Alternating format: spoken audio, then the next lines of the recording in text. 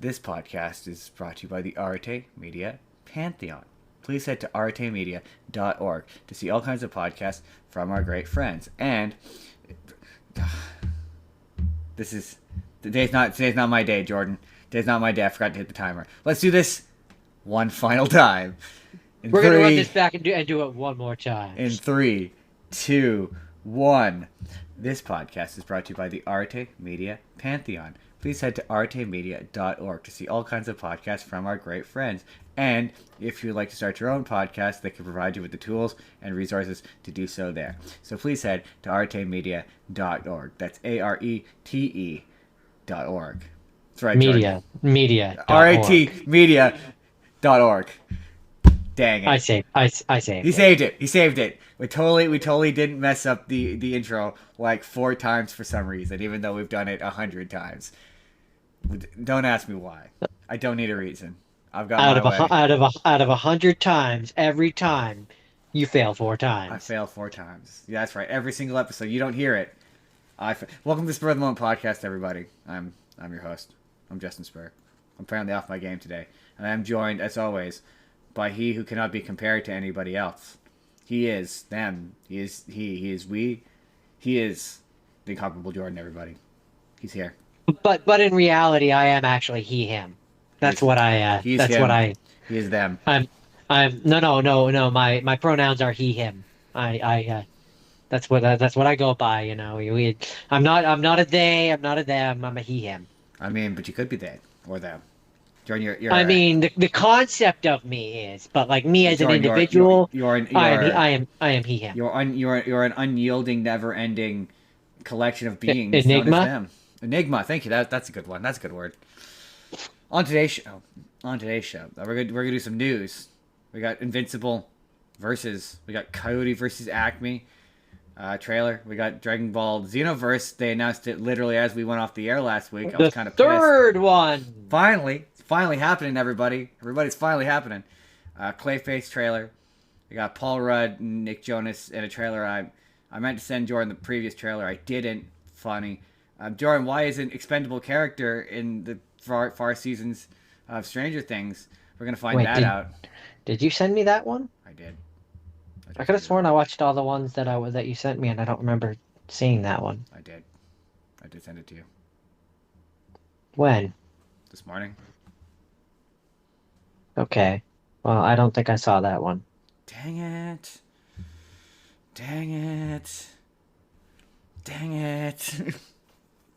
I definitely sent it to you.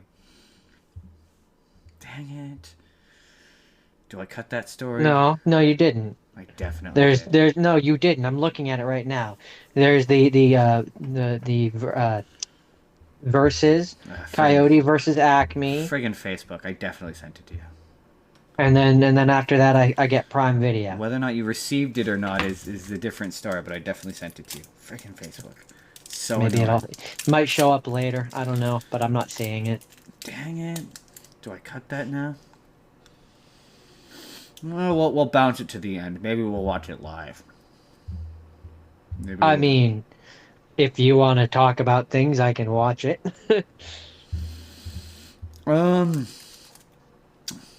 Maybe we'll watch it live later. We'll see. We'll bounce it to the end. Friggin' Facebook. I mean, I watched all the other ones. Anyway, and then we're gonna talk about strange and weird things. I've pivoted on the title that are on Disney Plus and Hulu. They're strange. They're weird. They'll make you go, "This is on Disney Plus." Hulu. All right, and that's later. But first, in a new segment I've called "News Stories for Jordan" and exclusively for Jordan, and only for Jordan. Jordan, viral musical sensation, Epic the Musical, is set to becoming a animated movie thanks to Jerry Bruckheimer. Heard about that specifically because I on YouTube I follow Jorge, and that'll do it. And he posted a video where he's like, "Oh my God, I can't." I didn't watch the full thing because it was like 8 minutes long or something like that. That's how I saw it. I think I saw someone stitching it. But that was, yeah, it was attached to that video of him being like, "Oh, holy shit! I can't believe this is happening! Oh my god!" And I was like, Which "Wait, really?" that's exciting. I will say, Animated movie's pretty um, sick. I will say, I will be disappointed if the original singers don't come That's what a back. lot of people are saying. I who's to say? I mean, yeah, if it being animated definitely means that there's a chance.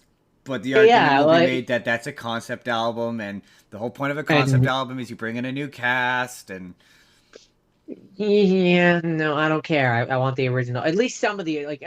I don't necessarily need every single one, but there's certain ones the girl, woman, whatever, who plays Athena. Got to yeah, bring her back. yeah. Like she's been there. She's been with him since before anyone else. She was like one of the first people that came on. Hmm. Like you got to bring her back. And Jorge has got to be in it. This Like is he's got to be in it. this has got some big names. Yeah. Well, it says they've partnered with him, so seems as though he will be involved in it in some capacity. But I mean, being the behind the scenes producer and all that's a lot of work. So to do that and star in it, it's a lot.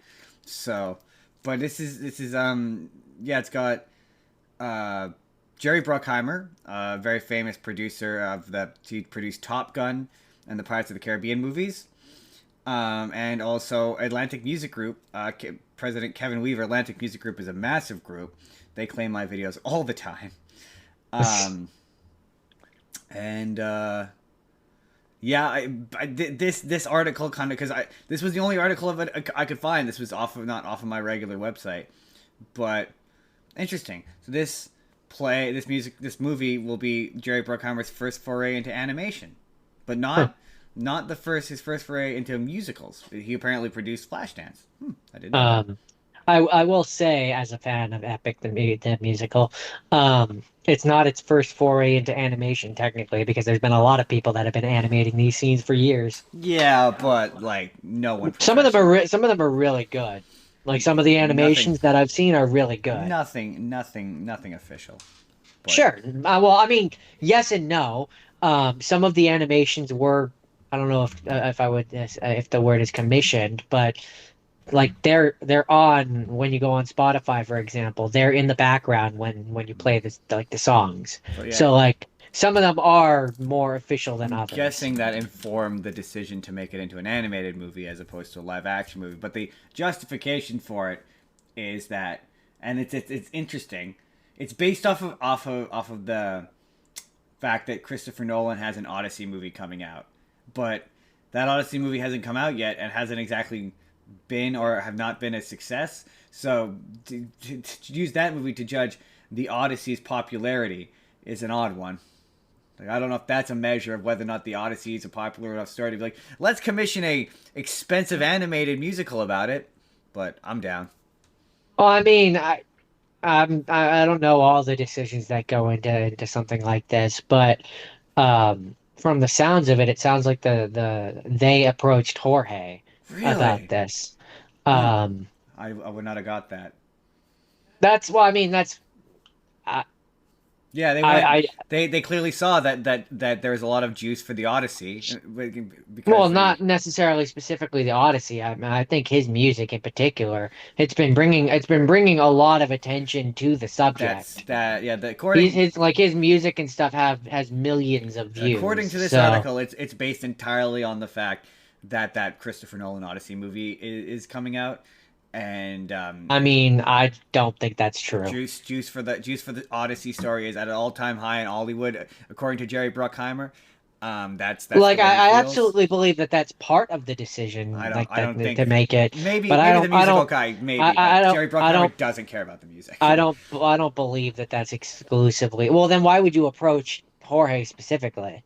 A I person who has because it's a made his entire thing because it's a really off of the popular Odyssey. thing based on the Odyssey. That's why.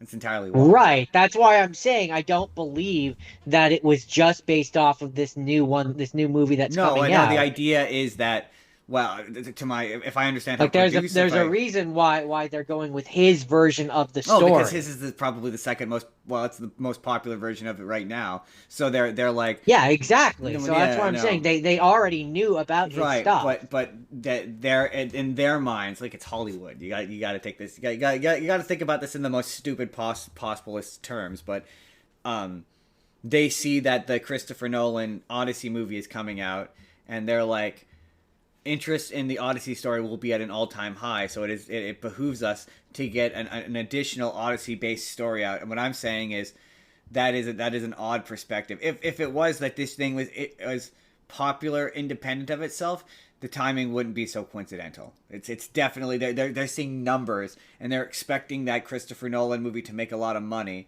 because the last one of his movies made like $1 billion. So like, oh, the Odyssey is going to be $1 billion idea and animation takes a while, so we want to get this out, get this going early so that it can come out around the same time and Yeah, then I I think there's more to relevancy it. relevancy will be achieved. Well, maybe amongst the music guys, but for Jerry Bruckheimer, nah. There's no I way don't know. Jerry Bruckheimer, I don't know who he is, so that means nothing to me. Jerry Bruckheimer, um, he would have just sold money. He would have been like, how can we turn this into Pirates of the Caribbean? Because he's Jerry Bruckheimer. Okay.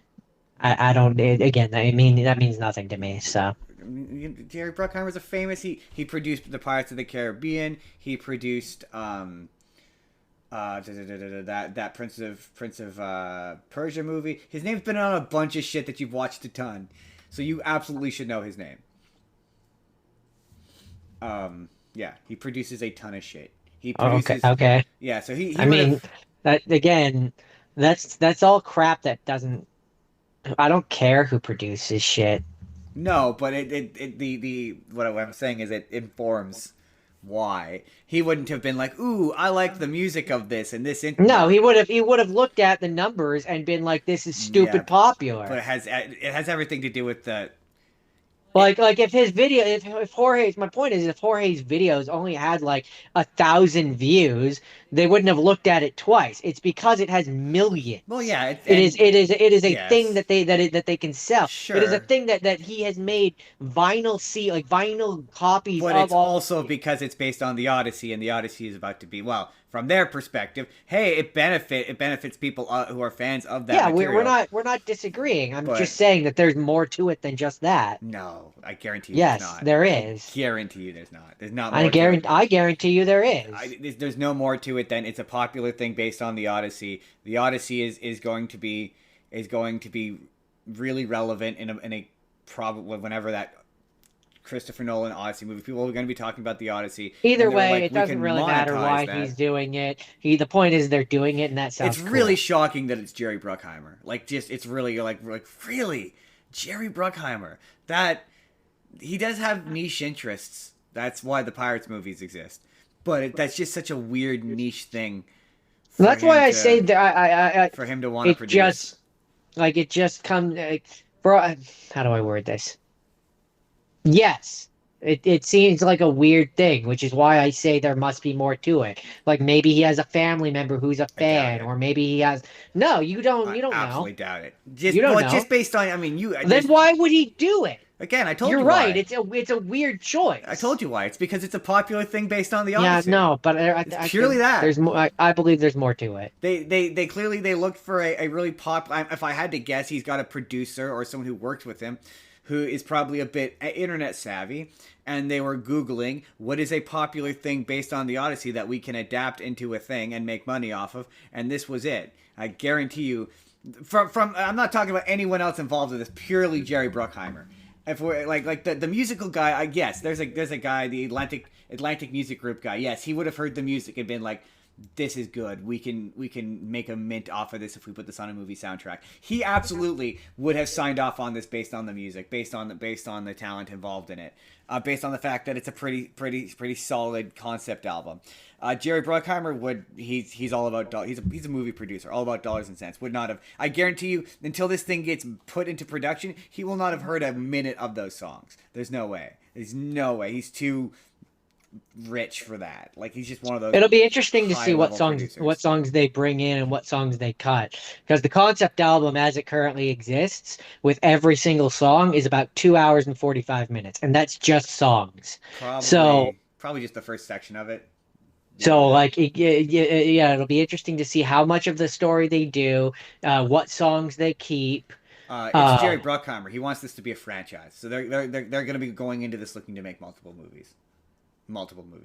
because yeah, That boy wants a franchise. if you do just the first saga, the Troy saga, that right there is like 30 something minutes of song, which is a movie's amount of Yeah, songs. yeah, yeah. You just do the first. They'll probably just do the first section, and then just to test it, see how I it could goes. see them maybe The fact combining the first. I could see them maybe combining the first two, having the Troy and the the Cyclops, fact that it's and doing that in one movie. well, they'll. I mean, the most obvious one is to just do Troy, and then you do him going home as if you're gonna do a sequel, then you do him going home as a sequel.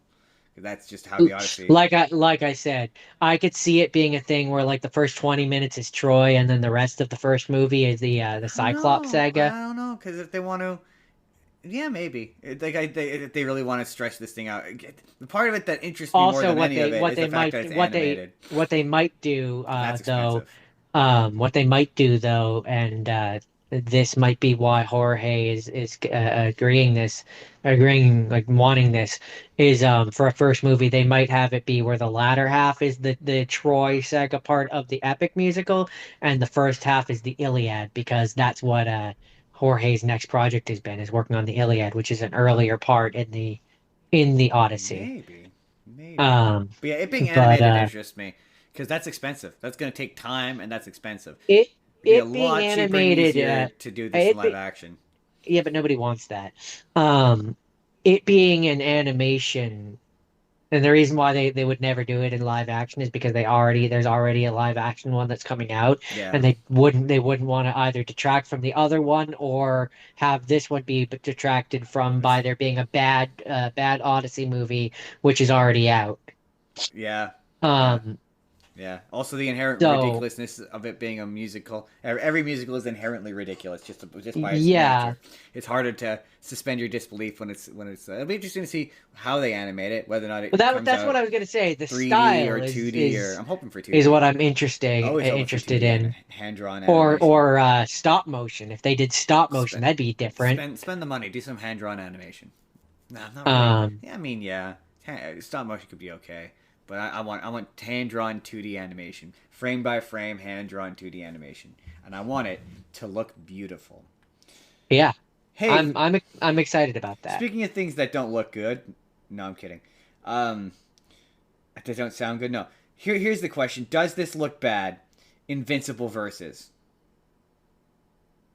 No, no, I'm not okay. Okay. Wait. Before you answer, I need to. What's the word I'm looking for?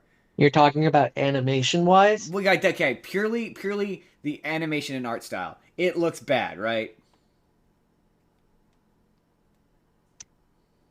Parts of it do. Right. It's not just me.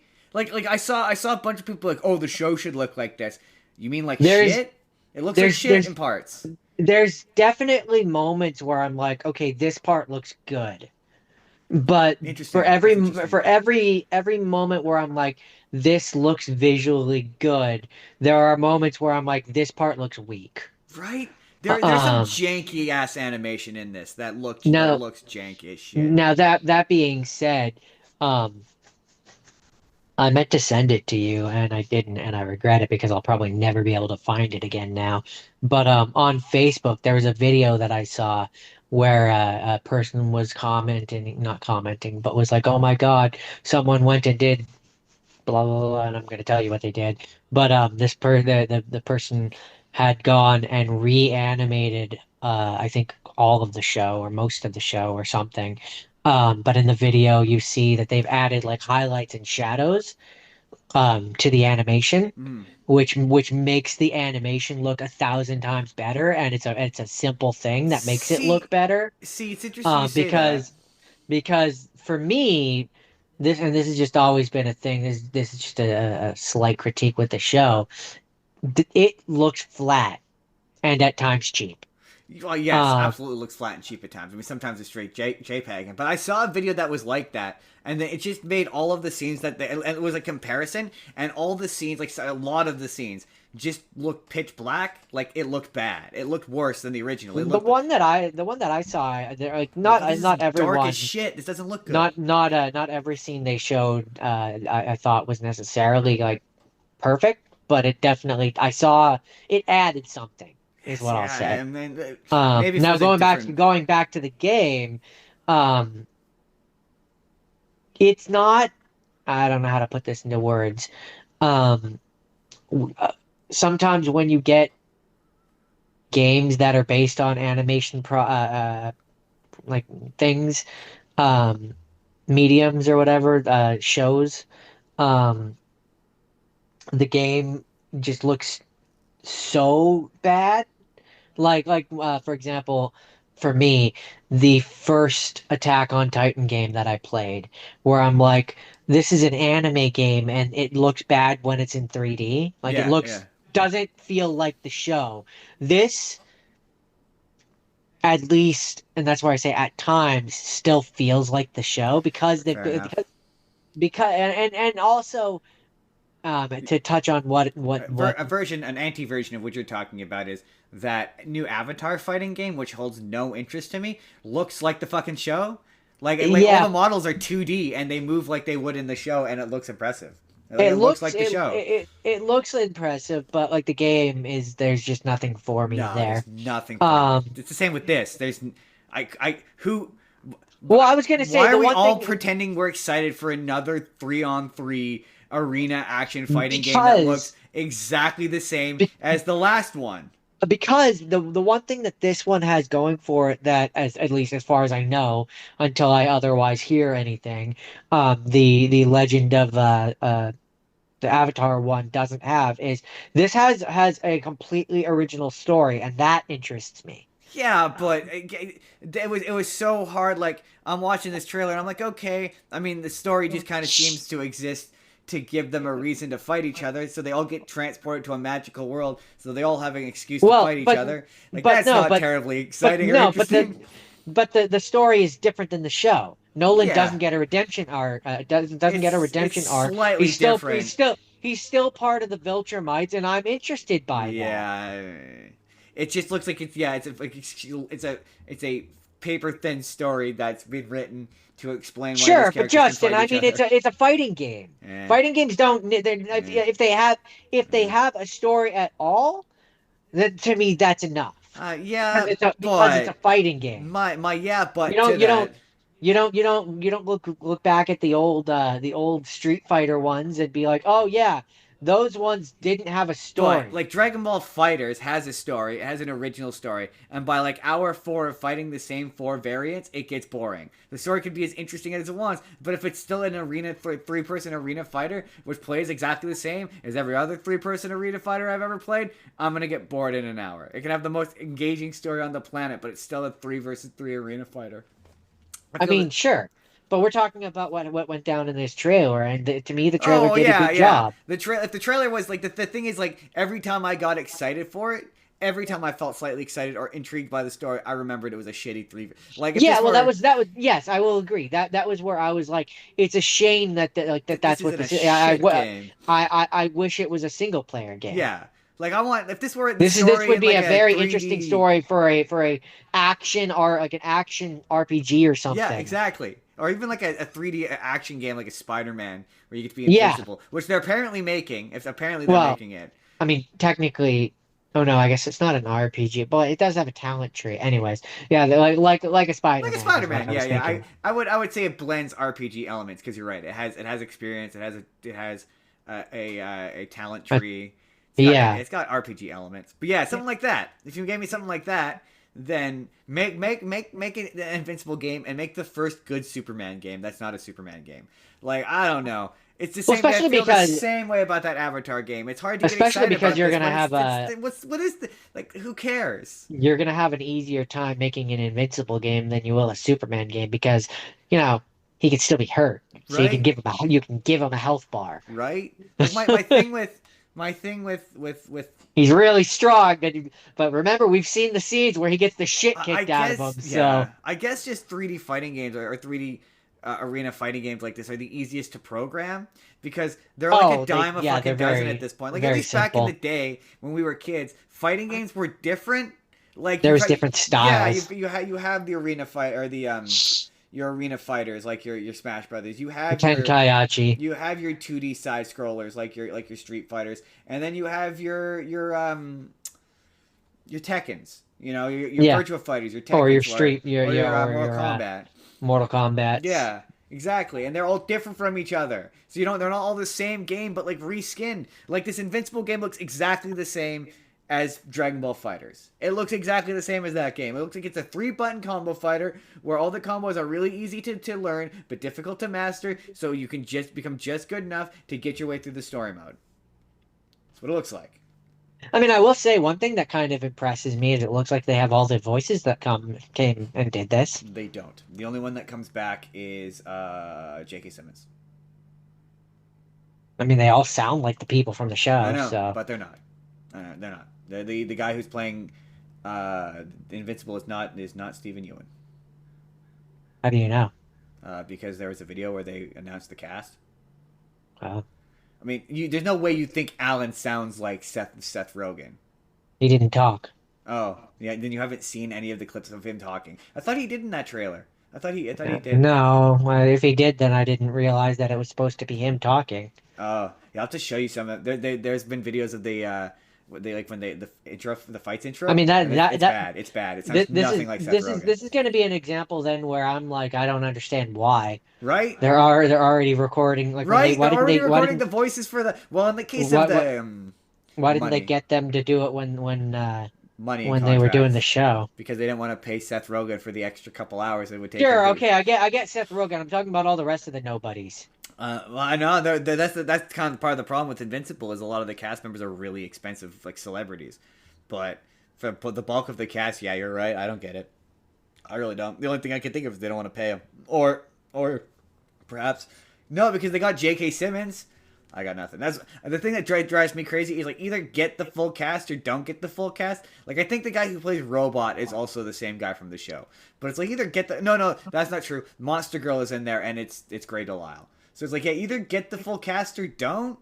Like like this half like we've got half of the full cast, so it's just distracting enough that you notice is awful and I hate it. Yeah, I don't know. Maybe if it becomes free on PlayStation When Plus, it inevitably ends up on PlayStation Plus, I'll probably try I it. will give it an absolute go because sure, why not? You know, cut to 6 months from now when it's my monthly game that I get for free. Right, exactly. Because that's how it always works for me, Justin, as an aside, is I go and buy a game that looks like it's cool, and then like a month later I would have been able to play it for free. I know it happens every single time. Jordan, Clayface, Really the Clayface annoying. trailer. Does this movie look good? Looks upsetting. It looks really, really unnerving, Like but in a good way. Here's what I'm gonna say. I don't feel attached enough to Clayface to care. Also, there's like 50 billion really. different versions of Clayface. But so. here's what I will say. If this is okay, this is where I don't usually have this problem. It doesn't usually bug me, but for whatever reason, this trailer was just so unnerving and upsetting that it makes me think this. This is jarring when you know he's in the same world as Superman. Right, he's supposed to. That James Gunn came out and said, well, no, to be fair, well, I said, okay, in the same universe as Super. So supposedly, according to James Gunn, this takes place. I think he said a year before Superman. So Superman still exists in this world. It is, yeah, exactly. It is that thing where you're like, you see, like it's really weird and unnerving and upsetting. The tone is just so different. It kind of reminds me of The Substance, is what it was giving me. Yeah, I can't even think of a thing that I could compare it to. And then you see a flash of one of the cop cars where it says Gotham Police, which is specifically put in there. Did you? Yeah, there's a shot in there where you see a police car drive by and it says Gotham Police. I missed that. And it's only makes sense. He is a Batman guy. Well, yeah, it's there purely to remind you that it's in the DC. Otherwise, that shot is completely unnecessary. It exists purely to so you go, oh yeah, right. This is supposed to take place in the DC universe. Yeah, it is weird and unsettling. But like, this is a Yeah, pocket of the universe if where that's the goal, then it's doing its job correctly, right? Like that's there's my thing. Is like nothing in I this can't that makes me turn my go, can't turn my nose up at it in that regards because it's no. like it's trying to be unsettling and it's It's unsettling. unsettling. Like It it's reminds me of the Joker, but better. Like I'm not as against this as I was the Joker because I'm like, no, you could do this. Doesn't need Batman. oh no, It's no, not it making doesn't. me go, where's Batman? My no, it's not so much that. Yeah, my But that I'll have to once I see the movie, then I'll be able to be like, for whether or not. And also, just going off of the 56 seconds that I saw of this trailer, my thing is not so much that it looks bad because it doesn't look bad. It looks good. My thing is just in this instance, it being part of the greater connected universe is a weakness, not a strength. but I don't think it is a weakness because It is. there's nothing in this that I know of from what I've heard of this story that requires Batman's involvement, and Batman doesn't need to be No, everywhere that's what all I, at yeah. once, and shit can No, just but that's happen that in this universe. right, but that's not my no, I get what you're saying, but I'm saying it's tonal whiplash and it makes it Mm, meta wise, like nothing to do with the internalness of the yeah, universe, but just yeah, yeah, meta, like it like in yeah, our world, it yeah. being so tonally different from like the rest of the DCU, to me it's just it's a weakness. It makes it As the guy who constantly complains about that, I get what you mean. I don't know. I have to but see like it. if I it was have its to see own, it, yeah, and to be fair, I'm going off of 56 seconds, right? right? I But have to just see going it. off of those 56 seconds, We don't know what if this Gotham. was an if this was an independent movie that I was going to watch, it looks great. My thing is But like it needs knowing that to. it's part of this new DC universe where you have a really cartoony and comic booky Yeah, Superman, and now you have this horrifying, like, what is he gonna be like a Clayface where like his face is just like it's just, yeah, I yeah, think it's so. weird, Because it's they weird. you see him in one of the shadows. You see his hand is turning into like the club. I So know, like but he's that's that my kind of point. Is Clayface. But yeah, that's my point. Is it's weird. he there's been like 50 billion. I don't know.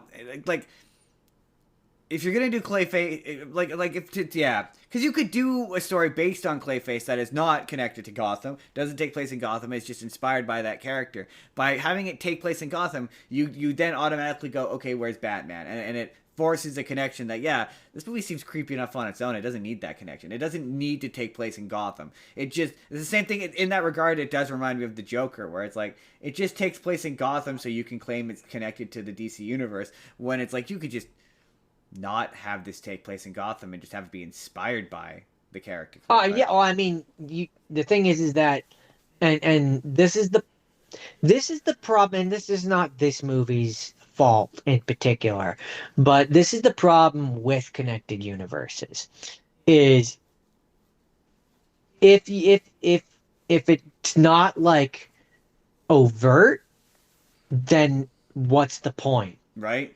Like if it's not if you're not gonna like have a direct like, oh, someone is like, oh, should we call Batman in? No, no, we don't need him, or something like that, Yeah. What's the then point? What's the what's the point? point? What's Because the point? otherwise it's just this creepy, unsettling movie about a guy who's turning into clay, and you don't even you could just make a movie about that and not call him Clayface. Right? Right? Like not have him be the DC character, just have that be like what he's like. If it's not going to be overtly connected to that, You need then that baggage to sell it. It needs to be a Clayface movie, and it needs to be connected to. I mean, you need to associate him with Batman in some capacity, but they don't because want to otherwise, use what's the point? just don't know because they need to sell it in order No, to I know sell it. that's what I'm saying. It needs the coat of being connected. You have to be overt, or Yeah. else what's the Well, point? no, not even that you have to be overt. It's just it needs to, whether or not it's overt or not, it needs to in some fashion in order to sell. Like you couldn't just sell a Clay Guy movie. If you wanted to sell it and have it make money, you need to somehow attach it Yeah, that's what I'm saying. It but it has to doesn't be have to. But overt. it doesn't have to. What I'm saying is, it doesn't even have to be overt. like That is it being overt. no, to me, overt is a direct reference to Batman or in okay, what Well, the direct reference is it being in Gotham. That's the direct I right. would That's the not connect. I would not That's consider the that overt. overtness. That's the thing. That's the you're putting the paint on it to make it look Yeah, like I don't. you're painting the pig to make it look like a woman. I don't consider that to be overt. I consider that That to is be overt. I consider that to be nominal. That's a nominal effort. Overt would be Batman is directly referenced or Batman is in it. To me, I mean, nominal. that would be really overt. To me having a Gotham car drives by. To be fair, I don't know how much Gotham plays. Gotham is a character, especially Gotham. Gotham is a character in the DC universe. So to have it just be a surface level, it's surface level. I suspect that at least part of it is going to take place in Arkham. So Who's to say? Um, but yeah, that's my thing. Is like these movies, in order to sell this movie, it needs to have the appearance of being connected to a grander universe. But a lot of times it doesn't. It just has surface level, basic level references. So you yeah, get the idea. So they can say it's a Spider-Man. To be fair, the DC movies have not been terrible for this. The one that's the worst of the Spider-Man movie, the Sony Spider-Man list Spider-Man movies, those are the worst for that. Where it needs to look like it takes place in the same universe as Spider-Man without ever actually referencing or addressing the fact that it is connected to Spider-Man. At least the Batman shit tries to connect to Batman. Like, I don't mind it if you don't see Batman but you reference him. But like, we don't know where, if this takes place in the DC universe, DCU, we don't know where Batman's at. We don't know if he exists. We don't know if he doesn't exist. We don't know what his deal is. So having this movie come out before a Batman. I'm not against a Batman-less Batman story at this point if you do it in a way that's interesting, but at least wait for Batman to like when they did Penguin. I'm like, okay, at least you could tell a story which theoretically is detached from Batman in this universe. They didn't, but you could. With this, it's like I don't know what Batman is like to ask the question of where is Batman. Maybe Batman doesn't exist yet. I mean, you keep saying Batman. I don't necessarily need Batman. We could have any number. You could have Catwoman show up. That'd be good enough. I mean, yeah, yeah. You could have any number of characters be like referenced or acknowledged. Like, yeah, you could. I mean, this would be on the nose, but you could have it be a scene, like there be a scene after he's transformed into Clayface or whatever, where they're bringing him into Arkham, and as you go past all the various cells, you get a bunch of references to different Batman That would be characters. entirely. That's the problem. It Is would like it would it it would would be be it it would would be be very it very would on be the nose so and very dumb. overt, It would be but like so dumb. that would be a way to acknowledge that he's a Batman character without Um. showing Batman. Anyway, no, no, I'm no, no, not no, no, wrong. no, no, no, no, no, no, no, no, no, I'm not no, I'm no, not no, no, no, wrong. no, no, no. Bat, I need bat, you to I Batman. need you to acknowledge that I'm not I wrong. never did. No, you're right, you didn't. You didn't acknowledge that I'm not wrong. I didn't. I didn't say you were wrong. Um, Jordan, last week, right as we went Tonight, off the air, last week tonight. last week tonight, right as we went off the air, Jordan, there was a big announcement that we've been friggin' campaigning for since we started this friggin' show, Jordan. They finally announced Xenoverse 3. Holy shit. I can't believe they did that. Officially, because Officially. they had the teaser trailer out for the Yeah, that we were like, this 1000 or is whatever. definitely a We trailer were for like, there's no way this isn't gonna be Xenoverse 3, right? There's Like no it's way. There's no, and it and it turns out it was was Xenoverse 3. But as Jordan put it, it just kind of looks like it's a completely different game with Xenoverse slapped onto it. well, there's certainly a lot of Apart from the there's a trailer lot having the Content City music. there's a lot of things about it that make me go like, okay, well, there's things which are missing. Xenoverse is about the time nest and the time like It's and supposedly this is Trunks. now a So different city. so where's Trunks? Are we not going to be doing the thing where we go back and we stop? Because that was part of what made me like Xenoverse is them having the alternate scenes that you had to stop from happening. Well, Toa messing I with mean, this is the time. question of, is Bulma 200 years old? Because Or Bulma's. are they gonna do a thing where they're like, oh, I guess what I'm gonna say is this gonna be, and this will be interesting to see, um, timeline wise, are we in the world of Daima? I Are don't we know. continuing the timeline of like instead of What we like do you know. know yeah, but let's theorize here, right? Because if we are Well, before we theorize on what we if we don't know, we no need. no because I want to talk about Bulma specifically. But Um it's important to because mention though that this. No, but before we do, because if this takes place in the world of Daima, in Daima there's the bugs that they had, and one of the ones that is like for every bug you eat, it stops you from aging for like 5 years or something like Right. that. So if she's been eating those, maybe that's why she's still So alive. so this takes place in the age 1000, several thousand years after the end of Dragon Ball. And well, also, as people point out, that perhaps her constantly wishing to have, but also people are making assumptions. You assume that's Bulma. They never actually say that that's Bulma. No, That no, could be. from what I understand, they have confirmed that that's They Bulma. have confirmed that that's Bulma. Okay, because I was gonna say it could be a descendant that has Bulma's voice. No, no, no, no, no, no. From what I understand, it's been officially confirmed that that's Also, Bulma. if this is Xenoverse, no, interesting. There's a official description. Guided into the ranks of the Great Saiyan Squad, you'll fight along allies as events there begin to take shape. The game combines an epic story-driven RPG experiences that will take Dragon Ball fans on an unforgettable, action-packed journey. So I don't know. I guess this could just be like she's a Xeno Bulma and she's been pulled from the timeline. We don't know if it's Xenoverse involves Could time be. travel. But yeah, it's interesting to me that at least as of yet, in the trailer, we haven't seen Trunks. No, We but we haven't they we did haven't seen the Supreme Kai of Time. They did confirm though that the character, the original character, that he is Goku's descendant and his name is Brett. Hmm, Like like interesting. like bread. Brett. Interesting. Now, is that the one that we make, or is that the one that the brown hair one or The whatever brown that haired we one. see in the trailer? Yeah, the brown haired Okay, one, yeah. so our Yeah. friend The idea basically. is that your custom character is his partner.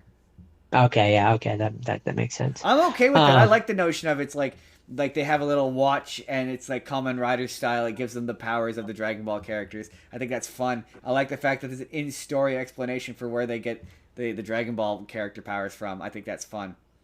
I think that's a fun idea. Yes, my big thing. So there's two questions which I'm interested It's funny that I'm they I'm I'm I'm explain him interested in wearing the Great Saiyan is costume too. I thought that was funny. um is there because I know there's one more DLC coming out for Xenoverse 2. I'm interested to know if that will set up Xenoverse 3 in any Probably, way. yeah, probably. Yeah, but it'll be interesting to see if they finally stop supporting Xenoverse 2 Well, after again, 10 years. I know that that's the last DLC. It's because they've made a big deal about it being the final thing for After Xenoverse 20 2. long years. Um, Finally, the but end um, of Xenoverse 2. Jeez, man. um, End of an era. yeah, I'm really I'm hoping that they keep the time travel stuff in. Yeah. I just. My curiosity peaks. I'm like, what pushed them to finally announce and do a Xenoverse 3? Like, the gravy train was running on Xenoverse 2. They had no reason to. Unless Xenoverse 3 is going to have more of a focus on the MMO elements, it's really weird because they kept trying to turn Xenoverse 2 into Dragon Ball Online. Like that was their entire desire out of that game's post game existence was to slowly and progressively turn it into Dragon Ball Online. And so I'm surprised that they Still, haven't just gone full bore MMO. Maybe because MMOs aren't popular or as sustainable as they were back in the day. Like, really think about it. I What is a I major MMO that people play that's like a major one? there's a Final Fantasy one, Do which is people like on consoles and stuff. do people play like in the way that we used to play like World of I Warcraft, where mean, it's like nothing is like World of Warcraft. well, Nothing no, but has there been like were World of Warcraft, but I know that World of it's Warcraft still isn't even like World of Warcraft anymore, though. What I mean is like the big community based MMORPG. yeah. The only one that I know of really is there's a Final Fantasy one. Really interesting. Um, Interesting. but I don't. Again, it's not like World of Warcraft. Nothing is like World of Warcraft. World of So Warcraft isn't even like World of Warcraft anymore. exactly. Um, No one plays that game anymore. I mean, it really depends on what you constitute as an MMO, because like there's a lot of the technically there's a number of things like there for a while there anyways. There was A purely uh online, non-multiplayer experience, I guess. non-multiplayer, All right, so purely online, sorry, non-single player is what I meant to say. Non-single player non-single player. experience. I mean, there's Destiny. Yeah, yeah. Um, You there's said that still wasn't there's an MMO though. but yeah, but you said it was. I mean, it is. So, It definitely is. I don't know if do people still play Destiny? oh, Yeah. um, But yeah, I'm surprised there's that this is focusing so hard on a single technic player experience. I'm happy that it's technically got there. I an mean, original there is story. still WoW, and they do still make DC Universe Online. The most exciting part of this is that it's an original story and an original character. Like that, I would quite honestly ditch the custom character. I'd play an entire game where you just play as Brett. That's a purely single player story with an original story. I mean, the last two have been purely original Yeah, I mean, stories. not So, purely. There's still an element of you go back and you fight the Saiyan saga, and then the Cell saga, and then the Android saga, and then the Frieza saga. There's still an element of that. Like, I'm talking completely original. There's no references to prior storylines. It's entirely 100% original well, story. no, I don't want that. I want to go back in time. No, I know, That's what I like no, about I'm those just talking a games. game generally, where you play as Brett, Sure, but that's we're and talking it's about this no, game, I know, but I'm and saying I would play an entire game where it's a purely original story, single player experience where you just play as Brett. I wouldn't because at that point it's not a Dragon Ball game. Well, sure it is. It takes place in the same universe, and it takes place in the future, and you have like.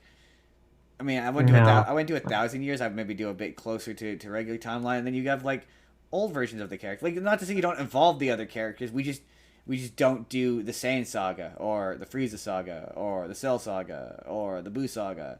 Primarily, we don't do any of the sagas from Dragon Ball Z at all, and we just I do. mean, I would make a game where you find a way to continue the story from the beginning of Super, and then include things like Daima, include things like GT, and make that the things Or that you focus on. I mean, I've always pushed this 3D adventure game where it's Dragon Ball and you play as Goku. That'd be dope.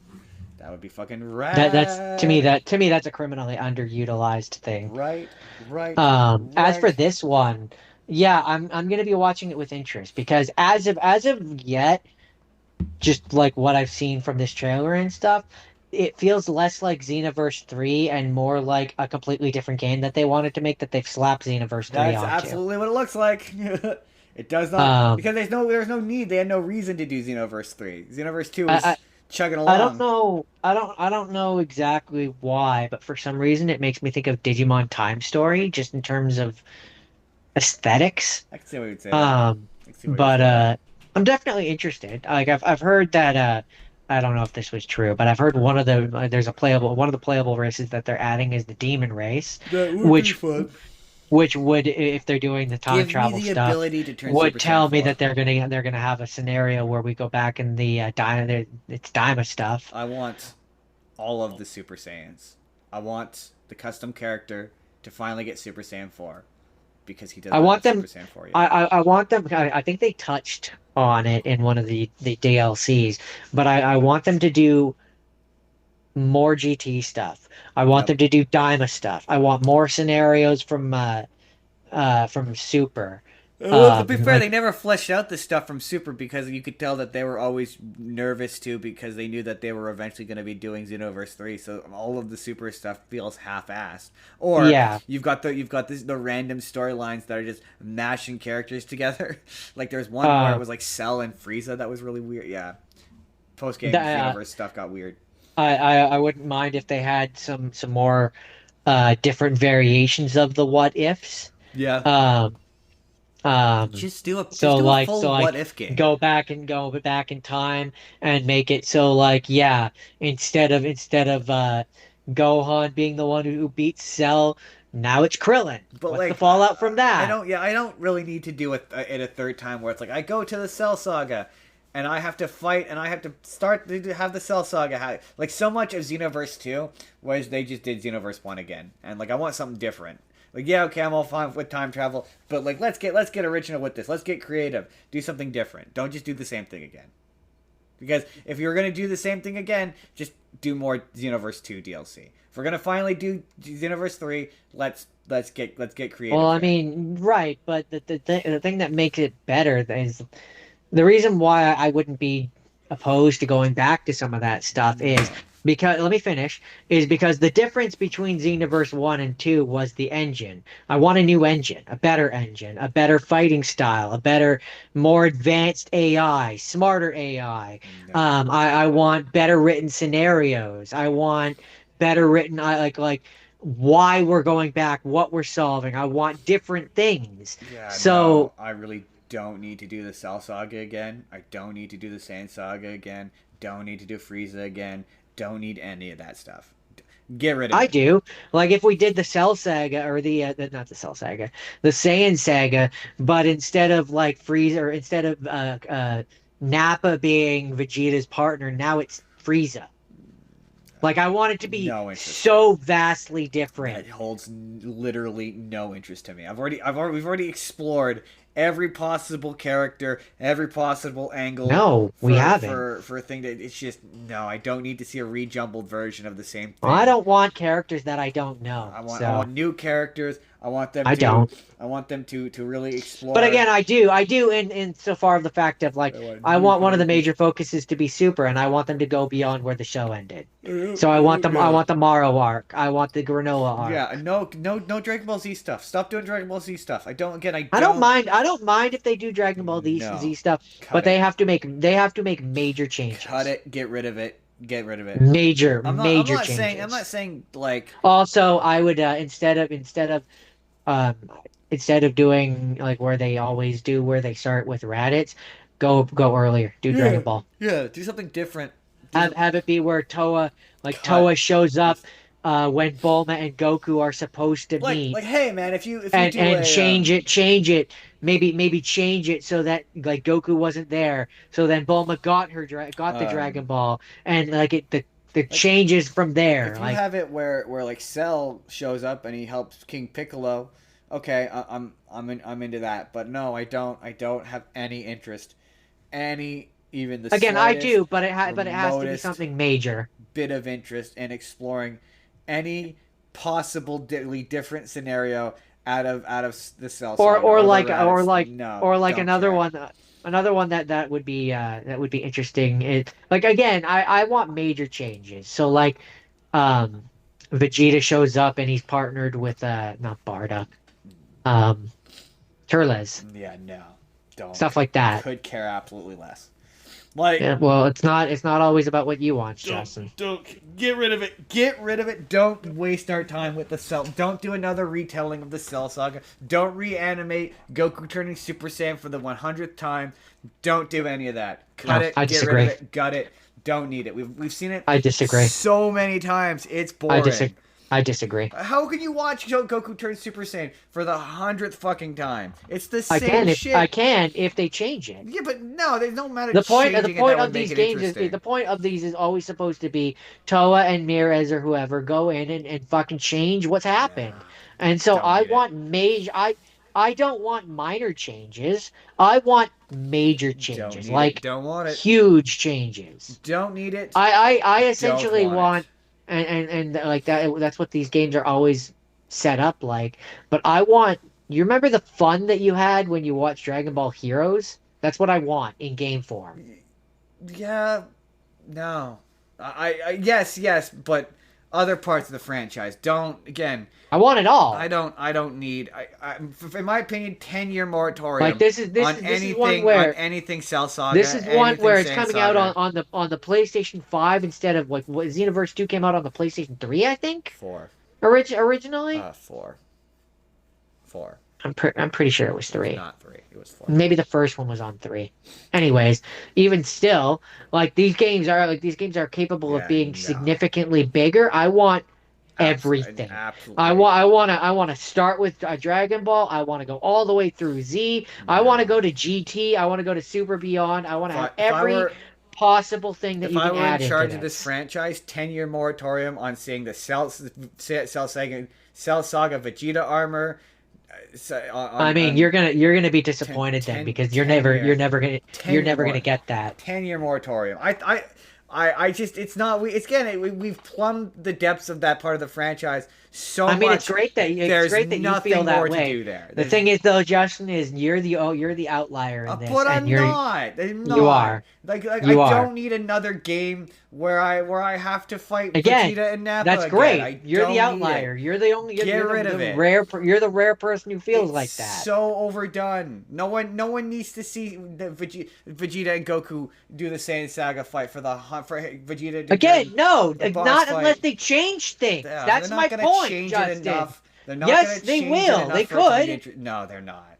They're not gonna change it enough for it to be interesting. There's gonna be assuming that they go there, there would be like a minor change. They've already done. There's like 55 parallel quests of them doing moderate and minor changes to those sagas. It's not interesting anymore. Like there's no what combination of characters could show up and fight together that would be interesting.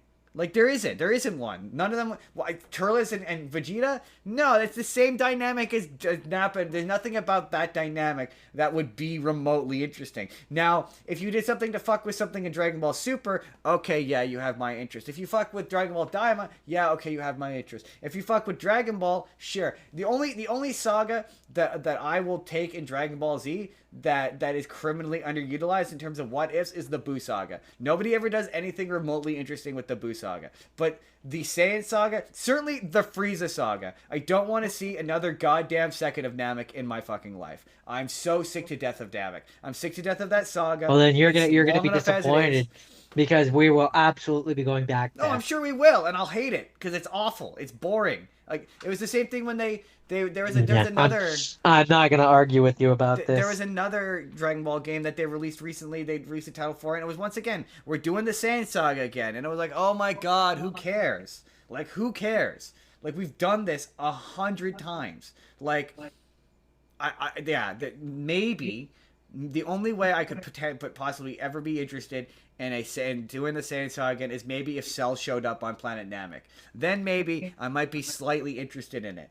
But until then, it's just gonna be you fight Zarbon, you fight the Ginyu Force, and then maybe one of the Ginyu Force gets swapped out. Oh no, now he's changed with Gohan, and he discovers Super Saiyan 2 Gohan, and now you're fighting Ginyu with Super Saiyan 2 Gag. Who cares? Like, oh no, we're doing Cell, and what if he absorbed Super Saiyan 1 Goku, and now he's got Super Saiyan 1 Goku's powers? Who cares? Like I do. what is there to be mined from that? There's nothing I do. I care. like okay, like what if Like I want to have a Planet Namek where, for example, instead of Goku turning into Super Saiyan like normal, we have GT Goku is there, and he okay, turns Super Saiyan 4. and then he beats Frieza. Again, what is there to be different story wise to be mined there? Like other I than mean, some he's a completely different character. not, Yes, he is. not really. Yes, he is. Not really. Yes, In terms of he like, is. I'm not talking like if we're talking an anime. All right, yeah, I'd love a what if anime but we're talking a video game where okay, you turn to Super Saiyan 4 and you beat up Frieza, and it's easier to beat up Frieza. It's just gameplay wise, there's nothing really to be gained from this section. I'd much rather them Yeah. spend I don't more. agree. Cut the Saiyan saga. Never go No, back there again. I mean, they're never gonna do Hold that. on, let So me this finish. this is a pointless Let me finish. conversation. Cut the Saiyan saga. Cut the Frieza saga. And cut the Cell saga. Don't do any missions there. Don't go back there at all. There's no reason to go back there. We have no reason to go back there. And instead, go back to the Buu saga more. Go back to GT more. Go back to Super more. Don't do Dragon Ball Z in this one. Don't even touch Dragon Ball Z. Just do Dragon Ball Super. Yeah, it's never gonna happen. Give So me dedicated and effort put into like changing. Yeah, I would absolutely don't mind doing 100 missions of the battle. Well, the Battle of Gods is different because Battle of Gods is in Xenoverse 2. But like the Tournament of Power or like the why are there so many tournaments in fucking Super? Like you said, the Morrow arc, having Miratora go back to helping King Piccolo, and now you're fighting up a juiced up King Piccolo, and that to me is as unexplored areas of the franchise. We have gone to we did 2 games of multiple 50 to 60 parallel quests of those three same sagas because it's all they know how to do, and it's so dull. Like, no, I don't need various combinations of doing this. If yeah. In my ideal world, We're gonna have to agree to disagree. I just I don't understand how you could. I don't understand how you could because it's so boring. Like if they went back to the Saiyan Saga for the 100th time and that's all they did again, I'd be like, and then they put in a half-ass effort into the sagas that I'm actually interested in. I'm gonna be like, what's the point? You might as Again, well have no, done the 50th I don't want DLC. them to put a half-ass effort into any of it. I want them to start from Dragon Ball and go God, through they're it all. never gonna do that. They're never gonna do this. It's gonna be about what gets cut and what should get cut. Like I'd much rather them do all the sagas from Dragon Ball and never ever touch the Saiyan saga ever again. I want them to do it all. No. So Oh, again, maybe not never again, but 10-year more. I want them to do it all. I am instituting a 10-year moratorium on any Dragon Ball Z or Dragon Ball game from doing the Saiyans. If I was in charge, and I'm telling you that will never happen. If I was in charge, that would be my Yeah, decree. but it will never happen. I'd be like, no more saying. No, we don't know. We don't know that it'll never happen. You don't know. Again, I'm not saying don't include those characters. Like include the characters in the story in some capacity. Like if you pull Cell from the Cell Saga and you dump him in another segment of like if you dump him into the Golden Frieza arc. And he shows up to help Golden Frieza. That to me is fun. That's interesting. That hasn't been done before. Like to go back to the Cell Saga and the Frieza Saga. It's those sagas in particular. Those first two games are so obsessed with them. Like every single parallel quest is the Saiyan Saga. There's like 50 parallel quests. I'm exaggerating, but there's like or like or like a way that them. I would another way that I would I would go back to certain sagas like from the Android saga and stuff like that. For example, is I would make it where let me finish, please. I would make it where in this one, Bulma and whatever the Goku's descendant's name is, they use their time machine instead of it being Toa and please stop shaking your head until I finish. No. Instead of it being Toa and Mira who are going back and changing time, I would make it where in this game, with the best of intentions, it's Bulma who keeps doing it. And so she goes back to, for example, the Cell saga and changes Cell in Jiro's basement so that he's now a good guy. And it completely changes the nature of that arc. Again, and we have to we're talking we a have to show? keep time as it's supposed to be, or like there's other ideas, but like No stuff like interest. that. Not one ounce. Well, Of, you're no fun interest. then. Because I don't have an interest in That's seeing. not just giving you a completely different scenario. Don't. That doesn't interest me. It doesn't interest me seeing people. Then you're no fun. There's plenty of other areas of this franchise that we have not done. In Yeah, video and I game want to form. do those too. Yeah, but I'd much rather not do the thing that we've done 100 times and spend more effort on the thing that we haven't done. Like, yeah, we don't. I would don't rather need that Bulma I to go would rather back to that they spent the 12 years that they kept putting out DLCs for Xenoverse 2 to have also been working on this and have it all done well. Yeah, I don't. There's nothing you could say Okay, that could well, make me move on interested in going back. Move on then, because I mean, we're gonna go back to those. So Maybe not. Maybe there's not. never been a Dragon Ball Maybe game not. that's come out where they have not gone Maybe back not. to that. Maybe not. So Maybe no, not. I'm sorry, Justin. I'm holding out hope. I'm holding out hope that certainly. I don't. Because it's their bread and butter. They're always going to go back to the thing that everybody knows. Because they're so lazy and it's awful and it's not. It stopped again. It stopped being fun. If they wanted to go back to those sections, they just what's the point doing a third one? What's the point doing the third one? That's my thing. If we want to go back to the Cell Saga or the Saiyan Saga and have different characters, it's not going to be on a new engine. It's going to be on the same engine, and it's just going to be going back to the Cell Saga or the Saiyan Saga or the Frieza Saga. We're gonna have to do Captain Ginyu again. We're gonna. Why have are you to being do... such a bummer, man? Because I've already done this shit. It's been like 20 years. This is great news that we're getting Xenoverse 3, and you're being a bummer. Because I'm you're poo-pooing on a game that I'm excited for. I'm not poo-pooing on it. I'm saying yes, you I'm are. Saying moratorium on the sections of it. And I'm saying no. Let's do new things. Yeah, but you're not. You're not saying do new things. Yes, I am. I'm saying let's do it where Bulma goes back and changes time. That's not doing a new thing. That's repainting. Yes, it is. That's repainting the same thing they've already done. They've already done that. They've already done something to go back and try to change the Cell Saga so this happens instead of this. Like yeah, then they were bad guys. It was bad guys trying to go and stop. No, because no, it man. just I turns into, okay, disagree. now I have to fight a new guy, and then it just becomes a Yeah, jungle of a jungle. that's how video games work, dude. Yeah, but in terms of story, we could explore different parts of the franchise for Yes, once. and we should do that too. Yeah. No. No. Yeah. No. No. Not interested. Whatever, No. man. Thank you. Whatever. All No. right, you don't have to play the game. No. Thank So you. when it comes out, No. you Thank don't have to you. play it. Much rather. Much rather. Yeah. Much rather a dedicated game like that. That's why I started to get bummed out when they started to dip too hard into Super, because I'm like, no, because that just means that we're gonna get less dedicated versions of this in Xenoverse 3. Like half the time when they did Super DLC in Xenoverse 2, it was so half-assed because all they wanted it to do was do Frieza again. Or do Cell. No, it's just Frieza. They just always want to do Frieza again. And I'm so tired. Again, maybe if they hadn't done Black Frieza, I would be like, oh yeah, okay, yeah, sure. I wouldn't mind seeing another version. That has nothing. That Well, has no, nothing to because do with it's the his universe. presence in the franchise. It's more than anything. It's Frieza. I'm sick to death of Frieza. Stop going back to the. If any of them, if I have to keep. But any, again, if I, you're holding that against the game. That's not the game's fault. No, but it's what I'm saying is I'm not holding it against the game. I'm saying don't do that. You Don't are. do that. You are Don't. holding. You are holding I'm it holding against it the game. against all Dragon Ball You're games. stopping. You're stopping them from going back to things and doing new things and Yes, trying new yes, things. but it's not trying new So things. It's it repackaging is. old things. No, It's it's not not. trying new things. You're gatekeeping, But I'm dude. not gatekeeping. You are. I'm saying be more creative and You're stop saying going back to a well. You're saying don't go back and Don't change things in the old stuff don't go back because there. Period.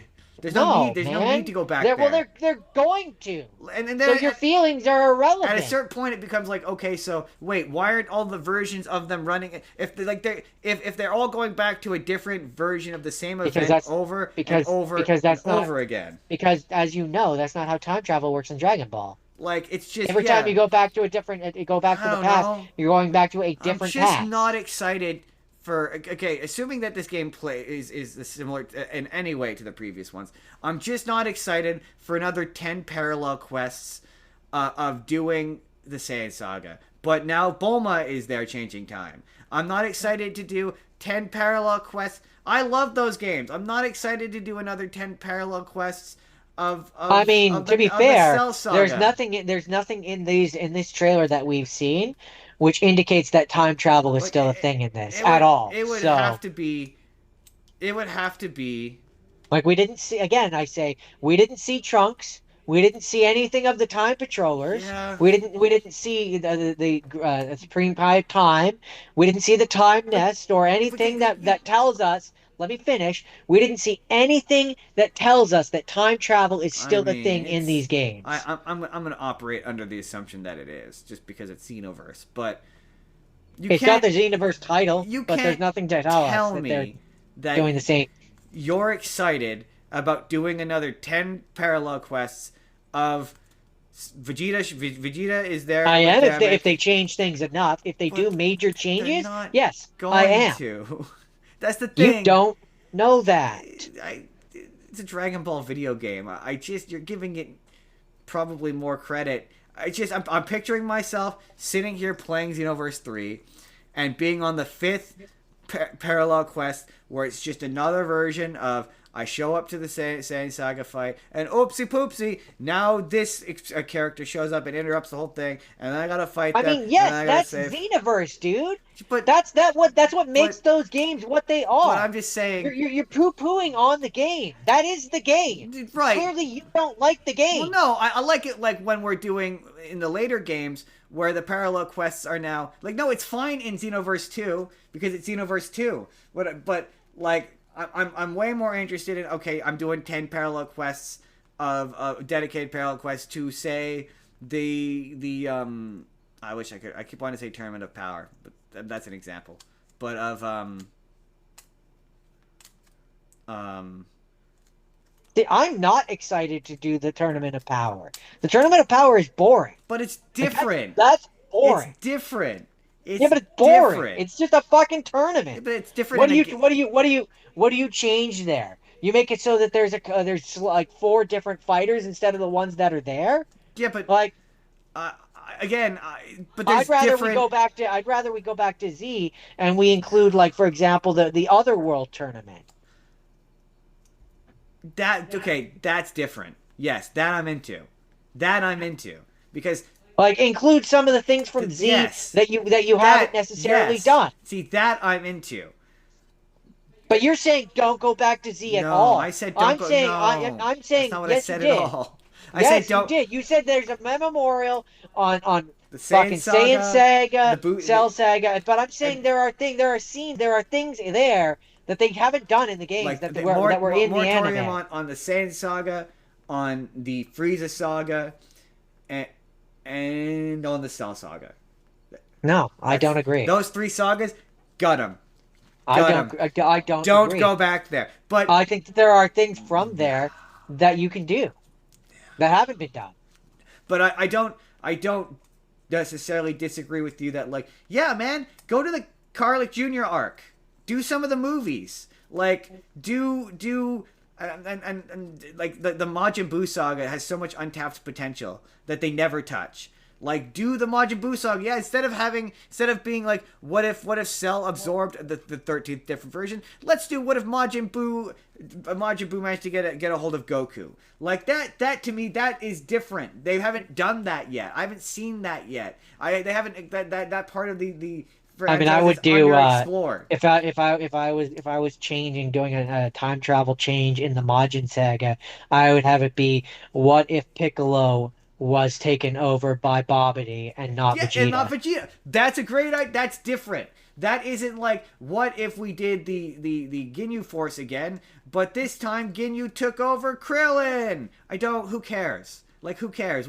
That's where I We've disagree. plumbed that depth, I find those fun. but I like we've done those. them to death. That's my point. My point But is I would we've also, done but them I would to also, death. I would also be like if you're gonna go back to Dragon Ball Z, include characters from Super. So like I would have it be where you say what would you change about and you're gonna be like no no. But like if you like for me, if you're gonna do like okay the Goku vote versus Frieza fight on Namek, Beerus shows up. That's the difference. That's the big change. I'm I'm not against the. Okay, here's my problem. Right, this and it's not. It's Xenoverse 2's fault.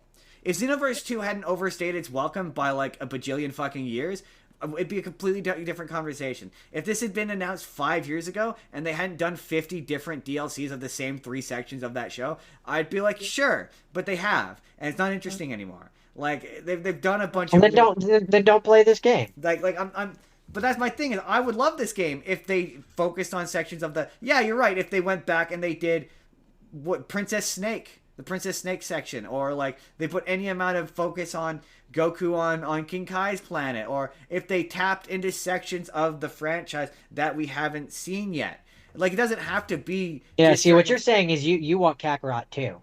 That's what you want. Yes, but I want them to fuck with time. I want it to involve time travel. I want them to go back and fuck with these moments that we haven't seen before, like 100 times. Like no, I don't.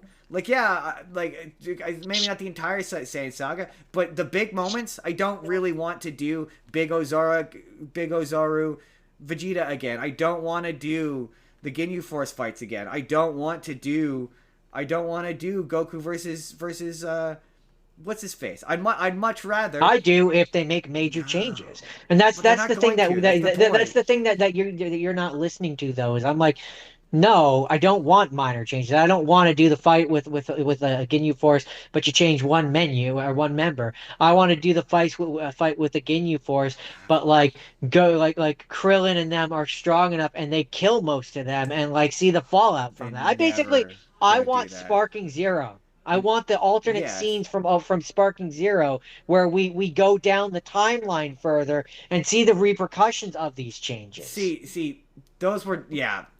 I want entire. The only okay that is fair. The only way I would tolerate the Saiyan Saga or the Frieza Saga is if it was a dedicated what if game, which this just isn't gonna be. Like this is not gonna be that. They're not gonna change enough for it to be Again, interesting. I wouldn't be surprised if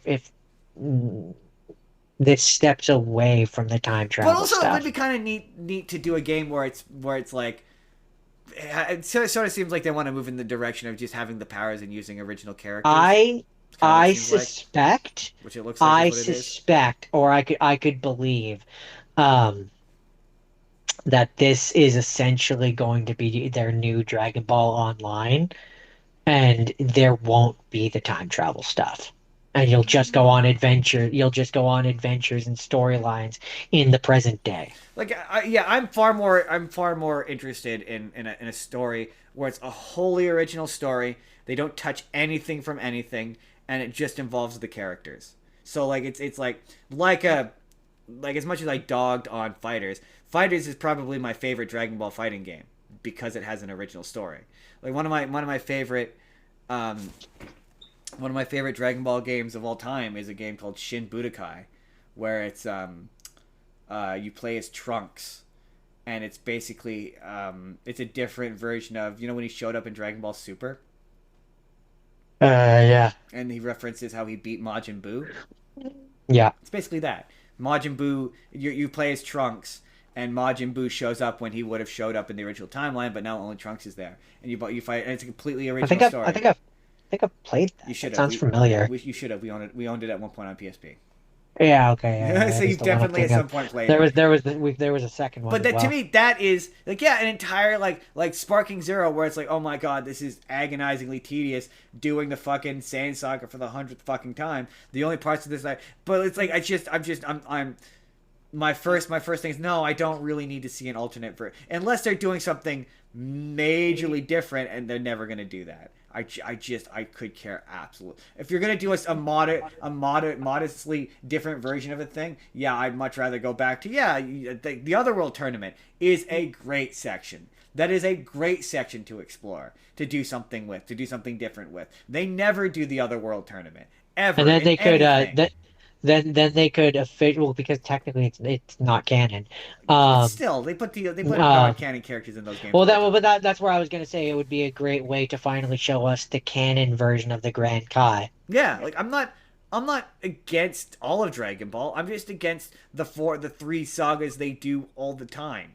Like every single game they And do see, it. that's They're where we they're disagree. so boring. I'm okay with going back to those if you do major It'd have to changes. be That's the only way I want major. to, is if you do major They've changes. never and they Like just major like even the changes. what ifs in Sparking Zero are not drastic enough for me to be like, oh, I'm interested in this. They're amusing, I but they I don't was intrigue me in any sense of I the word. was because like only for the ones where in that game specifically, only for the ones where we kept going down the timeline and seeing the differences. Like Like that's my one complaint about Xenoverse and Xenoverse 2 is when they show us like they show us like a 30-second glimpse of like what's going to happen if things go wrong in the scenarios. And to me that's not enough. If you're going to change time, I want more. I want to see what like just happens. as an example, it's like, oh, what if we did Captain Ginyu, but Captain Ginyu took over Vegeta? It's not interesting.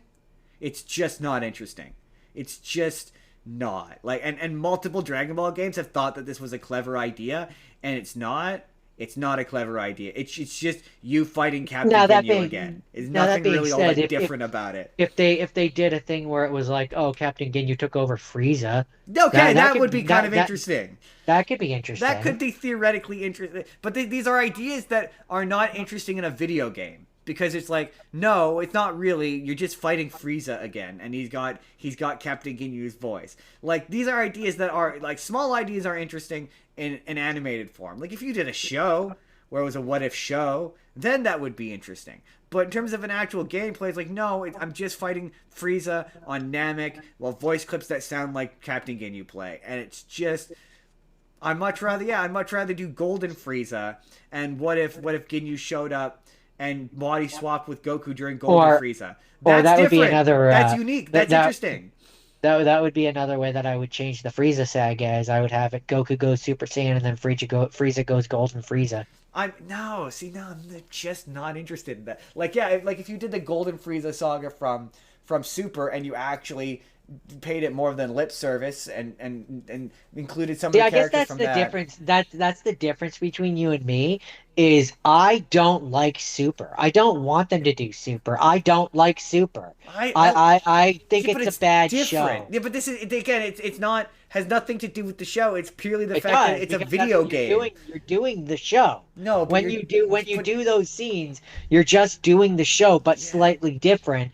And I don't like Super. yeah. But that's my thing. Is like with Dragon So Ball I'm not Z, that I've excited to go seen and it do stuff so from it. many times that I don't need to see it again. I'd much rather see something I haven't seen Then rather go than play see. another game. But that's my point. Is this franchise is big enough that you can do stuff that doesn't involve. Obviously, they're not gonna because everyone knows it's what sells. It's the greatest hits. They're always gonna play the greatest hits. And yeah, at a certain point, I don't really need to see the greatest hits. I don't want to see the greatest hits. This is your opportunity to be unique and different. But you're right.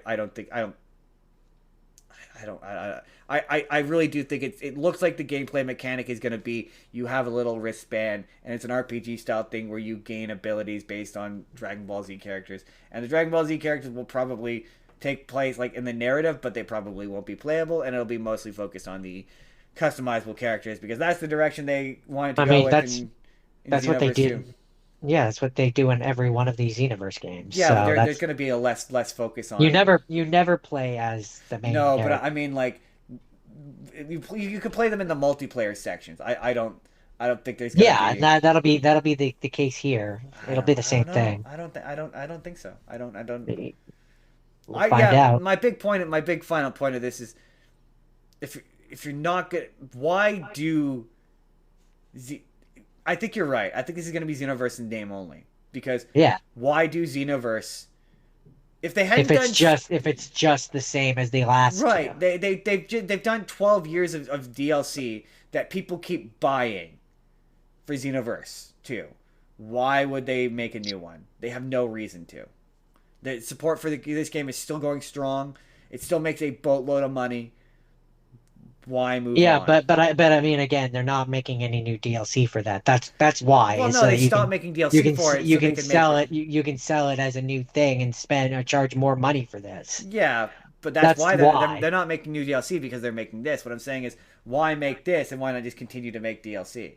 Like, there's Because they can charge more for this. Instead of uh, charging like $20 for a DLC pack, they can charge $90 for a full for a full game.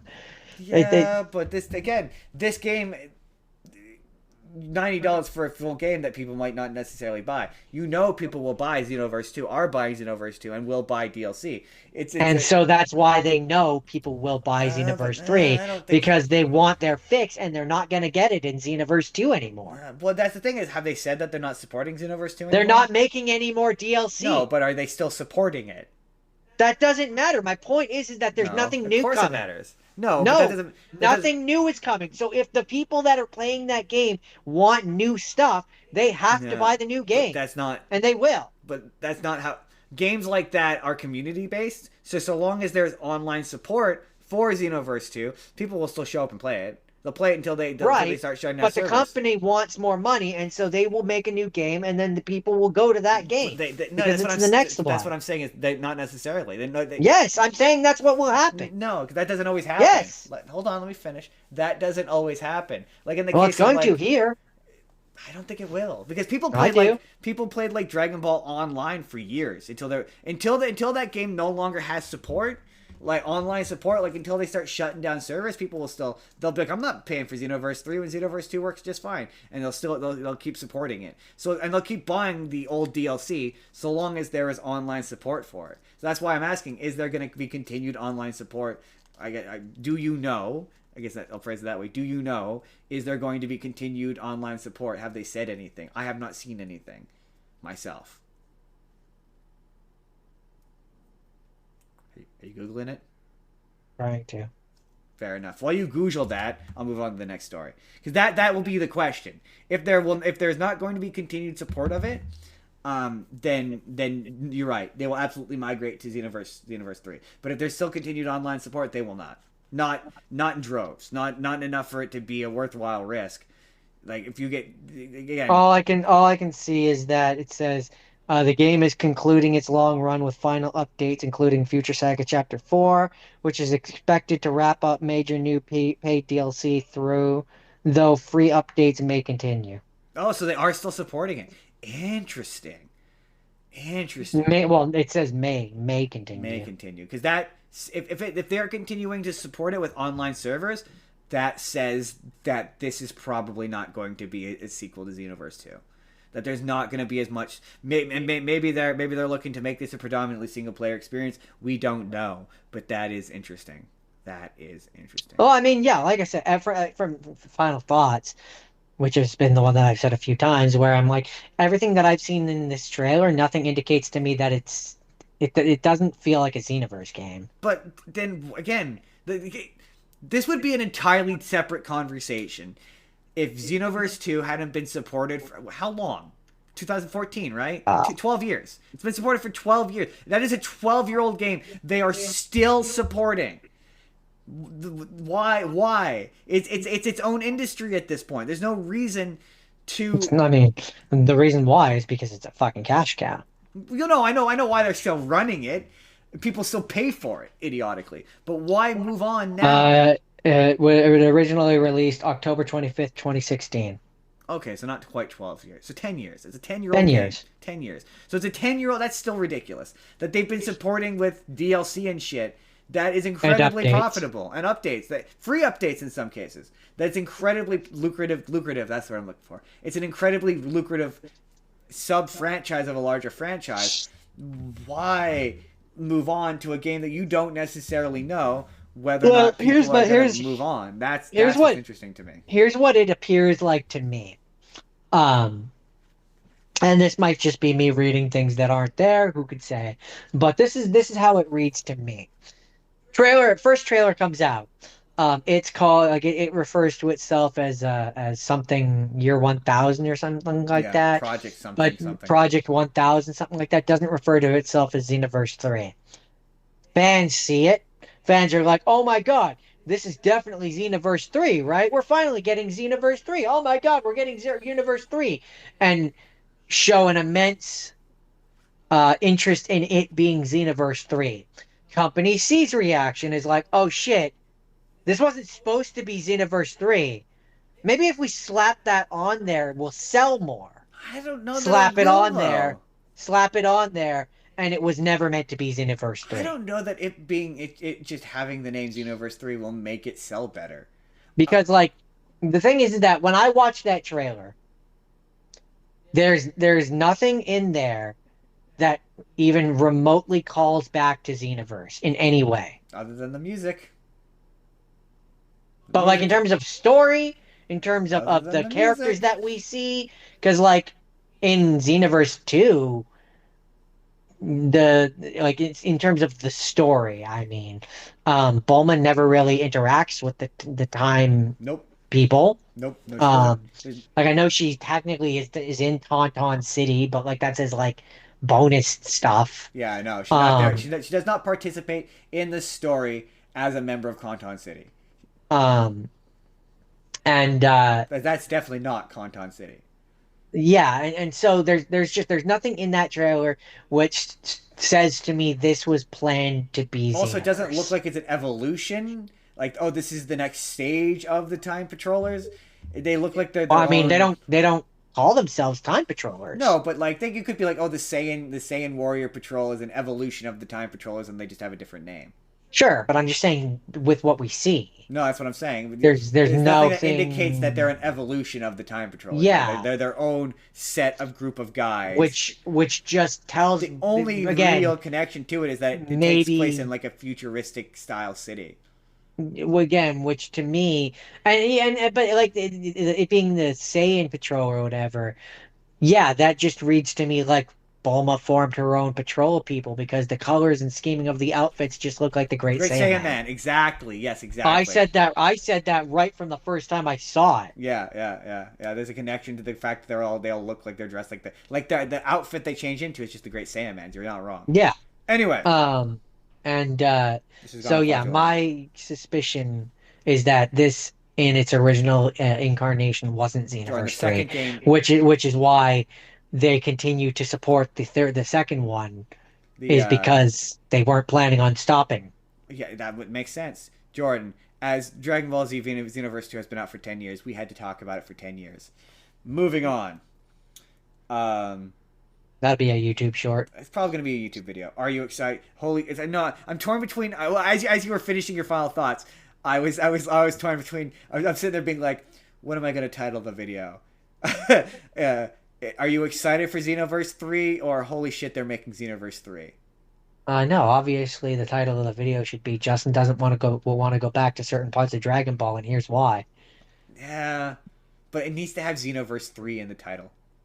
In Xenoverse 3, Justin doesn't want to go back to certain parts of Dragon Ball Z, and here's why. I like that. I might keep it. I might use it. Xenoverse 3, colon, why Justin's a bitch. I'll probably use that as a prompt for the description though, because that's not a bad idea. But I mean, putting all of my displeasure for that sections of the franchise aside, I can't believe they're making it. Coca-Cola. I know, So right? anyways, so there's Right, other trailers that we were going to right, talk about. right. It's like I can't believe they're making that shit. Yes, they released the trailer for the long-awaited, heavily canceled, Coyote versus Acme, and So here's the question, having watched that trailer. Here's a question I have for you. Which version of Wily do you think we're gonna get? Do you think we're gonna get the silent one who talks using signs, or do you think they're gonna go like the Bugs Bunny kind of one where he talks and he's I mean, my hope is British? I think the former, not the latter. But I think that I hope that they do both. Like I hope for like most of the movie, he doesn't speak any because in the trailer you see he's holding up a sign for one of the scenes.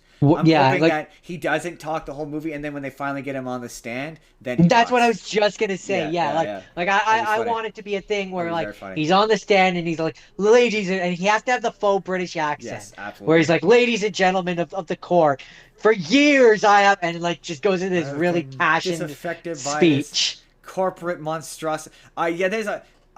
There's a lot of that's interesting about this because I have conspiracy theories about this. I like how it looks like Bugs is a whistleblower. Yeah, Bugs is definitely supposed to be Scratchy Throat, which made me laugh. I figured that you would, because you'd watch something on Watergate, you would definitely appreciate that joke. I don't think anyone nowadays is getting a Watergate joke, but I didn't necessarily realize it was Watergate. oh, I thought that it was he's just totally supposed to be Scratchy Throat. I thought that it was just supposed to be like one of those generic he's a whistleblower in a corporation Yeah, well, kind yeah, of he's got scenarios. with the trench coat and the hat. He's definitely yeah. You know what Scratchy? You remember what Scratchy Throat is, right? Not specifically, but Scratchy Throat is it's one of those not trend tropes. things tropes. They Yeah, always make fun of him. Yeah, in there's the episode of Family Guy where it's Velvet Throat, I think, and it's Kermit. But it's yeah. the guy who ratted out the Watergate. But he always shows up in the glasses and the trench coat and the hat and every single thing. If you see it like that, that's typically that might not specifically be, but it's coded that way. That's Mm. that. If you were from the 70s or 80s, you would. That's what you would recognize it as. I can see why you wouldn't in today's day and age. But yeah, I enjoy if that's all he's in this. I think that's what I said. I said like I wanted one scene. I think we both said that. We were like we want Yeah, one that's scene where he's not a major focus or major character. He's like one scene and it's a small one cameo, joke, one wink and and nod.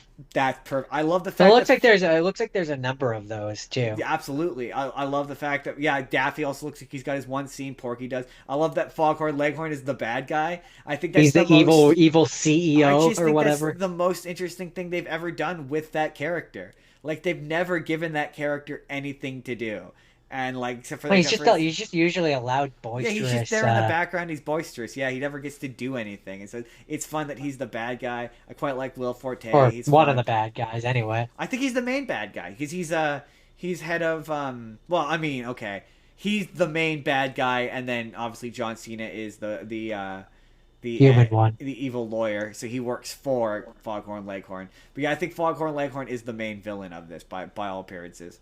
He owns Acme. Clearly, there's some sort of conspiracy against Wile E. Coyote, which is fun. I'm really looking forward to a live action Looney Tunes hybrid. God, it's been so long since we've got one of those. But no, here's my theory I'd like to posit to you. 'Cause Should we bully more studios into releasing movies that they were gonna fucking keep from us well, forever? it's Yes. so weird because the narrative of this and they're using it in the marketing. Is that yeah? Warner Brothers wanted to bury this, and write it off for taxes, but like, it's weird that the movie is specifically about a corporate. So I saw people say that. Oh, I think I think I I see think they why. went I see why Warner Brothers. I see why Warner Brothers canceled this. Not because it looks bad, but because it's really anti-corporation, and it really seems to specifically be making fun of them for some reason. Sorry. I I don't think in the original. I think changes were made when it was going to be like when it finally was going to get released. I think those things were later added in. I I think don't that think was so.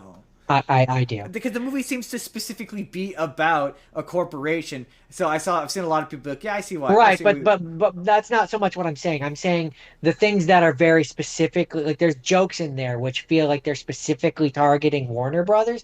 I think those were Oh added no, in. no, that's I think before it was more just of a general take on corporations, and I think there were things added in there to make fun of the fact that Warner Brothers was trying to bury oh this. no, no, no, no. Well, no, there is in the yeah, there definitely is in the marketing, but in the movie itself, no, the movie itself has always been about the little guy versus the corporation. That's what. Right, that's not what I'm saying. I'm saying they added jokes which specifically make fun of Warner Oh Brothers. no, no, I don't think so. Yes. I think maybe for this trailer there might have been some stuff that they've layered on, but the movie itself, no, the movie was itself was always this. It was always about this.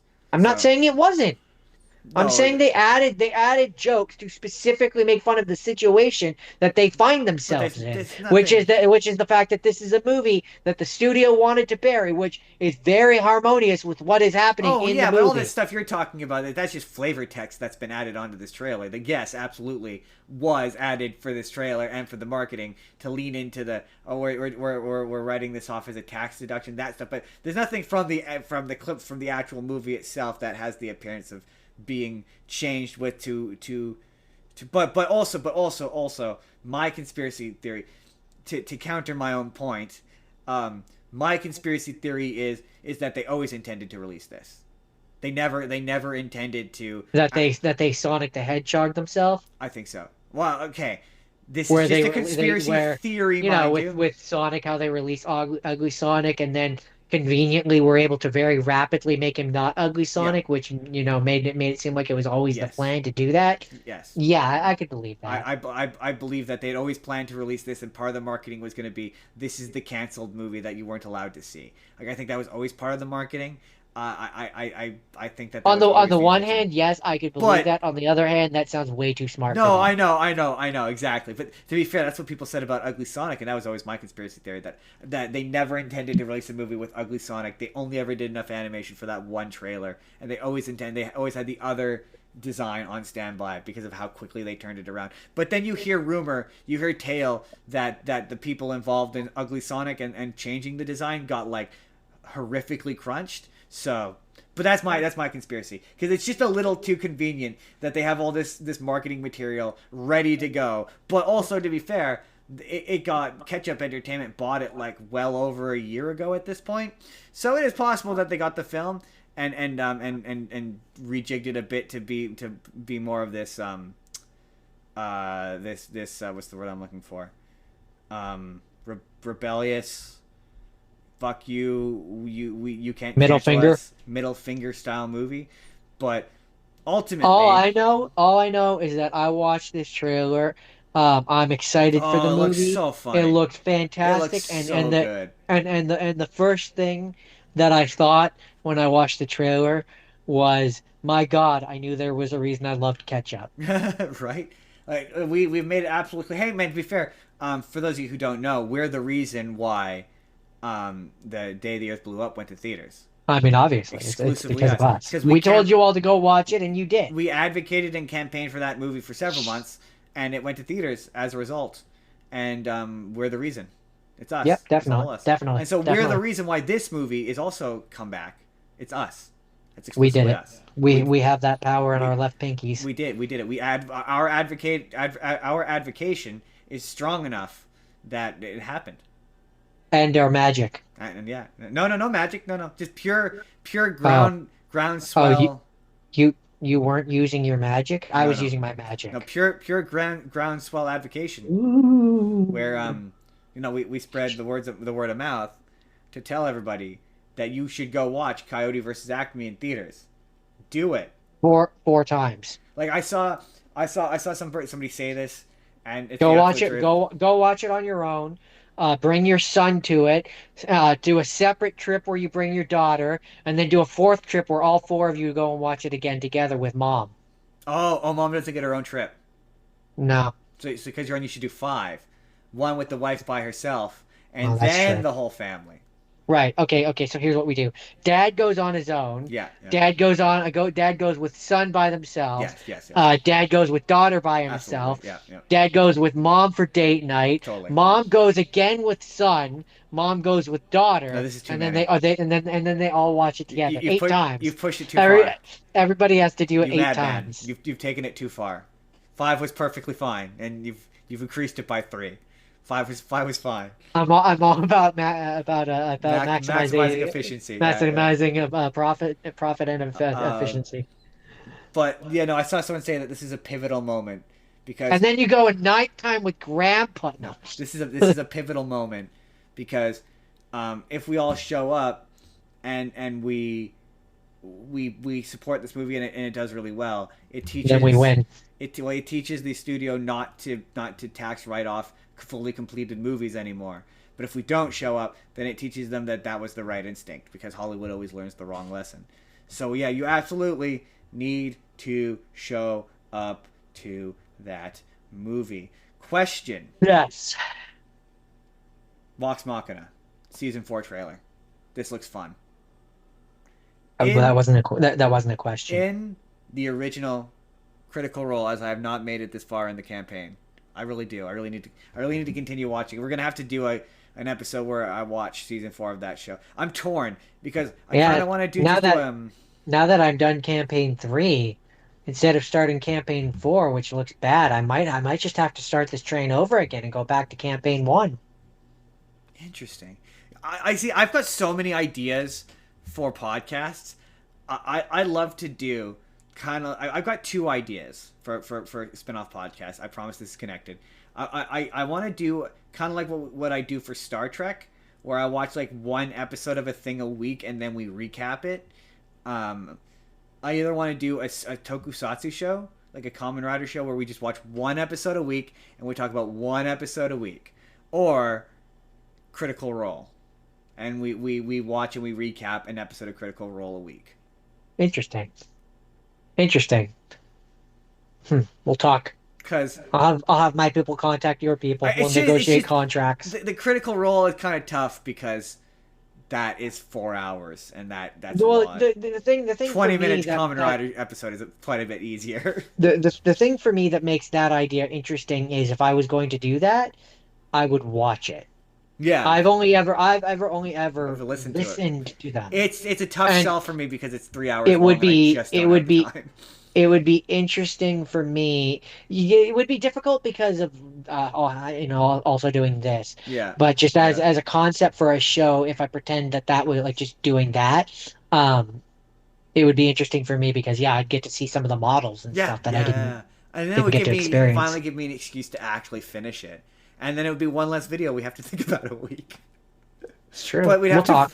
we'd have to find time. Yeah, it'd be tough. But anyway, my question for this season 4 trailer is: this is different from the original, right? Just off base, just from first appearances.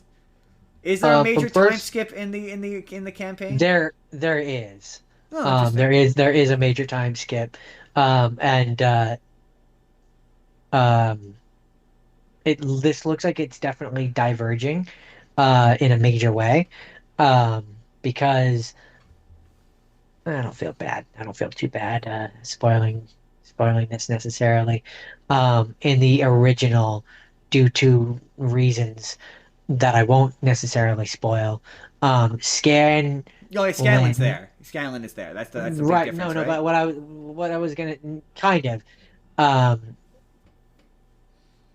so in the original, time jump, and then Vox Machina, like they ended up coming back together or something, after they kind of separate for a bit. but they can't find Scanlan. Is there a no Um, in regards to this time because jump? because because at the end of basically where the last season would have ended, in the original, Scanlan has this big whole Yeah, a big freak emotional out, right? speech, Yeah, yeah, which yeah. they don't keep. They don't Yes, put that in the show. that much I knew. He So has this big. because that doesn't happen in the show, I imagine that they will find him fairly easily. That's what I was gonna say. Yeah, they do that Whereas, let me big. finish, please. Whereas, because in the original they do that big thing, he's also on drugs. Yeah, yeah. I was gonna say they do the big. He blows up at them and gets upset with them, and yeah, he's been on drugs and alcohol, and they don't do any of that in the previous season. Not necessarily, I don't, not alcohol, but spice. He's on spice. Yeah, they don't do any of that in the They don't do previous. any of that in the show. So yeah, in the original, they go off, and they are trying to find Scanlan, and that's where they come across Tyrion Darrington, who is another one of Sam's Which it characters. doesn't look like he's in He is this. in it. Is he in it? Yes, he is. He's at the end of the trailer. He's the Oh, one. He's the one where they're like, oh, like within a day, you've done uncountable amount of like property damage and racked up a whole bunch of debt. Welcome to Vox Machina. Um, that's that's Terry and oh, Darrington. He's just not in this show. He's not voiced by by uh what's his name? by Um, shit. What's his oh my name? God, Scanlan. Whoever Scanlan. voices Whoever Scanlan. plays Scanlan. Fuck, Sam Riegel. Thank you, Um, Sam Riegel. He's voiced in the show. He's voiced, from what I remember in the casting, he's voiced by I think it's Wayne Brady. Oh, really? That's different. In this version. That's kind of a waste, though. They should have had Sam Riegel play him and then have him play him like he's a different version of Scanlan. That would have been kind of an interesting take on that character. Yeah, but he's not supposed to be. Is the thing. Yeah, I guess. Um, But yeah, clearly it looks like Scanlan they is wanted to, I guess, in terms of a show, keep Scanlan there. not confuse the audience, and very much have him be a distinct character. Also, Scanlan is Um, really popular, and clearly he's in this way more than he was originally. Yeah, because in the original, again, minor spoiler, but in the original, he isn't there for like a good solid number of episodes, and then they eventually go to a place, and through a series of things, find him again, basically, and it was like at that point, basically, for like an episode or two, Sam has to play both characters. Huh. Like in the Why did he game, stop he playing Scanlan in like the real life? Is it just he got bored with it or I think part of it was he was bored. He didn't know where this is me speculating, but I think part of it was he was bored and didn't know where else to take the character. I think he wanted to be different, something different. And I think he wanted to basically leave the character in a place where he could come back to it if he wanted to, and he could time jump it. fair enough? Fair enough. But I can't say for sure. I never honestly bothered to go and listen to like the fireside chats and the like we just did this episode chats where they talk about the episodes and the things in them. So there are like or like the campaign wrap ups. They have campaign wrap ups, which I've listened to. I listened to Vox Machina. I don't remember if I listened to the campaign wrap up for Mighty Nine, and I definitely have not yet listened to the one for. Though I am interested in the Hell's Bells one, but yeah, it looks like fun. Any other questions? No, that's it. Jordan. Jordan. That looks fun. We will pay attention with great interest. Yeah. No, I can't decide. I'm I I'm can't interested decide. to see what I will say is one thing I'm interested in is because they always skirt the not being able to use the official names of things What are they gonna from call Vecna? D&D. What are they going to call Vecna? Are they just going to refer to him as the They're Whispered One? probably just the whispered one. Yeah, I want to do an Amazon Prime episode because I would like to watch The Boys, and I keep getting hassled to watch Mighty Nine, but also I'm like, do I save that for another fantasy based episode? So I'm torn.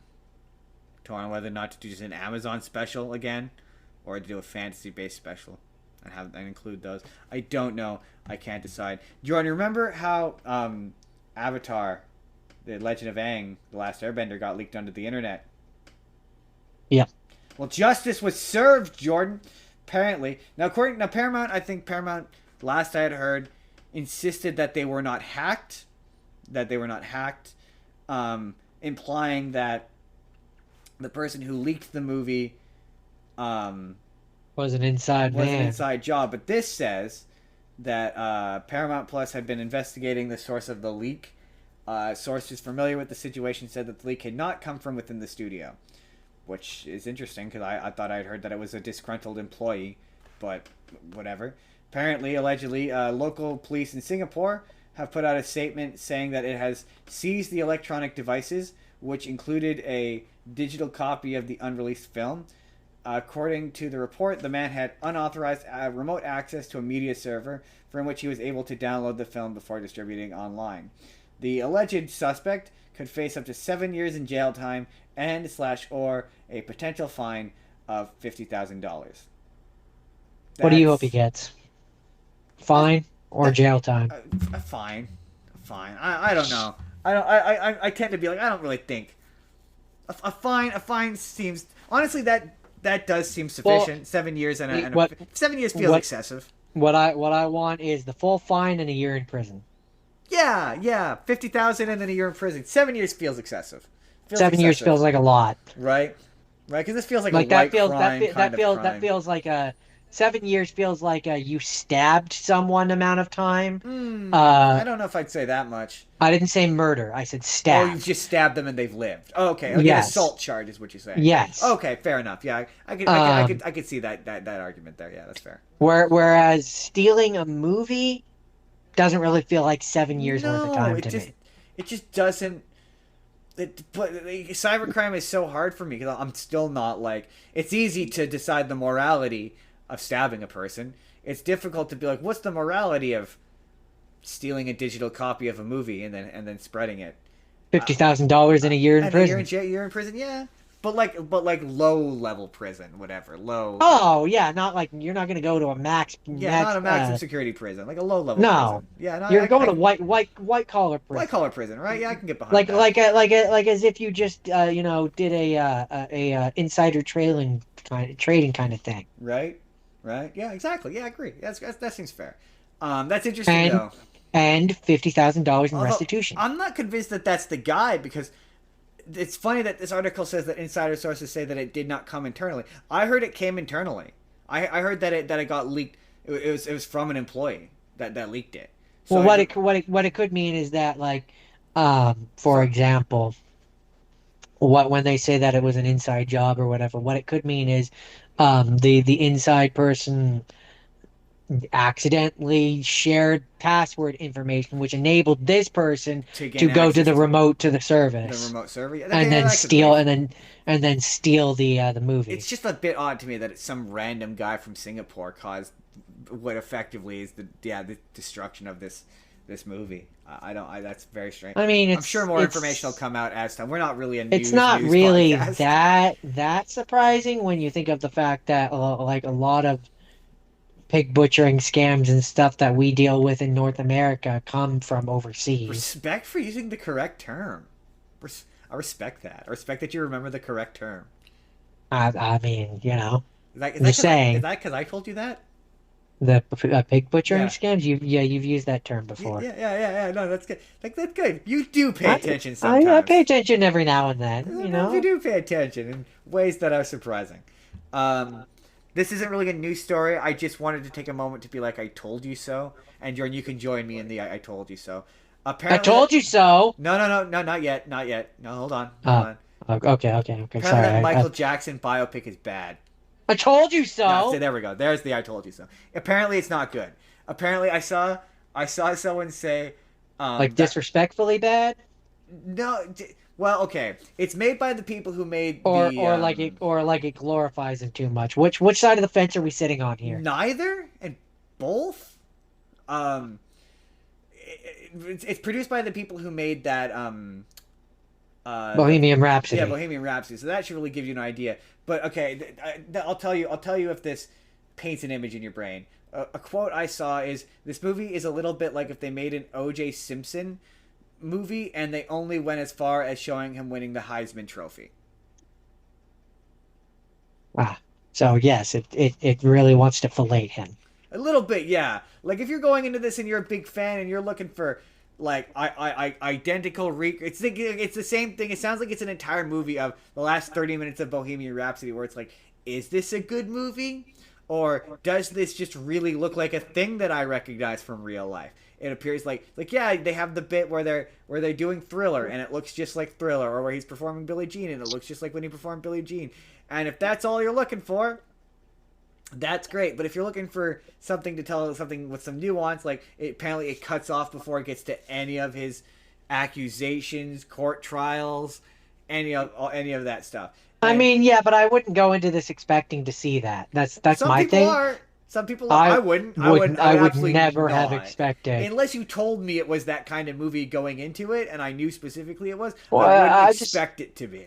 I wouldn't expect it to be because this isn't a biography. What Like is this this? Is isn't this is a biopic? this. So It's a that's part of it. biopic, but it's not. Actually, Not a documentary not, is more what I but meant to that's say. that's really funny because you know how we constantly say that about biopics. We're like, this is not a documentary, not quasi related, but not really related. But Ringo Starr, he was doing an interview about because I guess he's promoting a new album or whatever. But he was doing an interview and he was talking about the four Beatles movies that we've talked about. And the guy was like, yeah, not only your story's so big, they had to make four movies to do it. And Ringo Starr very specifically says, he was like, oh, is there anything that you kind of cut out or said no to? And he said the biggest part about participating in the making of that movie was, and I've always said this was, I had to tell myself that this is not a documentary. We're Yeah, making a movie. And that it's a is such a refreshing thing to hear from somebody involved in that story. Like, it's a romanticized version of the events that happen. Right. That's kind of how I have always had to look at what Right. biopics are. Right? They're romanticized versions of something that Or negative, based or on. like maybe the thing that's negative wasn't maybe that negative, or maybe like Well, not just would not, you prefer exaggerated, exaggerated, yes, exaggerated? exactly. Yeah, But whatever. this Michael Jackson movie is made and produced and brought to you by the people, by the Michael Jackson estate. So obviously they're not going to say anything Yeah, well then negative. they're not. Yeah, of course. Apparently they scrapped the entire third act of this and had to completely rewrite the back half of it and cut it because the one of the victims sued the production. So yeah, but I said when they first announced this movie like 5 years ago, I made a Facebook status where I said, don't do this. It will make nobody happy. Nobody's going to like this. You are making a mistake. And Jordan, did you hear that phone? Did you hear that phone? It's right over there. Because It's fucking it's called ringing. it. I said it. I said nobody was going to be happy. And look who was right. So Jordan, with me now. I told you so. I told you so. We told you so. Both of us told you. Together. As a unit. As well as a partnership. As a partnership. What? Yeah. This is the dumbest. So, okay. Spider-Man's first 2026 appearance to happen before Brand New Day with a twist. And you're like, okay, this must mean the MCU Spider-Man is going to show up in something, and then you scroll down, and it's like, Spider-Man Noir is coming out. Yeah, we knew that. But Okay. Thanks, Dad. Oh, interesting. Apparently in this show, he will not be called Spider-Man. He will be called the Spider. Is that what he's called in Spider-Man Noir? I'm guessing, yeah. Okay. Cool. Hey, Jordan. Cool for him. That was a waste of time. Jordan, you remember that trailer we saw for that Stranger Things animated spinoff that looks bad? You mean the one with expendable character? That's the one. Apparently, it's bad. Shocker. I know. I've seen a number of negative reviews. Apparently, it's not very good. But, Jordan, here's the question: were you perhaps wondering why expendable character isn't in season 3? They die. Jordan, or Stranger Things. or move away, but probably die. Stranger Things Tales from '85 boss explains why Nikki isn't in season 3. Nikki is the name of expendable character. No, the character's name is expendable character. Uh, I will not be bothered to learn their name. with Tales from '85 introducing a new character in Stranger Things in the form of Nikki Baxter, or as we affectionately call her, expendable character. Um, Yes. hold on.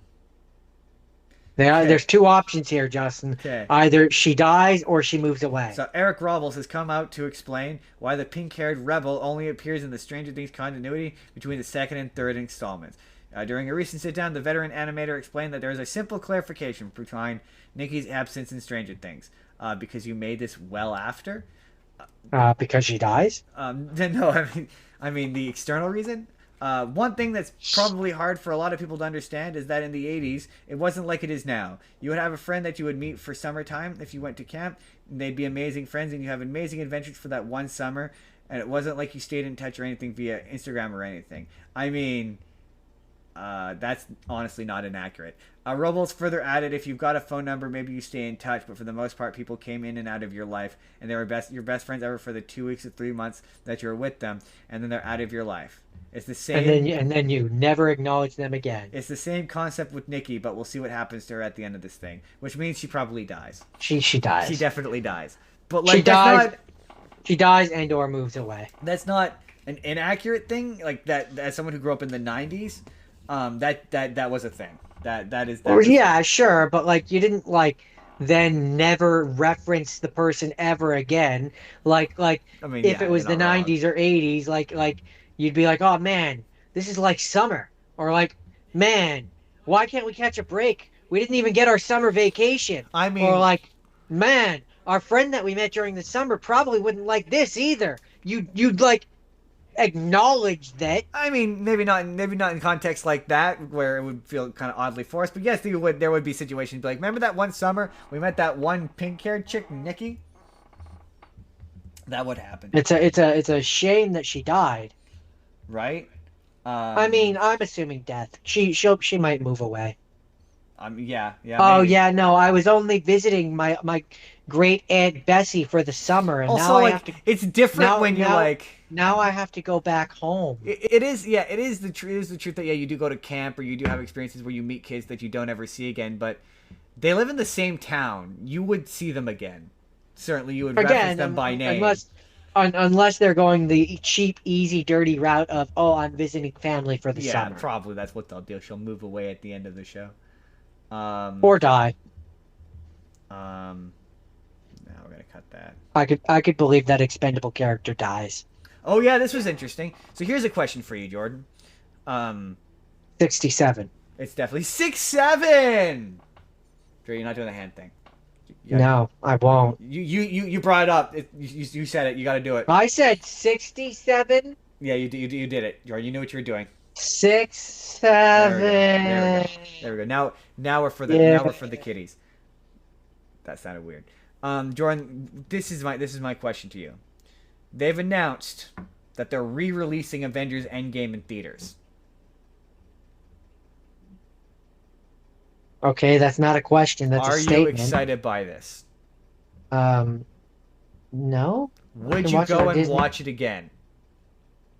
N n Not at theater prices. Jordan, what if they released it, but now it has a different ending, and you can only see that ending in theaters, and it connects to Avengers Doomsday?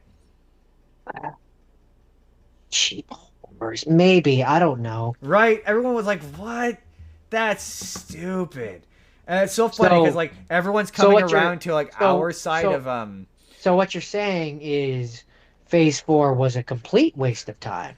No, I mean it I depends. mean, we're going right back to the end of the last of Endgame and completely overwriting everything So else. it's So, critically important that to re-release the movie, and in fact, we'll be re-releasing the film with footage that is set in the Doomsday story that we have added to Avengers Endgame. He further emphasizes the strategic importance of the addition, calling it a quote critical companion story and a direct setup from what you're going to watch in December when you see Avengers Doomsday, which is, I'm guessing, probably a crock of bullshit.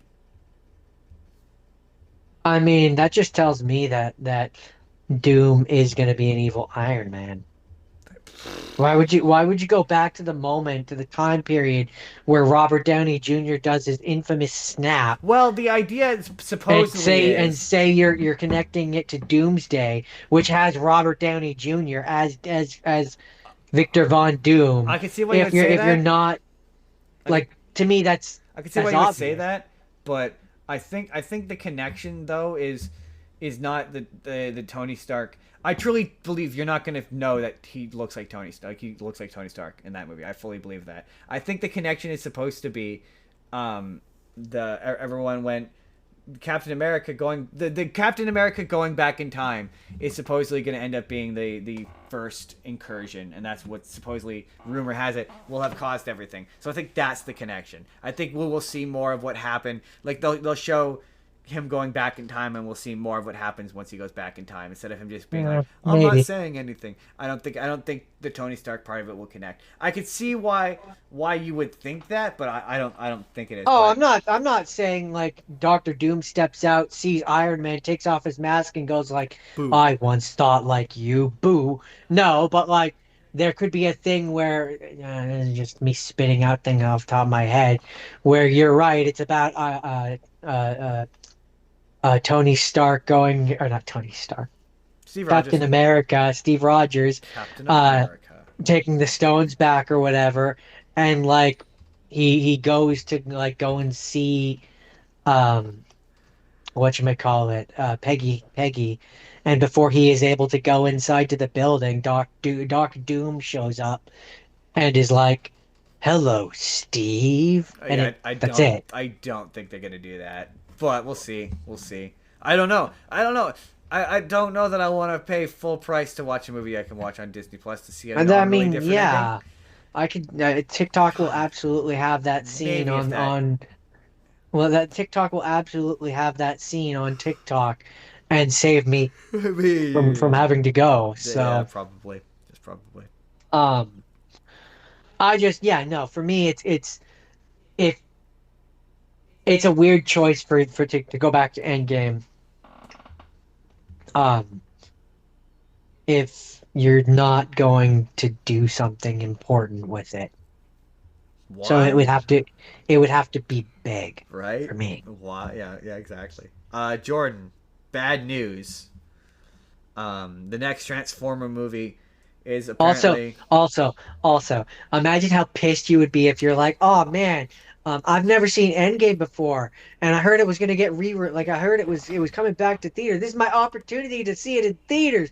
You go and watch it, and it's a completely different ending, and you're like, what the fuck? What is it? Jordan, bad news. Bad news, Jordan. Bad news, Bears. Bad news. Transformers. The next Transformers movie isn't going to be the G.I. Joe Transformers crossover. Of course it's not. That's probably gonna be something bad. And Who, who's to say? has Michael Bay touched it? I don't know. Do we need to get this new Transformers movie and be But like, Transformers movie, show me on the doll where Michael Bay touched you. but apparently it's still coming. I thought for sure that this update was going to be that they canceled it, but no, it is supposedly still coming. Like a continuation of Transformers 1 or Well, that's what's weird is they announced a while back that they canceled the sequel to Transformers One, so that wasn't happening. But and then there was a rumor that Michael Bay was coming back. So I thought for sure that they weren't gonna make that Transformers GI Joe crossover, but apparently it's still in development, so they're still making it. So okay. I don't know. who knows? Who can say? I don't know what to say Only about the that. future will tell, Jordan. The Only future and Bob. and Bob Iger, Bob Iger. No, no, Bob Boberson. No, but Bob Iger's the guy who owns Disney, so he would know. Yeah, and Bob Boberson is the clairvoyant who can see the future. Oh, oh, but he's not real. Bob Iger is real. Bob Bob Boberson is real. He's not real, Jordan. He's real in the hearts and souls of those who believe in him, and I believe in him. He's not. He's not a real guy, Jordan. He's a real person. Jordan. He lives on 123 Ake Street. Jordan today, as always, as per the usual, Jordan. We are we are we is are brought to you by me. we are once again shouting out the wild education, Jordan. They're taking care of the lizards. They're taking care of the not lizards. They're taking care of Snakes the is snakes and the servals. They've got a serval named Gary, and you can go follow them on Facebook or YouTube, and you can support them and follow them and help them. They have a link where you can donate to help them financially because helping animals is expensive, and they need your help and support, and you can do that by clicking any one of the links I have for them in the description below. But if you want to support us, you can click a second link, which is to the Vizard.ai. If you the key to successful YouTube shenanigans is that you need to have a nice solid mix of not only long form content but also short form content. And Vizard.ai, using their proprietary technology, will help cut and sort up your videos for you and give you handy shorts and short form content that you can put out, and it'll rate its virality so you know how likely it is to be successful. And you can do that by clicking the link in the description below. And help your YouTube channel out. it's true. It's true. Link, description below. Below. Everything you've just said is accurate. Everything I've just said is accurate and fair. Speaking of And fair, true. today's show, you saw the title. We have hit the depths. We've plumbed the depths of weird stuff on Disney Plus. Also, I wanted to watch Malcolm in the Middle. Life is Unfair. So Some things are stranger than others. it's stuff on Hulu. If you're American, it's on Disney Plus. You can find it now. That's the connection. Jordan, life is unfair. Life's still unfair. Life's still unfair. Jordan, what did you think of Malcolm in the Middle? Life is unfair. Still unfair. Life is Well, unfair. Beyond the fact that this was definitely a movie and is very obviously produced by Bryan Cranston. well, yeah, it was. According to Wikipedia, project had been pitched as a 2-hour movie, Yep, it was a movie. and then it was split into the episodes. So yeah, it definitely reads as a movie. There's points where the episodes don't so much end as they just kind of stop. Just kind of stopped. Um, um, as for the story itself, it again reads as a movie, and It's because it reads it wildly because uneven. because it reads as a movie, it treats the characterizations of characters as if it was a movie. Um, so even more so than the thing with, and this was sort of a thing that I came to realize, um, with the show, it's an ensemble. And so you really feel like you're getting character depth from all of the characters because there's a lot of episodes Yeah. and there's a lot of opportunity for at least for the family, I should say. Um, there's character specific episodes. Yes. Whereas knowing that this was supposed to be a movie, Don't have time for that. you don't have time for that. And so it's really a Malcolm slash his daughter movie. See, I completely disagree. Um, To me, it is such. Yes, it is. There is. Its main issue is it's such a confused mess well, of if you ideas. if you let me finish, you can tell that the inception of this movie is that it is a Malcolm and his daughter movie, Oh, which Inception. Yes, yes, that I agree. which has been co-opted by Bryan Cranston. Oh, absolute. He's got scenes in the show that are His agonizingly long. he's on LSD or whatever drugs, and he's talking with his evil half or whatever. It goes on for Is too so long. unbelievably long. It's so Um, long. It's so long. And and it's so made worse by the fact that, yeah, there's only 4 episodes. So you're just kind of wasting an yeah. episode of of Bryan Cranston talking to himself. And it So doesn't go anywhere. if I was to give this one criticism, only one criticism, I have more. I have a But bunch. if I was to give it one criticism, the major criticism that I would give it is The minute that it stopped being a movie, it should have been 8 episodes. Yes, I agree. Yes, 4 episodes is not enough. It's just It's not. not It's not enough, enough to do and anything with anyone. I feel like 8 episodes minimum would have at least given you a little bit more time to get more in depth with more of the characters. The Um, then, like the thing is that the scene with Hal on drugs talking to himself is funny in a regular episode of of Malcolm TV. in the Middle. Yes, yes, Yeah. exactly. That's a great way to put it. Yes, in a regular episode of Malcolm in the Middle, having an entire episode dedicated to Hal and his insecurities that culminates in him doing drugs and having this. The scene in and of itself is not unfunny. It's a funny No. scene. But to be fair, it's one of like many. Like that's the second. Like there's a scene earlier with Hal with him and someone else that just Right. goes And on and forever. and what I'm saying is if this had been like an 8 episode thing instead of four, then each of those scenes would have been in a separate episode, Yes. theoretically, in terms of And it's pacing. at the expense Um, of so many other, not even and like side characters. Reese, you said something excellent where I was like, where I said, the only character who gets, and even Malcolm gets sidelined in this show Malcolm gets sidelined a lot. until like the last episode. Hal takes over a lot, and again, it comes down to the fact that this is a problem with the fact that it was written as a movie, It's written by a and movie that was so clearly partially written by Bryan Cranston. sure, Very obviously but my partially written by but Bryan Cranston. my point is that it was written as a Yes. movie, and so it in terms of pacing, in terms of everything that Oh yeah, the stakes, pacing is in terms bad. of like the fact that that's why you have in the spoiler, that's why in the fourth episode you have a scene where it's just dozens of cameos, is because that's not a show, that's a movie. That Yeah, happens in a movie. yeah, You do that exactly. in the movie version of the Yeah, show. yeah. You have the scene where dozens of characters that were in the show up, and it doesn't really matter because it's not The the it's trailer gives you the impression that this is about Malcolm trying to avoid his family.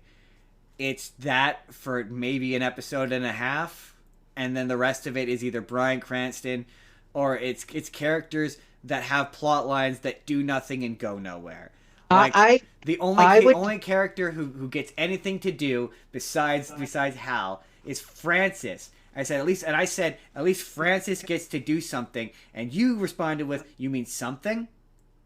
he gets to do He something, gets to do single something, something. like He's obsessed with his mother's list. That's what he gets to do. but it's a funny joke that totally It's works for that. funny. It works, and My favorite moment in it's this funny, and it works in a show. right, my favorite moment in this episode is Piyama. Like the show is at its best when you get to see character growth. When you get to see the characters and how they've grown and changed since you've last seen them. So like one of my favorite moments is when Francis goes to Piyama and he's trying to be like classic Francis, and you can tell he's just not like that anymore. And Piyama Yeah. is like, she's like, yeah, we're eighth on my mom's list, and here's all the reasons why. And Piyama just responds with, "It's fair enough. So I understand why we're so low. The other stuff are kind of more important. I get it. I understand." And that's funny. That's a funny joke. I enjoyed that because I was like, that shows that these characters have grown and they have changed. Oh, I mean, one of the ways which shows that that the characters have grown and changed is the part where Lois is freaking out about the anniversary party or whatever, and they're all like, "You need to like this isn't helping anything. You need to calm down." And she's like, "I realize this isn't helping anything. This is just calming my anxieties about it all. I don't need you guys to actually care. Just please just shut up and do what I'm Right, right. asking you and go with it." There's a great moment where And they all just sort of shrug and are like, "Okay, tell us yeah, what you want us to fair do." enough. No, there's another great moment that's like that where um her and Um, Francis have an honest to God moment where Francis was like, "You didn't give a shit about the fact that we were having a kid, and that hurt my feelings." And Lois responds with, "I'm sorry. That's my bad. I'm a little stressed out right now, and I promise you, when I have a moment, I will be it is appropriately on my happy for you." list. But It is on my list. It's just lower on my list yeah, I just currently. I enjoy. The, I the hate Reese, man. I hate what they did so with Reese. It's okay. such character assassination. It So bothers me to no end. before you get to that, um there's a few things that I kind of noticed looking back on it retroactively. Um, One, the original Malcolm in the Middle was very much the show was very much the tale of two stories, which was always the family and not Reese, Francis. Francis. Thank you. And occasionally the bubbles would intertwine, but the regular status quo was that there was always the two separate Yeah, there's an things. A story and a B Um, story in most and episodes. and so, well, not even just that there's an A story and a B story, but just the nature of Yeah, their the A story world. was That's usually what it is. Malcolm But and the so family, and then the B story was Francis. right. But Almost I'm just always. saying that's their in terms of their family dynamic. That's their fine family dynamic. Yeah. Is there always appears to be one which is on the outside, and so this movie is it's kind of a parallel to that, where and it's sort of interesting in that way where, yeah, it's very much an A story and a B story of the A story is the wedding, The reunion. not the wedding, Not reunion, the reunion. The anniversary. anniversary. Yeah, but it doesn't work. It And doesn't then work because it just makes. let me finish. Let me finish. And then the B story is Malcolm, his girlfriend, and his daughter. Yeah. And they're let me finish. And they're and like him trying to avoid them and all of that. And the reason it doesn't work is because there's only four episodes. Yes. Because you're trying to squish it all into this tight little time frame, you needed more episodes where like Malcolm and the daughter are like they're trying to convince Malcolm to go back, and like we're seeing flashbacks of But different things that happen in the they meantime, which show let me finish, which show why he doesn't want to go back. More than like a quick scene here or a quick scene there. they We really need to engage with that, and they don't have the time to do that. they So that when he finally does get dragged to the party, it's underwhelming they and it doesn't barely work. he barely like the trailers give you the impression that the whole show is him avoiding. He really avoid again. He avoids the family for like he's barely in the show. He's like again most of the show Yeah, that's what I'm saying. is just Hal. He has become in terms of function of this show, he has become Francis. Yeah, but And not so really. like much like no, but I'm saying like much like how the actor who played Francis wasn't in a lot of the episodes. Now that has happened to Malcolm, But he which is bad was. when the show is about him. He was in a lot of the episodes. He was in most of the episodes. It's just he was off in his own little bubble, but he was still in the. Whereas in this show, Malcolm isn't really in it, and yeah, he's the I main know. character. It's That's called what I'm Malcolm in the saying. Middle, and he's barely in it. He's in it less than Francis was in the original. By That's what I'm saying. yes, And I'm saying I that would has say everything to comparing him to that has Francis in the everything to original does that Francis in has the original a disservice.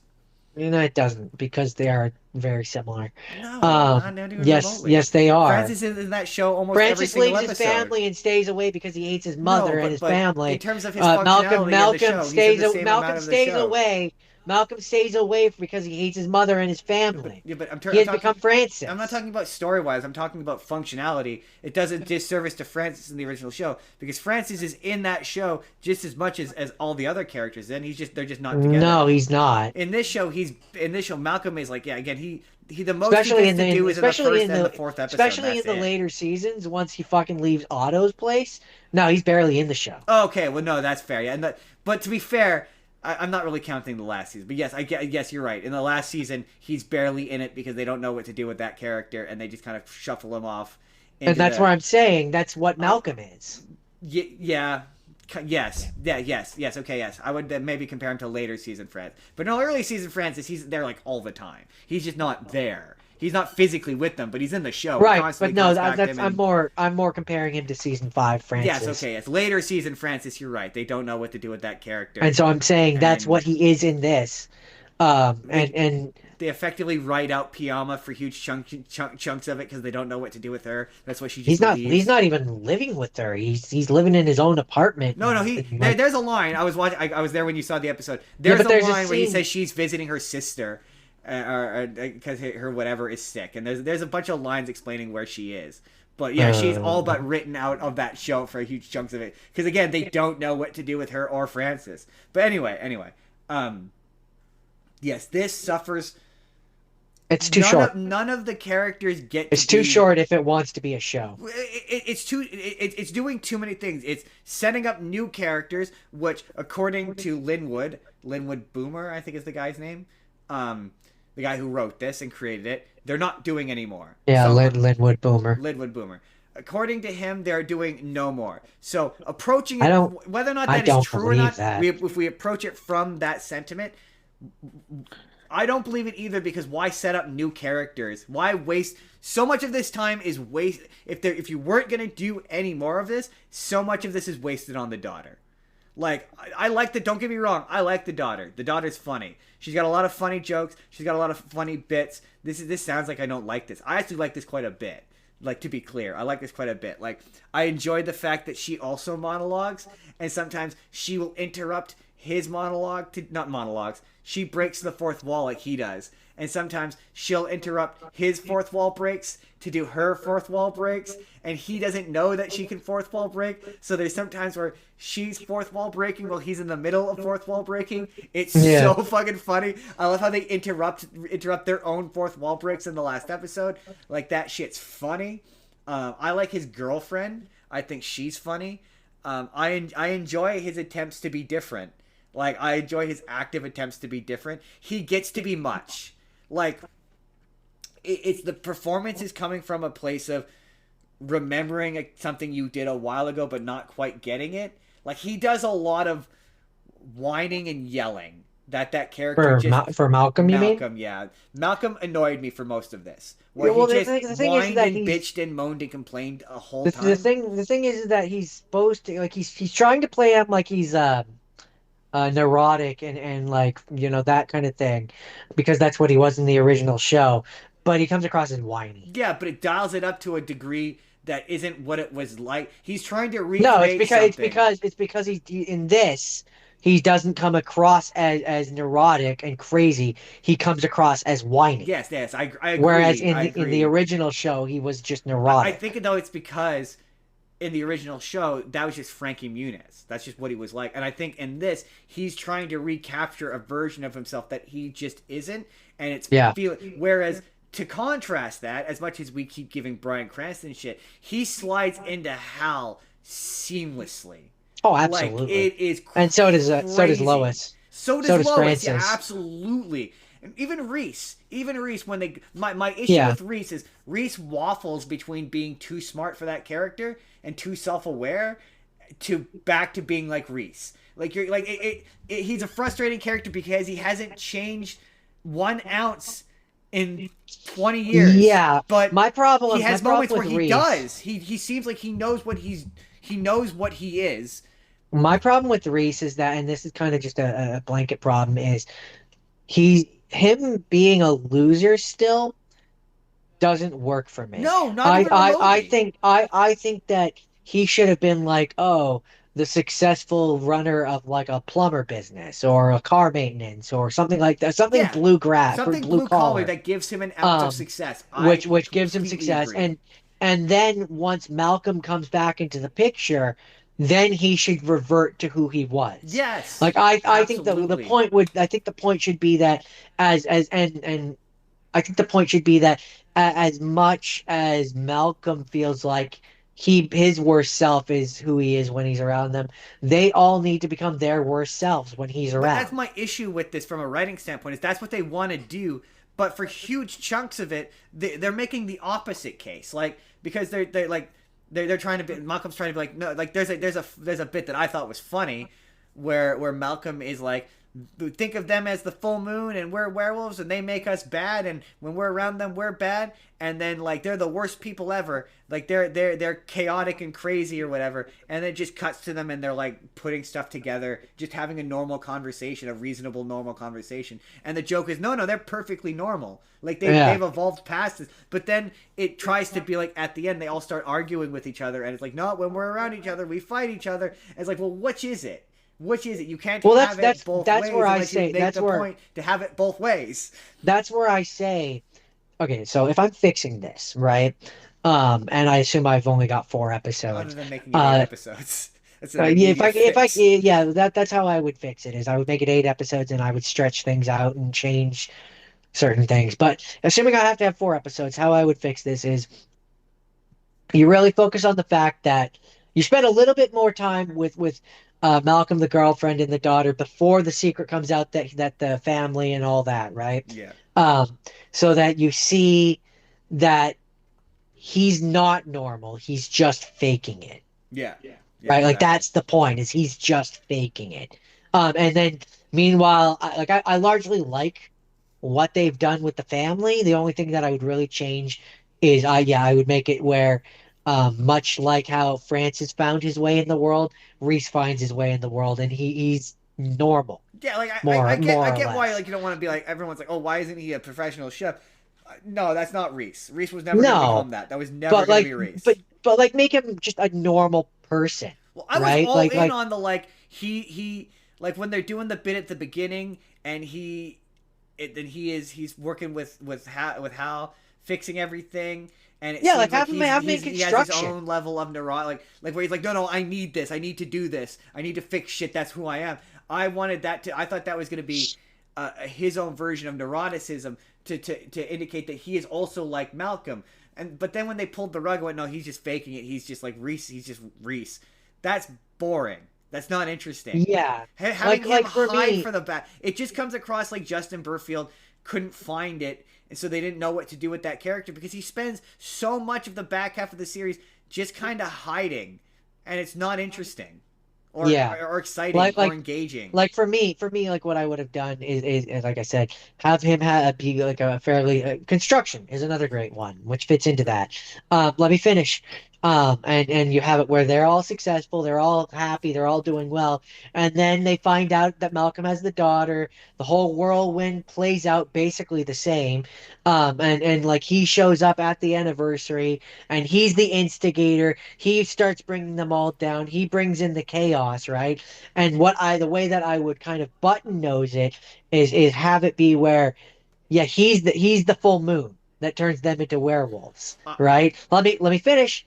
And then I would. his daughter is the silver bullet, which makes them all get along. I She's the glue. number one change. He goes back episode 3, not episode 5. Um, 4.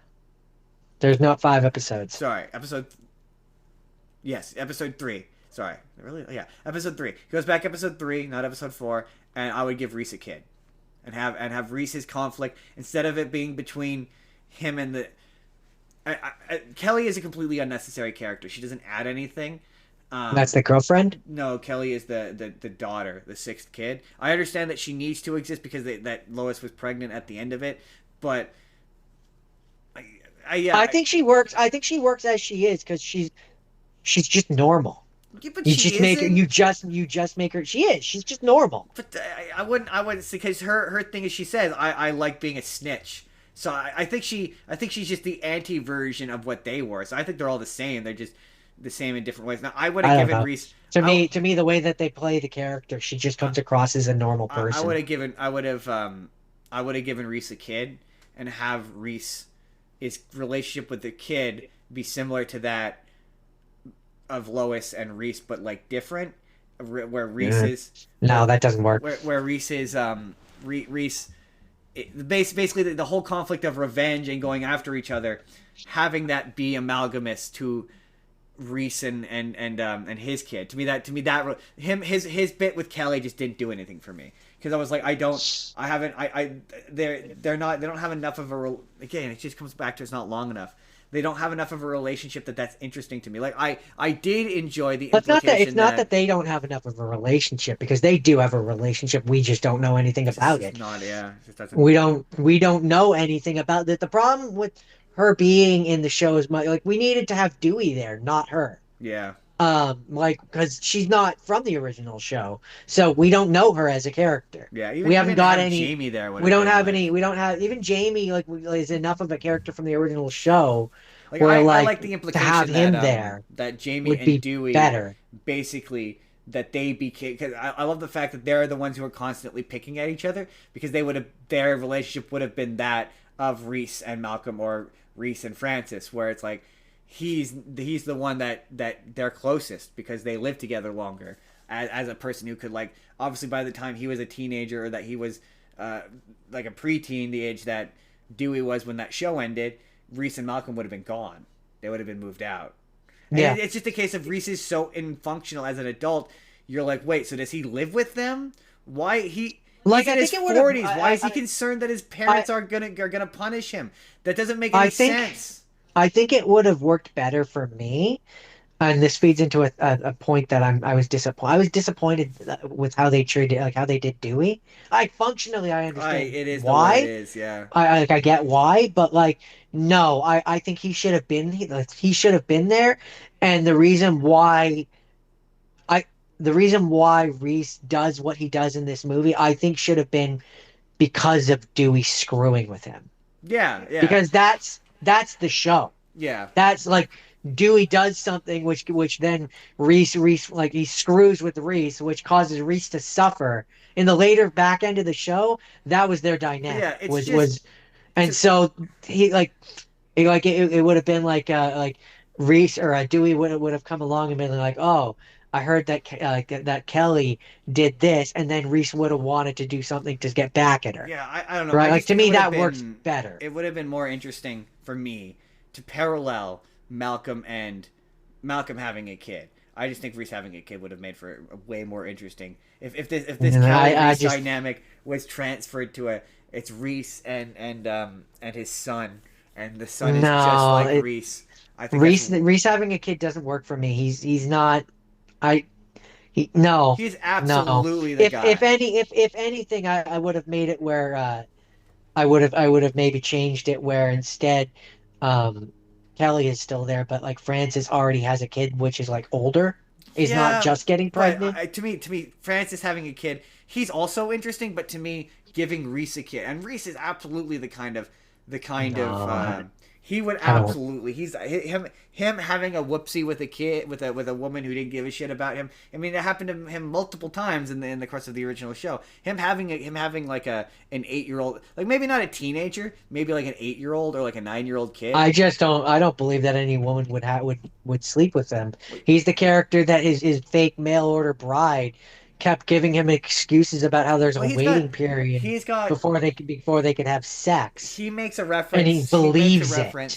He makes a reference to his failed marriages and his failed wives. So no, it's he's like absolutely the exact kind of guy who would be dumb enough to not wrap it in before he tapped it. Yeah, absolutely, him having a child out of wedlock and I having suppose it where it's like the one way where I see it where it works is it's like he shows up. Reese shows up to like help plan the party or whatever, and then like the party it's the last episode, and Reese's son shows up and is like, yeah, Dad forgot to invite me. no. See, Yeah, he's a neglectful absentee dad. for me, no, you no. See, that doesn't for me. You do it where To me, that's basically the only way it works. basically That's the Kelly only kind of character father I see him being. The Kelly character. Well, yeah, but that's what makes it funny. Is you're well for me anyways. You're subverting you're subverting expectations. So yes, the obvious expectation is that I just think it's funny when one of them is Lois. One of them has become that's the thing that's missing from this for me. Yeah, that's where for me it would have been funnier if that's I don't Francis. disagree that it's also funny if it's Francis, but I don't disagree. I don't disagree that would have worked with Francis as well. It would. It would absolutely work with Francis. But I'm just working with the dynamics that already exist in the show, and I just Like I would have made Kelly's it where character does Francis. nothing for me, and I I would have want to made get it rid of where her. and this would have. But this again, this is under this is Or under them. the Sorry, not if her. if Them. Want to write them out. this is under the if it was like 8 or even 10 episodes long and we had more real estate. But like if we did, yeah, it absolutely for me is funnier if Francis ends up being just like Lois and then Piama Fiamma. and ends up being like Hal. Like my thing is, I want to change basically the conflict of the prank war between Kelly and Reese. I would like a storyline where Reese is trying to participate in this with his I don't know son, daughter, non-binary kid, whatever, and Reese has to learn that he can't be that anymore because he's an adult now. My biggest thing with Reese is that there's moments where he's self-aware of the fact that he's an adult now and he shouldn't be doing this, but the show never does anything with that. It never does Yeah. anything with him to be like, From oh, the fact that everyone else in his family is a more or less functional adult and he's not. Nobody's discussing that or talking about that or addressing that or doing anything. because Again, there's time. why is he afraid of his parents when he's a 40-year-old man? I mean, I understand why he's afraid of Lois. Have But you no, met Lois? he's afraid of them in this. He's acting like he's a teenager, and there's no reference to that. The fact that he's acting like it. The implication is Yeah, that he because lives there's with them still. because there's 4 episodes. I There's know. not enough time. He's the It's, character they need.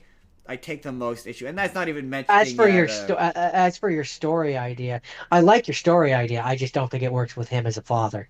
No, well, no, but it's the idea is that he's a shit dad. Like it's Right, not, but again, the gives reason him a- why it doesn't work for me is because of how they've portrayed him. He's still a gigantic man child. So the idea that, like, you're right, is he living with his child at his parents' house? Yeah, but that to me that worked with Reese in the sense that no, But that's where you could like believe that he would if we had accidentally if knock we a had woman like 8 up. episodes or like 10 episodes, then we could have an episode where we see he lives at his sad little single person apartment Yeah, where it's like you're sad not and it's wrong. just him Like and his if kid. Reese But showed up, with what we have in this show, I, it doesn't fit. I will acknowledge that if Reese showed up in the show and he had a kid and they didn't explain it, it would be a tad weird. But also by that same token, they don't do anything Like, with just Reese. They don't do just anything going with off him of to what do it. we just going off of what we get from this show, that story doesn't work. I disagree. But to be fair, It doesn't work with this version of Reese. To be fair, The version of Reese who is still taking embarrassing videos of his father being humiliated and selling that on the internet. oh, absolutely. No, Yeah, no, I that- do. But the thing is, it you're doesn't talking about work. you're talking about Reese being a father. I'm talking about him being a deadbeat dad who knocked a girl up, and the kid got dropped off on his doorstep. Yes, that is absolutely this version of Reese. It is a but it's not believable in the concerns. Right, but then with you're which we talking have. about him having this nuanced prank battle with his son, and I'm just like, no. No. To me, that doesn't work. There's no nuance to it. The nuance is that at the end of it, he learns a lesson, but he's Reese. He doesn't. Yeah, no. To me, that doesn't work. They've put Reese in this position of being nothing. He's nothing. He's nothing in this. So there's nothing to do with him. So you couldn't fix him because there's nothing. No one gets to be a character. Malcolm barely gets to be a character in this because again, all of the characterization goes to Hal. Malcolm's character essentially sums up to this. He's traumatized by his parents, and he is afraid that he will become them. Yeah, he is traumatized by the expectation that he is going to be president, and he has held on to that expectation for Which is 20 put years. on him by his parents. So, like I said, he's traumatized by his Well, parents. it sounds like they maintained that expectation when he was in. It wasn't just that she said it the one time. Exactly. It So sounds traumatized by his parents. It sounds like she continued to say it and then it was like, that was just a plan. Well, yeah, it's a plan you gave him, and then you set him up. But yeah,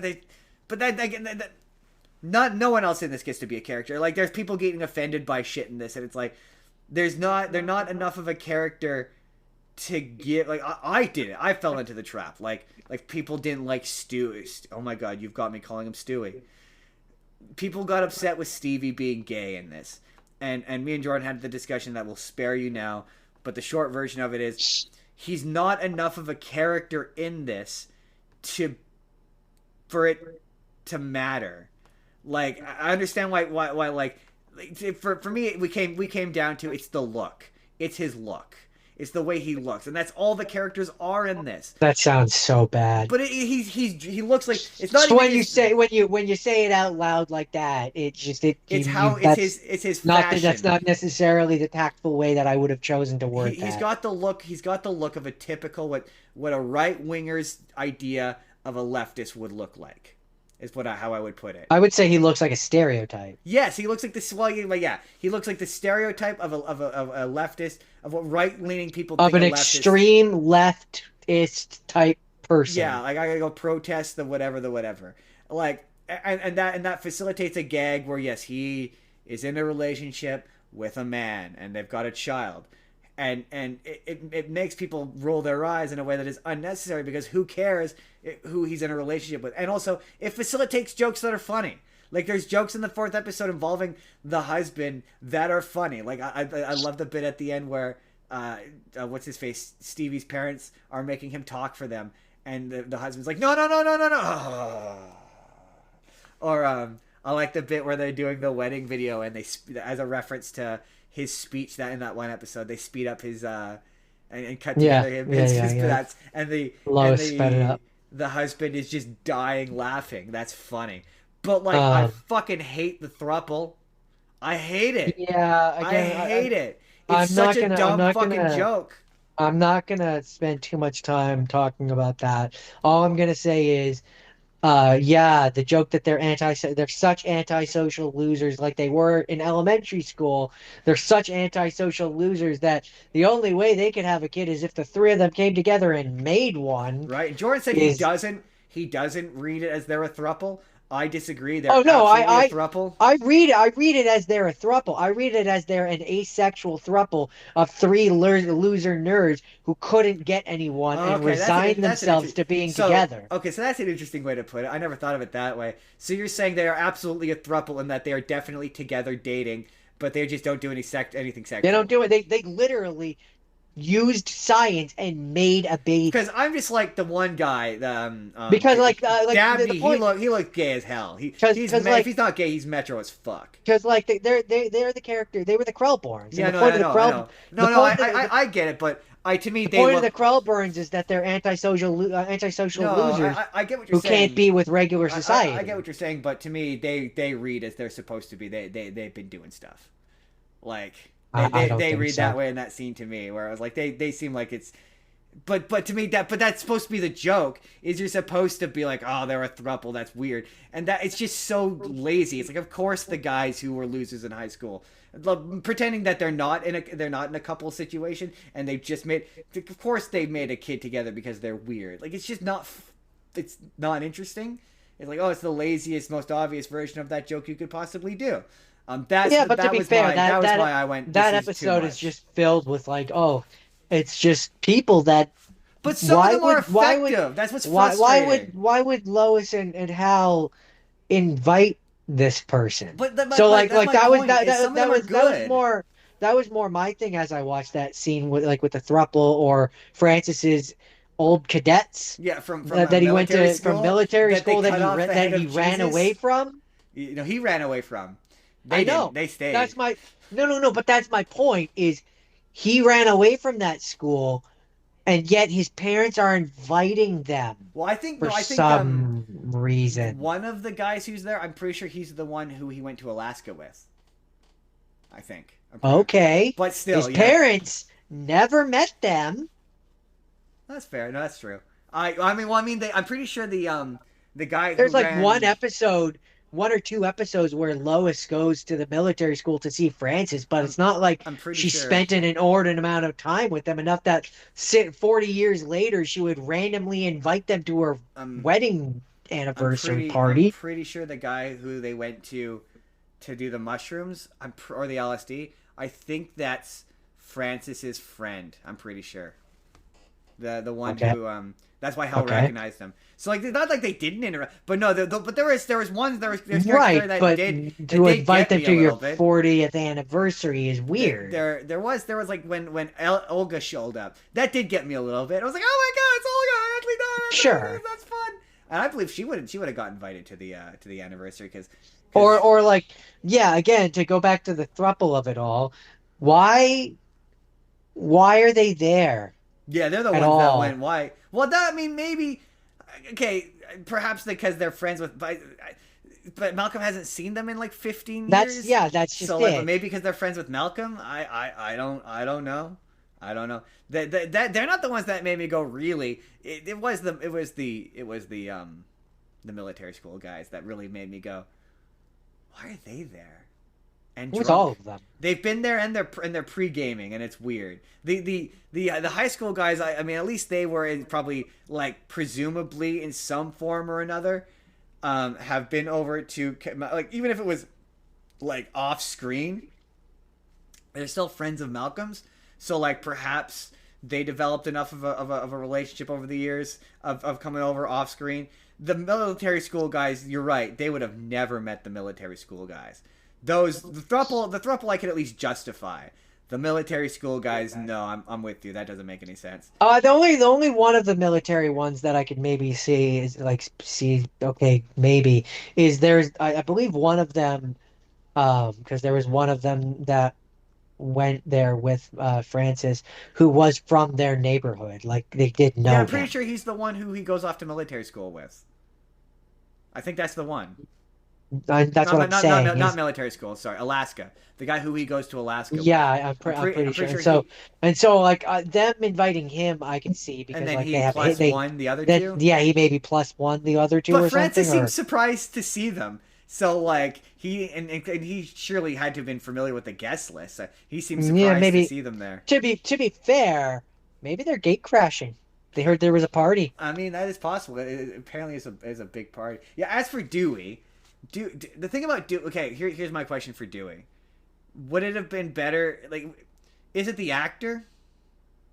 No, I think the actor does a fine job because here's what I'll say.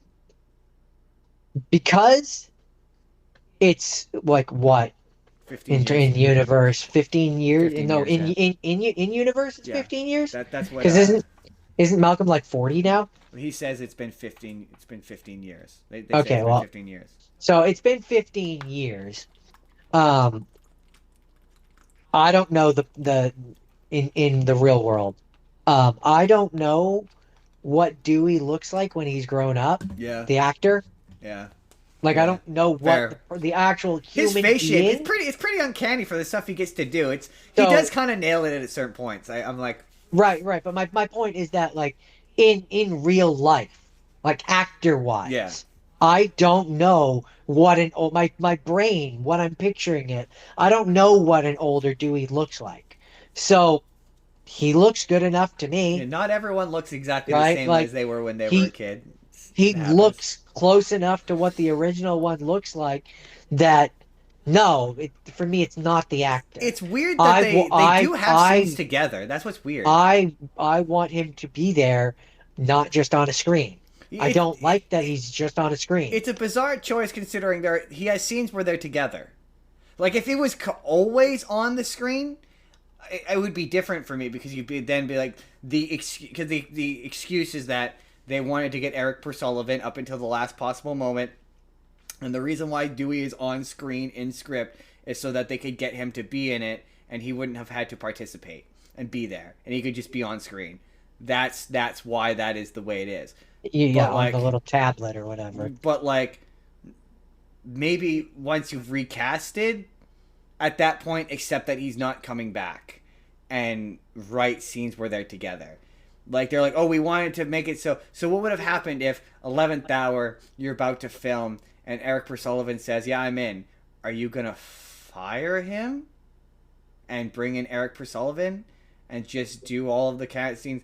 Like, it's weird that they kept him being on screen up until the 11th hour when they knew he wasn't going to come back. And yes, the show is weaker for it. Like Like what I would have done. Jamie even shows up in the final episode in person. What It's weird that what Dewey doesn't. what I would have done. And this is a situation where you get to have your cake and eat it too. I would have never had him be on the tablet at all. And the solution that I would have written is you hire this new guy just right from the beginning, right? As soon as the original actor was like, no, you hire the new guy, you have him shoot all the scenes, so he's actually there at the party. He's like, going through it, doing everything. And then if the original guy last minute is like, oh, actually, I changed my mind. I do want to show up. Then you write a scene where basically like the original actor Dewey shows up and is like, "Don't worry, Jeff. I actually could make it to the party. That'd be sort Like of it's funny. his stunt double that he's hired to be there for him at the party, so he could go in, and then you don't, and then if the original guy couldn't come back, you just don't do that scene, and that was Dewey the entire time. I don't have an issue with him just because of the nature of what this is. Maybe I, for I, do- I do from a story standpoint. They're hassling fucking Malcolm for not wanting to go to no, this no, no, thing, no. Hold on. Let me but finish. Let me Dewey finish. Let me Dewey finish. can't be bothered to show up. Let me finish. It's not that he's on the screens that I'm bothered by. For most of it, like when like earlier in the episodes where they're like he's on Yeah, okay, tour. fair. I should say at the actual At party. the actual party, no, you're right. What the fuck? They're giving Malcolm shit, and Dewey gets away with it. He can't fly in. He's supposedly this rich piano player. He can't be bothered to fly in for an evening, do an Even appearance. Come even on. Jamie ran away from the No, that's what I'm saying. military Even so he could Jamie be showed there. up, right? Jamie showed up. You can't be bothered to show. No, yeah, I get you there. And it's made all the more weird by the fact that he is in like flashback scenes. Like he's there in person with them in these scenes. So if it's a matter of like not getting the actor, you can get the actor for like the one day. And like he's Right. already not gonna be there, so rewrite it so he's at the fucking party. It doesn't make. You're right. It doesn't make sense that he's not at the party. So anyway, this has gone very long. Like that if I'm being honest, that bothers me more than Reese. Yeah, I can see that's fair. I can see that. I think it's because Reese is in more of this that it's more noticeable and more in my face. But I don't think that's unfair. And we've been really harsh, and it's only because I love Malcolm in the Middle so much that I wish this was better. I wanted to give you guys better news. I wanted Yeah, to be, overall it's fun it's for a what it is. fun time. I did see someone say this, and this sentiment I agree with. Even at its worst, this is what reunions should be. Yeah. Like, don't do a shitty sit-down interview where you can't even be bothered to sing the songs, Hannah Montana. Like, this is what people want. Like, they want the original actors back. They want, like, this is, if anything should be a slop comedy or cameo fest, this should be that. Like, that final episode absolutely should be wall-to-wall people you recognize. That's Oh, what it should be. absolutely. That's what it should be. Like, yeah, I know I don't want a sit-down interview where you interview Bryan Cranston or Frankie Muniz, and he says the same anecdotes you've heard for the 100th time. Well, Like, I mean, I'll take that as well as this, right? But this but first. I don't want that to just exist and not get this. But this first. Yeah. This first, and more importantly, this. Oh, like this first, and then if you have the money for that, but if you only have the money for one, this. Like basically, like if you were gonna make like a DVD, where you had to put things, this is the thing you're selling, and that's the bonus, Yeah, that's the bonus bonus. That's the disc. bonus content. Yeah, exactly. Yeah, exactly. Yeah. Yeah, that's not the main thing, but it's there as well. It's on the bonus It's DVD. nice to have the director's Right, commentary, exactly. Exactly. But yeah, no, I mean, look, man, I'm not gonna lie to you and say I don't want to see more of this, but I would like to see it more developed and more thought out. I think this would be worse. The thing is, this would be worse if it wasn't written by the original guy. Just first and Yeah. foremost, like it would Yeah. be worse. The only thing that makes this salvageable is that it's written by the original guy. Um, but yeah, I think that this is a great, is a suitable, is an acceptable backdoor pilot for a new show, which focuses on the life of Malcolm and the daughter and the I girlfriend. just don't think that's And ever then you gonna can happen. you can occasionally bring the other people back in as cameos, as like special episodes, stuff like that. But I don't think it'll ever happen. But I think this is a great example of it. It's a great backdoor I pilot. think this would have been. Look, man. Hindsight being 2020, this thing's biggest weakness is that it's a 4-episode show and not a 2-hour movie. This would have been a far better 2-hour movie, and you cut out Ooh. all the shit that sets up for new shit unnecessarily. I I don't I don't know. I I would need to see it as a movie, but I don't think I think if I Oh, watched a not two as hour it is. movie. Not if we took those 4 episodes and turn. I'm talking. We have a 200-page script screenplay, and we excise a lot. There's a lot of shit I'd cut out of this to make it a bit tighter. Shift some Maybe stuff with around. yeah, maybe with some edits, I could see it as a Not movie. not the way it is currently. No, it's been Some blown out. It's changes been blown and out to be edits, like maybe. it's But a no, I think if anything, it needs to be blown into an 8 episode show. it's a 2-hour movie. This is a 200-page script that's been blown out to be 4 episodes of a television show that I would shrink back down. There's nothing wrong with just doing a movie. Like there's nothing wrong with Yeah, just doing a movie. It's again, or I would rewrite it and make it into 8 episodes. again, yeah, yes, that sure, but with the Mostly late, because if you're getting the original writer to come back, and this is no it this is doesn't need not to be this is not a slight against the Linwood Bloomer. Linwood Bloomer. But if there's one thing that Marvel and Disney and all these other studios and things have taught me, um, movie writers don't always make great TV writers. TV writers don't always make great movie writers. Yeah, but He was a first and foremost. He comes from TV. This was TV. Stick with your roots and make it but TV. this was very clearly a Right. screenplay for a movie. That's why I'm That's what it should have saying remained. that's why I'm saying if they were going to make it into a show, take the idea that you had for a movie, rewrite it so it's a show and make it 8 episodes. Yeah, Like yeah, it should have been. yeah, you're saying take it and make 8 scripts for 8 episodes of television. What I'm saying is the way it is. We don't make we keep this what it was originally. I'm talking about this version of it as it exists. Strip it down, make it back into a. This would have been better as a movie. This would have been much better as a movie. It would have. I just don't think that it would have been. It, I it, don't think it would have been better as a movie, and I think there's a reason why it's not one. well, it's not one because they knew that they wouldn't sell it as a movie. They knew that they could sell it as a television show, and it wasn't until they knew that they could sell it as a short television miniseries that they sold it. Like they've been trying to sell this for a while, and it wasn't. I mean, there's a reason why it was a movie, and I just think the screenplay is bloated and. It's clearly a movie screenplay that's been turned into a television show, and I think this version of it is bad as a TV show. I don't think it's a great TV show. I think it's an okay movie that would have been great if we saw. Can you imagine if this came to theaters as a theatrical movie? And the problem is it has the budget and the production of a television show, but the script of a movie. So what I'm saying is we give it the production value and the budget of a movie and the script of a movie, and we cut. There's a lot of shit that would need to be cut and changed and rearranged for it to be put into a screenplay that works. Number one, you need to excise all of the shit involving Hal, all of it, get rid of it, and make it more about. No, not all of it. I definitely think it needs to be trimmed down. Scenes need to be shorter. Scenes need to be Which more they probably streamlined. were. Which they probably were in the original version of But this. like, I would but love to like, see the for, original screenplay but version of this. but like, for example, this is just the best example that I can think of. The scene when he goes and he's on the drugs. Um, no, you don't need to completely get rid of that. There is absolutely a way to Oh do yeah, that, yeah, and that is funny. You just shorten it. You you make shorten it it. shorter Yeah, and you make it but there more needs to be more. more of a focus. It's weird. I would love to see the original screenplay version of this script because there needs to be more focus on Malcolm. He's not focused on Yeah. nearly enough. And if you want to transfer it and make it where she's the.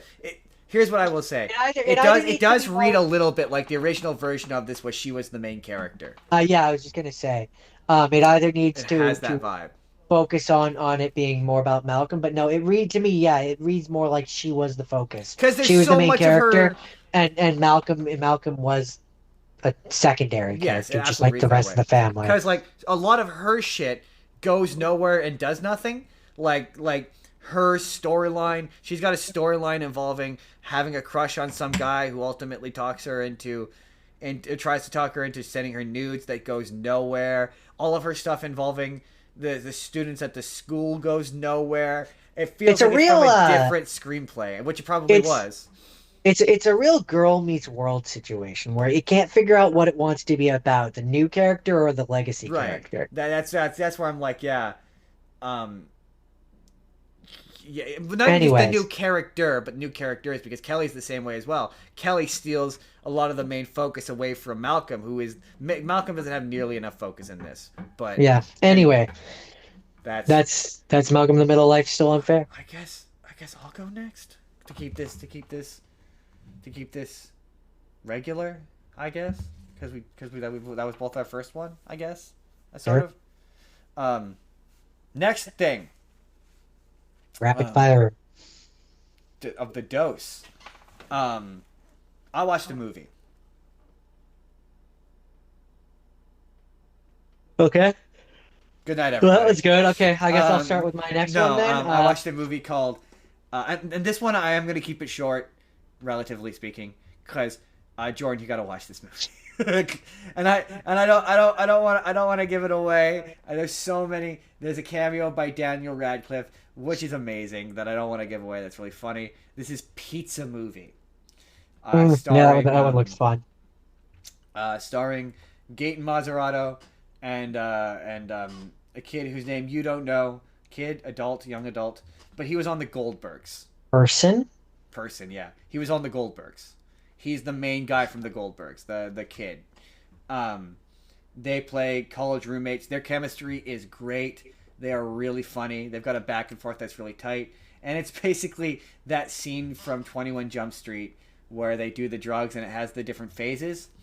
Mm. Um, they find basically early on in the movie, it's said that everyone at the school hates the Gaten Mazzarato character because of something he did to the football team. So they all hate him and all yell at him and all insult him and fart in his face. And the other guy is kind of an antisocial nobody, doesn't really want to go out or whatever. And Gaten Mazzarato is upset because he wants to get drunk, and the jocks come in and fart in his face and steal his liquor or break it or pour it out. And in the midst of the commotion, a box of mints, I can't remember what the acronym stands for, falls from the roof. And they discover this drugs, and they look it up on the internet, and there's a video of a person telling them what it is, and there's 6 stages. What are the 6 stages? One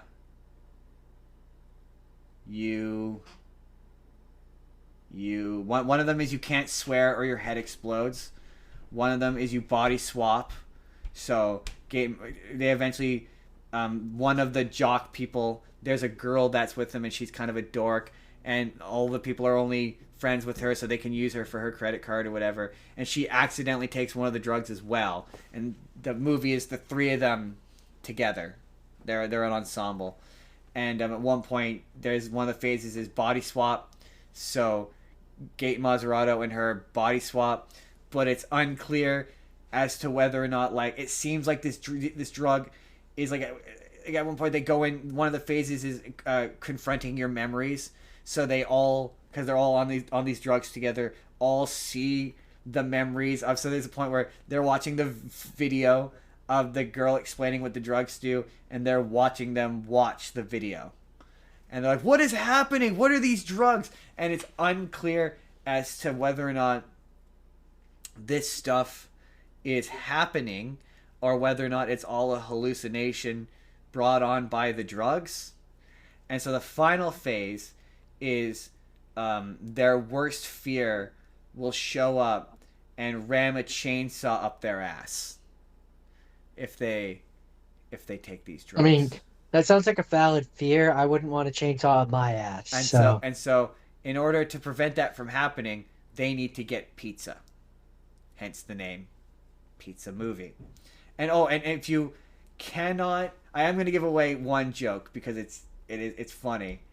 But if you take more than one, you will see the secrets of the universe. I want to see the secrets of the And universe. so the entire movie is them trying to get to the pizza. There's like one cameo from Daniel Radcliffe, which is really funny. I'm not going to give that away, but that's really funny. And in the meantime, there's a bunch of RAs, resident advisors, who are confiscating phones from all of the students, and so that they can get all these the students that they don't like sent to this awful dormitory on like another satellite campus that all the bad kids go to. And so they have various conflicts with the head RA, blah blah blah blah blah. And it gets to the end. In order to fight him, they shove all the pills down his throat, and he gets teleported to the writer's room of the movie. Meta. Yeah, and it's the writers of the movie being like, yeah, we don't know how we're gonna get out of this, and we're not gonna call it Pizza Movie, right? That's just a placeholder name until we can come up with a better name for this really strange movie. Yeah, we've definitely written ourselves out of the court. And then he teleports back to them, and he's like, I'm just the villain character in a low budget stoner movie. I I have no goals or wants, and my existence is basic and simple. And he just walks off. Um, and yeah, That's fun. there's a point where one of the things is, yeah, you see the memories of the people, and so they see earlier in they run into this guy. Oh, they want to be let in order to get down and avoid the RAs. They need to take the fire escape in this person's room, and the person won't let him in his room because Gate Maserato allowed him to get hit in the face with a football earlier in the movie. And so when they're on the drugs, it shows the memory of him getting hit with the football, but instead he catches it, so the guy doesn't get hit in the football, and they accidentally leave the drugs behind. So then it flashes back to the present, and the guy's like friends with them now. He's like, "All right, man, thanks for saving me from getting hit in the face from the football. Here's your drugs, by the way. I took one." And what happens in phase six? And he's like, phase six, and it shows him. You don't see him actually get it, but you see him like reacting to it. And so it's like it's unclear. Wait, so these drugs allow us to access time and change time, but it's not clear again as to if it's in like a funny stoner comedy way as to whether or not this stuff is actually happening. And it's just a lot of really funny jokes. It's the kind of movie where they like it's exactly our kind of humor, where it constantly does really funny like callbacks and references to previous moments in the movie. There's a lot of running jokes that are really funny. There's a character called Snackatron 5000 who has this running bit where he's trying to get the pizza and make sure that the customer is satisfied. That's really funny. Mm. Um, I yeah, mean, yeah, it looks like fun. It sounds like it's fun. Uh, it's totally our kind of movie. You would love it. It's a pizza movie. That's it. probably, probably would. Non spoiler review of pizza movie. I We might go. mean, it wasn't a non-spoiler 'cause you spoiled a lot, It but you was know. mostly spoiler free. Um, okay, my second rapid fire. Although the first rapid fire really didn't feel that rapid. Uh, is I watched the 1987 version of Adventures in Babysitting, which in certain countries is known as A Night on the Town. Really? Um, yep. Which countries? It doesn't say. Oh. I could try and find out, but I don't know. Um, there is also an unsold television pilot for this. That Um, I know. but so if I had to use one word to describe this movie, it would probably be slightly problematic. Um, but What? I mean, it's a movie from the 80s, so that should shock no one. Basically, What? 17-year-old Chris Parker. Her boyfriend is all like, "Oh, I can't do our anniversary date because my sister was sick and I might be sick and I don't want to get you sick." And you know, we're the audience is hearing this and going like, "Yeah, no, we all know that's bullshit, right? He's probably with like another girl, right? Like that's how these things go." And so then Chris's mom convinces her to look after the little 8-year-old girl and her 15-year-old brother. And but before she does, she's hanging out with her friend, who the friend is important later. But uh, and so then yeah, her mom convinces her to do the babysitting. She goes over and gets a phone call from her friend, and her friend is like, "Hey, I'm at such and such station. I've run away from home, and I now immediately regret it. I'm in the city. Can you use your car and come and pick me up and so terrible things don't happen to me?" Um, and our main character is like, "Well, I mean, I'm kind of babysitting. This is not a great time." And the girl who ran away is like, "Please." And our girl is like, "Well, I mean, I guess." And then is like, "All right, 15-year-old brother of 8-year-old girl, I need you to look after her while I go and pick up my friend in the city." And they're all like, "You can't leave us." And the 8-year-old's like, "My mom's paying you good money to look after me." us. And she's like, I'll be right back. And she's like, well, my parents aren't gonna like that. And then our babysitter is like, well, how would they ever know? And brother and sister look at each other and go and are basically like, well, I mean, we might tell them. And Fucking rats. if you don't take us to the city with you, and she's like resignedly like, okay, fine, let's go. And then, 15-year-old brother. Oh, by the way, 15-year-old has crush on 17-year-old girl, but 17-year-old, 17. No, that's not the I was gonna problematic. say, that's not that problematic. No. We haven't got there yet. Oh, we're not. We haven't Um, gotten to the problematic part yet. Okay. no. I have to give the build up to get to the You know what's funny? problematic I've part. seen this movie.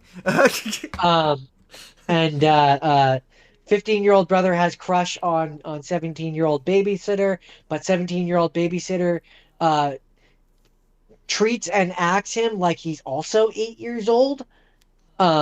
And it Hey kind of is man, annoying. sometimes you need to compartmentalize in order to get a job done. It's kind of annoying. Just she keeps referring to him as a kid, and it's like You're the if same she was age. if she was like 20, then that's enough of an age gap where I'm like, okay, yeah, that I Yeah, no, get that. 2 year age gap is like not at that, especially at that No, age. like the movie is treating her like she's like 21, especially as it goes on. The movie is treating her like she's supposed to be like 21, and it's like she's 17. Stop it. It's because like if I had to guess, it's probably because the mindset at that point is you only babysit kids when you're a teenager. I'm not saying it's a correct. She is a teenager. She's 17. No, but I mean like no. The, That's I the, guess the, that's what I'm the- saying. So you're like oh, it would make more sense if you're 20. That's why she's not 20 because 20-year-olds don't babysit kids. right, but the point that the movie is trying to make is she's too old to be babysitting. Okay, fair. Yeah, Like well, yeah. So, she keeps saying like, "Oh, I'm too old for this. I'm too old to be babysitting." 17. Yeah, no, I'm with you. 17 is not So too old like for babysitting. the movie is treating her like she's 20 or 21. Like she's and it's like you're just a senior in high school. Yeah, You're no, not yeah, too old to you be 17. babysitting. You haven't even graduated high He's school not yet. he's not he's not a kid compared I to think you. though, Like like he's there was a not. period of time where that I guess that was the point I was driving at. There was a period of time where yeah, you babysit when you're like 15, 14, 15. When you babysit when you're his age, the 15-year-old.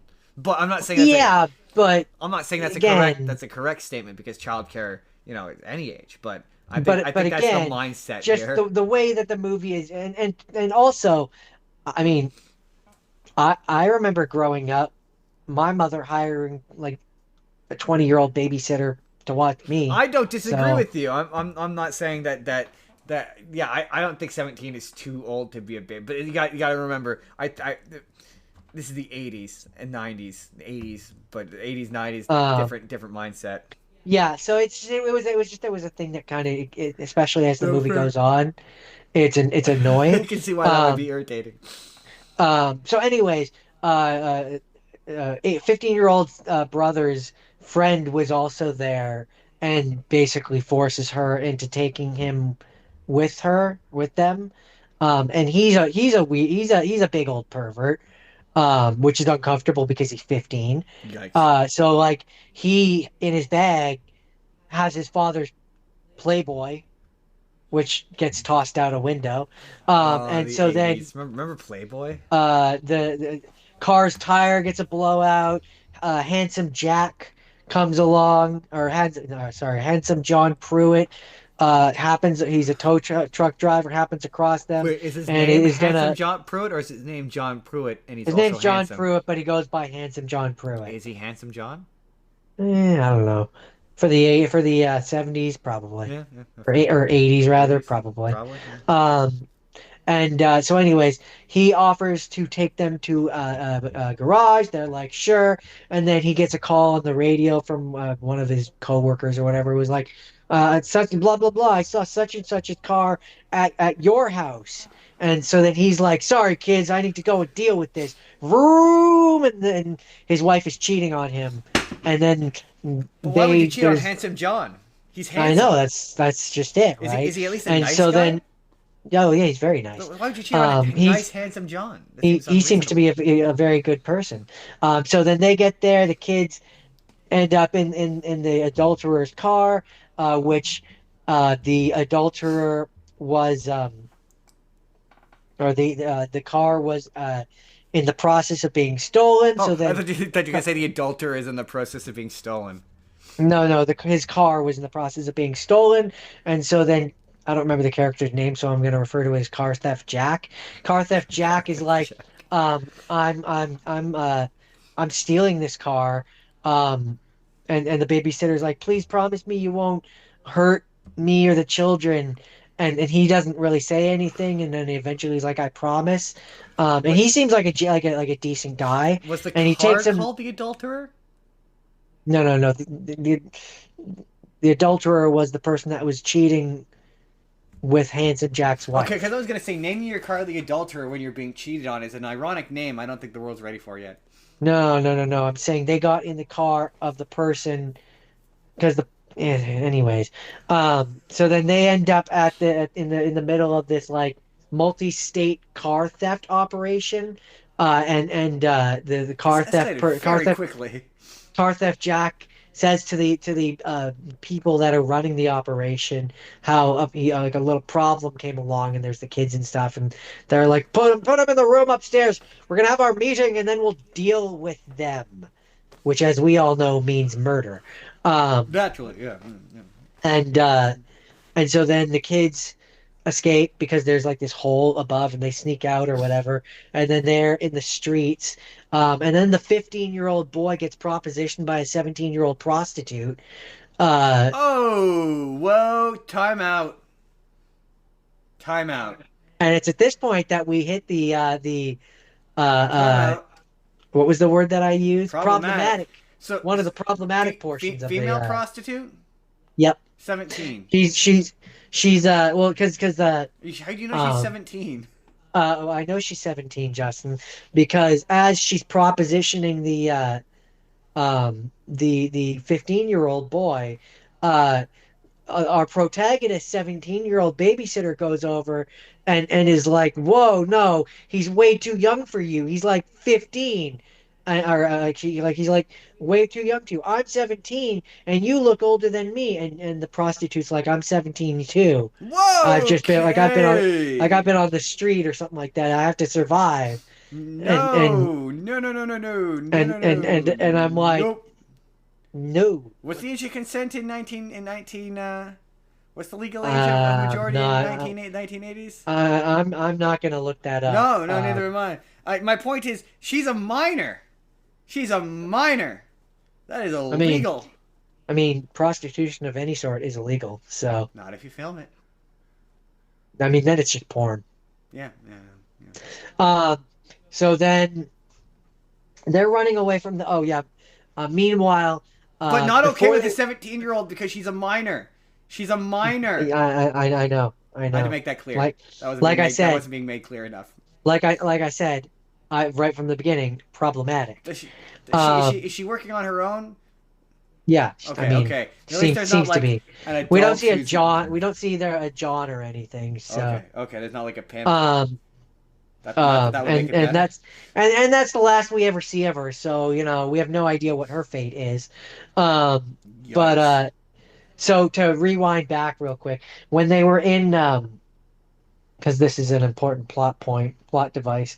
When they were in the car thief people's office, uh, pervert 15-year-old sees that they have a porno there, or a Playboy there, and steals it.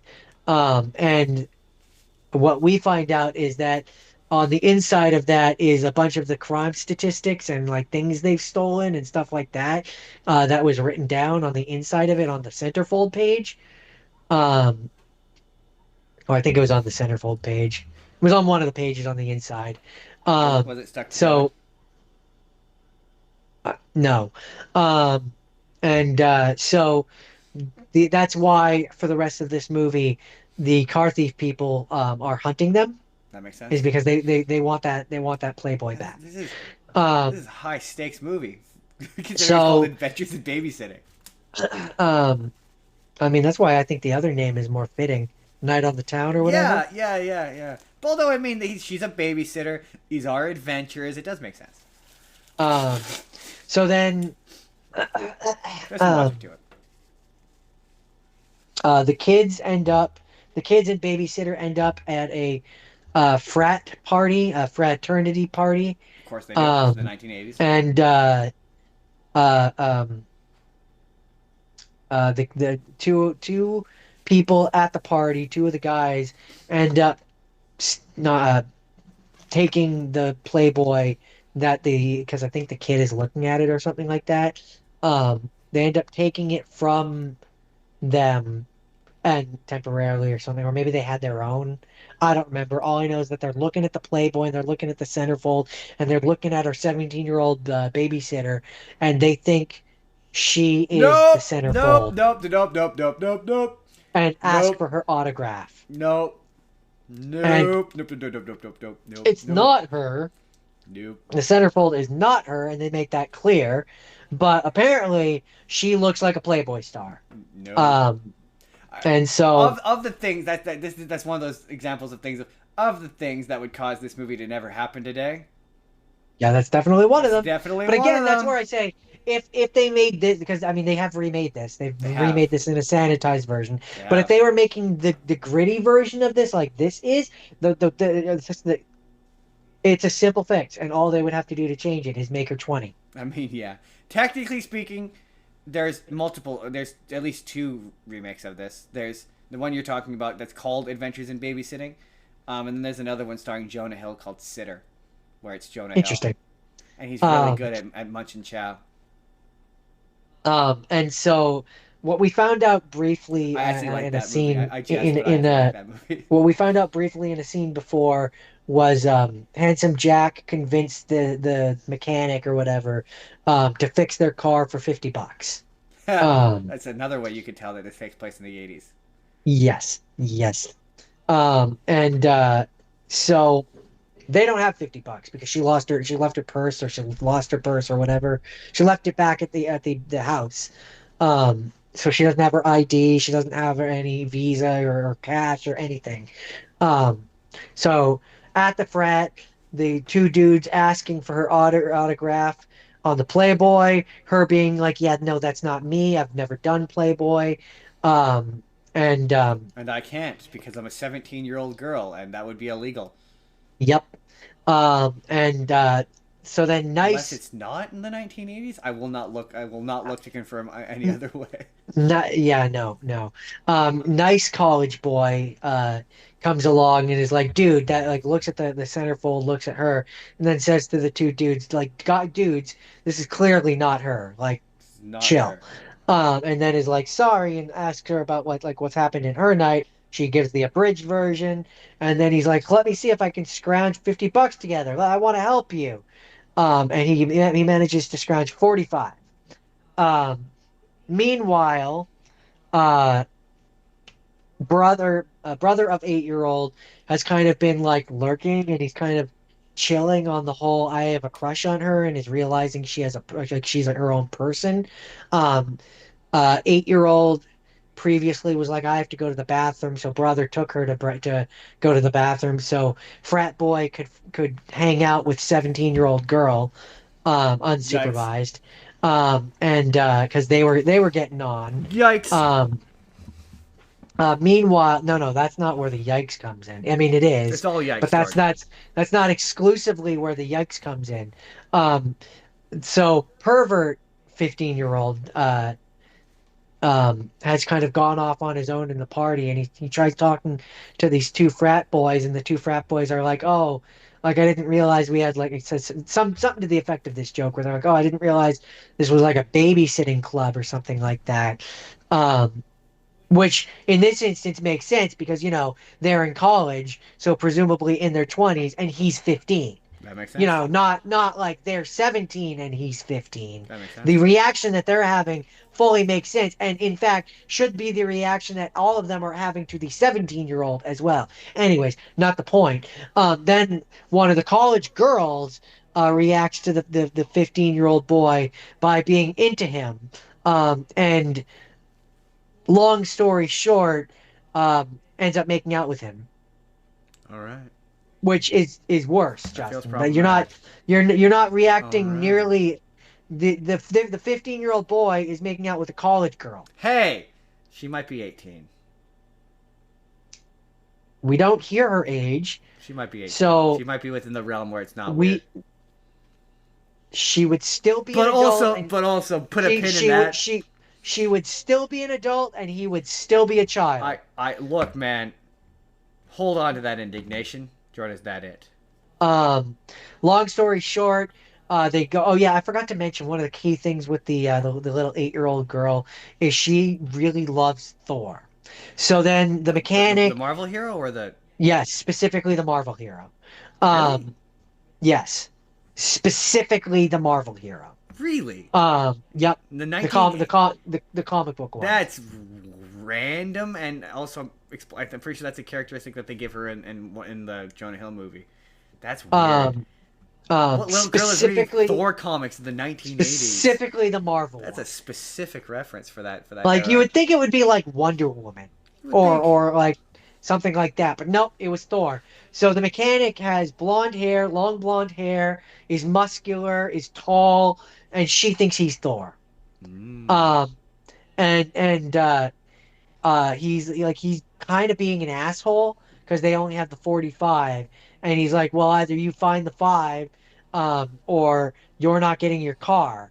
And little girl is thinking it's Thor and is all like, Thor, you're not acting like yourself. And she's like, oh, I know, it's because you don't have your helmet and you're not wearing your don't have your hammer and you're not wearing your helmet. And meanwhile the entire movie she's been wearing a Thor helmet, like a little plastic Thor helmet. So she goes to give it to him, and like as if he was the Grinch and his heart grew 3 sizes that day, he's like, "You're giving this to me?" And she's like, "Yeah, you know, I have a whole bunch of them at home." And he's like, "So do I. I have one as well. You keep it, kid. I'm gonna let you guys take the car for $45. You've really warmed the cold cockles I of my mean, he could have heart." given it to them for free, but yeah, it's fine. It's fine. It's fine. It's Um, fine. He learned a lesson. and he decides to be a little bit of a nicer person. No, Justin, he lives in the city. People in the city aren't I nice. mean, he could have been a he could That's the lesson of the he movie. could have. So the way the movie ends is they go back, they clean the place up, they fool the kids' parents into believing that nothing ever happened. The college boy shows up to give her something she left at the party. I don't remember what it was. It doesn't matter. Um, the both of the kids are like leaning out the bedroom window and are like, "Go for it, Chris!" And and then the college kid and the 17-year-old kid kiss, and we're supposed to be like, "Oh!" And I'm just like, Ew. "Ew." And that's Adventures in Babysitting, a problematic movie from the 80s. That sounds problematic. So Jordan, this week kind of started. It evolved into being weird, but it sort of started off as being shit you never heard of. Hey Jordan, here's a question for you. Did you know there was a fourth Night at the Museum movie? I I did. It's animated, but I've never seen it. Oh really? I was not expecting you to heard of this. Yes, Jordan. This is. We've talked about it on here. We did it in the news Did we? a long time ago. Yes. That that can't be right. Because according to Google, it came out in 2022, and we have not been doing this since 2022. I don't know. All I know is that I did know about it. Huh, that surprises me. This is Night at the Museum.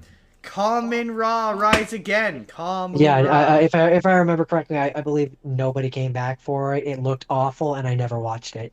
Yeah. Yeah. You're right. That's is what this like. No one came back. No one looks remotely like they do in the movies or sounds like they do in the movies, except for the occasional moments where they're trying to sound like they do in the movies, and it sounds bad. The only okay. I saw a review of it that put it this way, that said it's a Night at the Museum movie. So at its worst, it is serviceable. So at its worst, it's not to say it's not funny. It's oh man, common thread. Biggest issue is it's only an hour and 20 minutes. So it has to absolutely marathon speed through its plot, and it doesn't explain anything or attempt to connect anything. So the premise of this is that um, I don't know when this takes place, but it seems to be connected to the movie somehow. But after a period, because okay, you've seen the third one more recently, right? Yeah, probably. The third one ends with the tablet going on tour, right? No, I think it's at the British Museum. Does it stay at the British Museum? Because I remember the But British Museum I comes I to. yeah, like I remember it being like it the way that it ends is basically it was this is my memory, but my memory's faulty.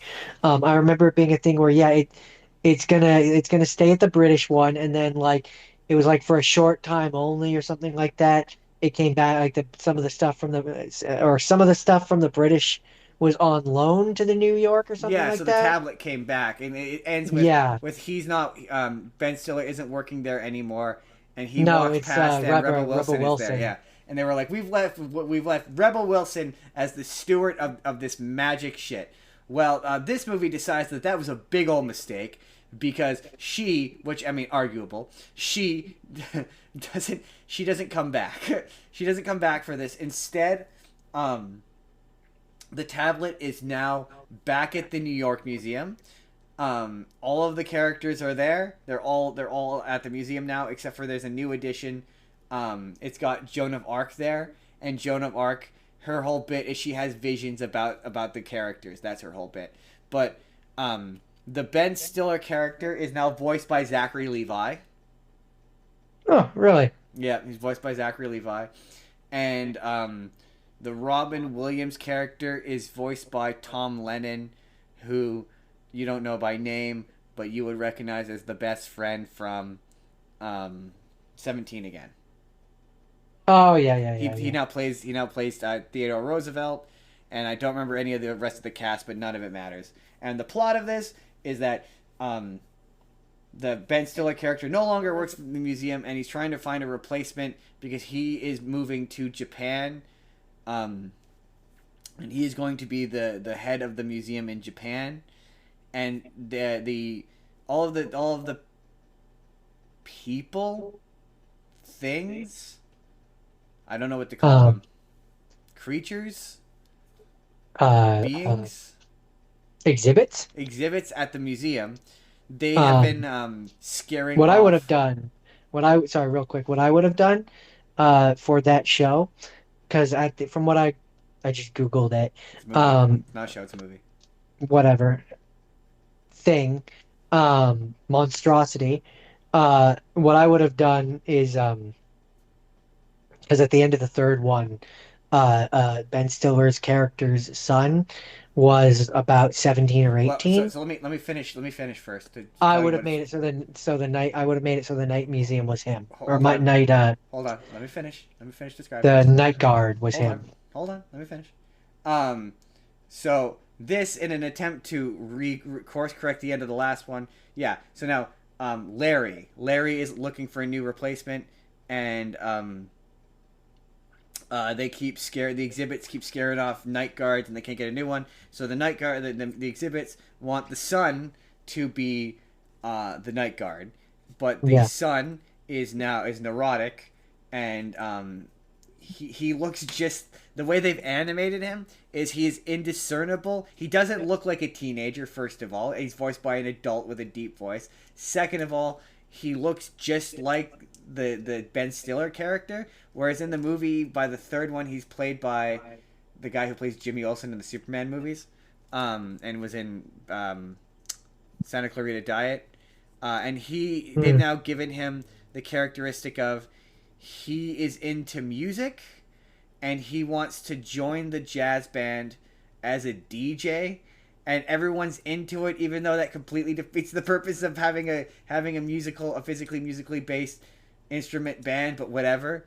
And the Ben Stiller character convinces him to, even though he's like, I don't, he screws up his audition, and there's a girl who he has a crush on, has a crush on him, who wants to go out with him, but he chickens out on asking her out the last time, and he runs off. And the whole movie is about he has self confidence issues, and the ex wife his mom and Ben Stiller are like, well, becoming a night guard at the museum made me confident and made me a better person. It'll probably do the same for you. So he becomes the night guard at the museum, which is what you suggested should have happened at the end of the third movie, and what this movie clearly agrees with you, because that's the plot of this movie. And this movie is only an hour and 20 minutes, so it absolutely zooms through the rest of this. But it turns out that they have Common Raw in the basement. He's the one from the second one, Yes, right? he's the bad Yeah. guy from the second one. He is in the basement, and he is locked up, and the creatures in the basement, the exhibits in the basement, are not in communication with the ones upstairs, but they also like scaring people, and they're like, well, how come all the guys upstairs get to scare people and we don't? So they scare the kid, which accidentally causes the kid to open up Common Raw's tomb and expose him to the magic of the tablet, so he gets brought back to life again. And he steals the tablet and wakens the god of chaos, who is this like sort of dingo-esque little guy, and is the only reason why this movie is animated, because otherwise you couldn't do this character in live action. You just couldn't. It wouldn't work. And he's got an evil plan where he wants to escape into this a painting in the Museum of Natural History, so that they can go back to ancient Egypt, so that he can use the tablet to do the same thing he did in the second movie, but minus all of the pop culture characters you recognize, and it's just in Egypt. So he summons the army again, and they come out. And in order to defeat him, the son discovers that he has to use his musical skills to play the tone that was used to summon them in reverse, and then they all get sucked into the afterworld, including Common Raw. He gets sucked into the afterworld, but and the ending it's weird because it's got real tight, real fast humor. It's actually pretty funny. Like, I was surprised by how funny it was. And if this came out like 15 years ago, it would have been a straight to DVD movie. And like, as far as it being a straight to DVD movie is concerned, it's actually pretty good. Like, for what it is. I know we said it looked bad, but like, there's times where the animation doesn't look horrible, and like, it looks all right. And you could honestly have put this in theaters and it would have been all right. It's too short. It needs to be like 15 to 20 minutes longer in order for it to work for me. But it's still funny. Like, if you like the Night at the Museum movies, it has the same sense of humor, has the same jokes. The monkey still spanks people. You still He spank doesn't that. spank people, he slaps You're them. spanking that monkey. Um, no I don't one know. looks right or sounds It right, just, for me, it but looked bad. And I seem to remember our thought when we first heard about it was that it looked like it was supposed to be a show. it does not have that vibe. I will say that. It doesn't feel. It feels like this was a script for a fourth movie that got severely. No one wanted to do. That, well, yeah, it got severe. Well, because okay, that is interesting that you say it feels like a TV show. Because when I was reading about it, I will. The movie, the final product doesn't, but your instincts are correct, because there was gonna be a movie, and instead of making not a movie, a show, they wanted to make a show. Sean Levy, the guy who directed it, said that they were in thought or talks about doing a show, and that show became this. So whether or not this script started off as a show and it turned into a movie, you could be right. I cannot say as to whether or not you are right, but based on the final product, doesn't feel like it's a show. It feels like the script for a fourth movie, where it was the son and it was starred Skylar, whatever the heck his last name is. It starred him, and Ben Stiller was barely involved in it.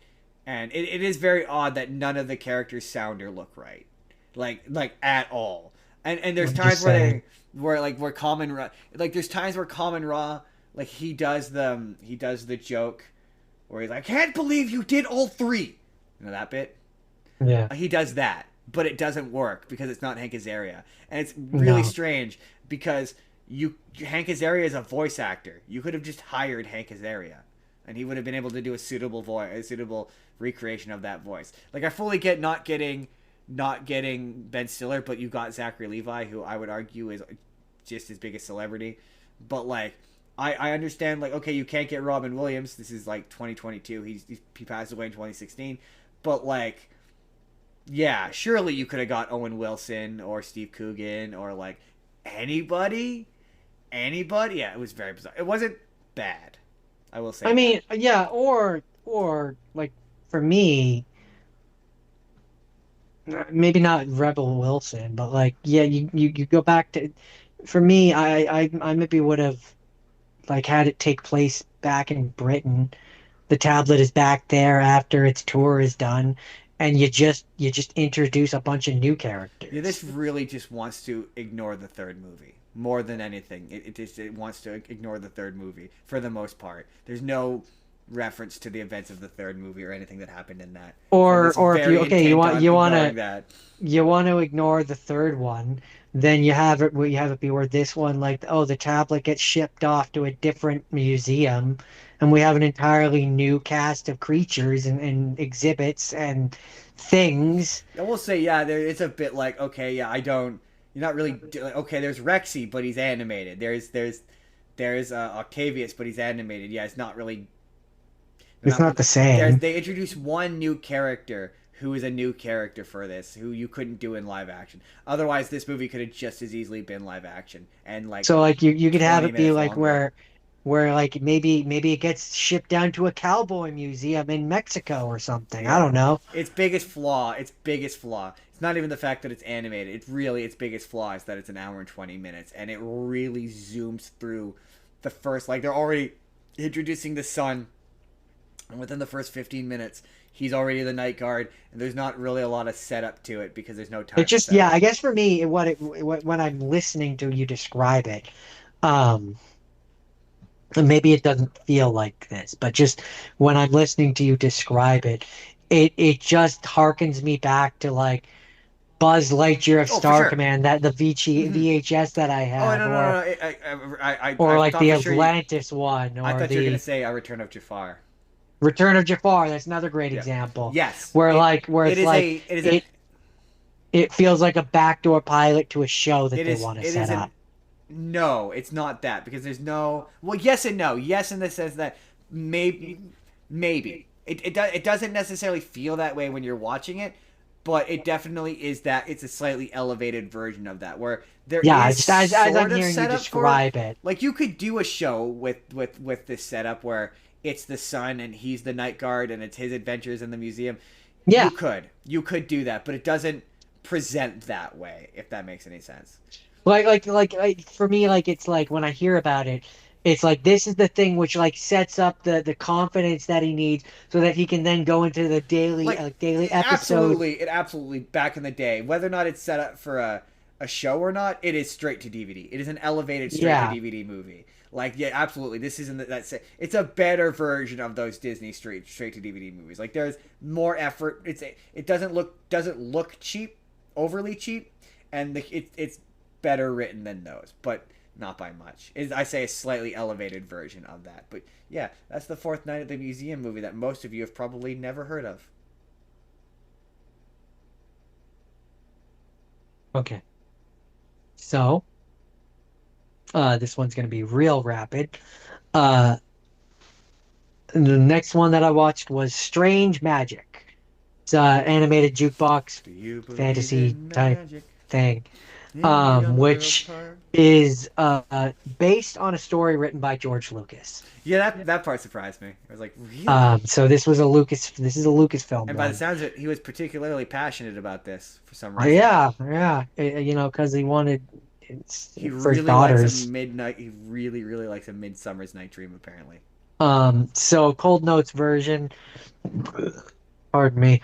There's two halves of the forest, basically, or two forests, whatever. You got the happy-go-lucky fun side, which has all your regular elves, and and then you they got the all dark, sing songs. and then you got the dark forest, which has the Bog King, who hates love and the notion of love and everything to do with love. And so you have the blue fairy. I don't know, some sort of fairy that he kidnaps and locks away because she's capable of making the love potions. And then uh, one of the characters goes to rescue her with and brings a primrose to her so she can make a love potion. Um, Younger sister gets bopped with it. Also, older sister had been dating um, a cheating pig. And Yeah, he was. over the course of the movie, our main older sister ends up falling in love with the Bog King. Bog King falls in love with her. Magic love potion is used, so the little sister is in love with the Bog King. That's a whole thing. Meanwhile, they keep singing just enough of songs that I feel like they don't have to pay for the rights for them. Yeah, yeah, that Um, was very funny. It was like within the span of like 3 minutes, they'd sung three different, half of three different songs. Didn't finish a single one. I would argue not even half, but you know. Maybe in Um, this next one they might sing more than three bars of this. um, it's cute though. It's The cute. animation was weird. Like The the animation animation was was weird. different. It had Um, like it looked like it was like high frame rate or something. It was I don't know. We both I walked in and I was like, there's something off putting about this, and you were like, yeah, I don't know what it is. but overall, I enjoyed it. There's I don't know. Um, I don't know if it was like too realistic or what the deal was, but yeah, there's just something off putting about the animation. um, Voice acting. You've got Alan Cumming as Bog King, Evan Rachel Wood as Marianne. She's Maya Lucy Rudolph is in from it. Across the Universe. Alfred Molina is in it, and other characters. Yes, Kevin Michael Richardson is in it. Huh, that's the one. Robbie Damon is in it. I don't know who that is. He is some of his best role known roles is Tuxedo Mask, Oh. uh, Spider-Man, uh, Ooh. etc. Also, Critical Role Really? really buried the lead there. He you know that game that I play that I have, which is Date Everything. Yes. He was a big creative force behind that. Uh, Um, so yeah, I didn't realize he was in that.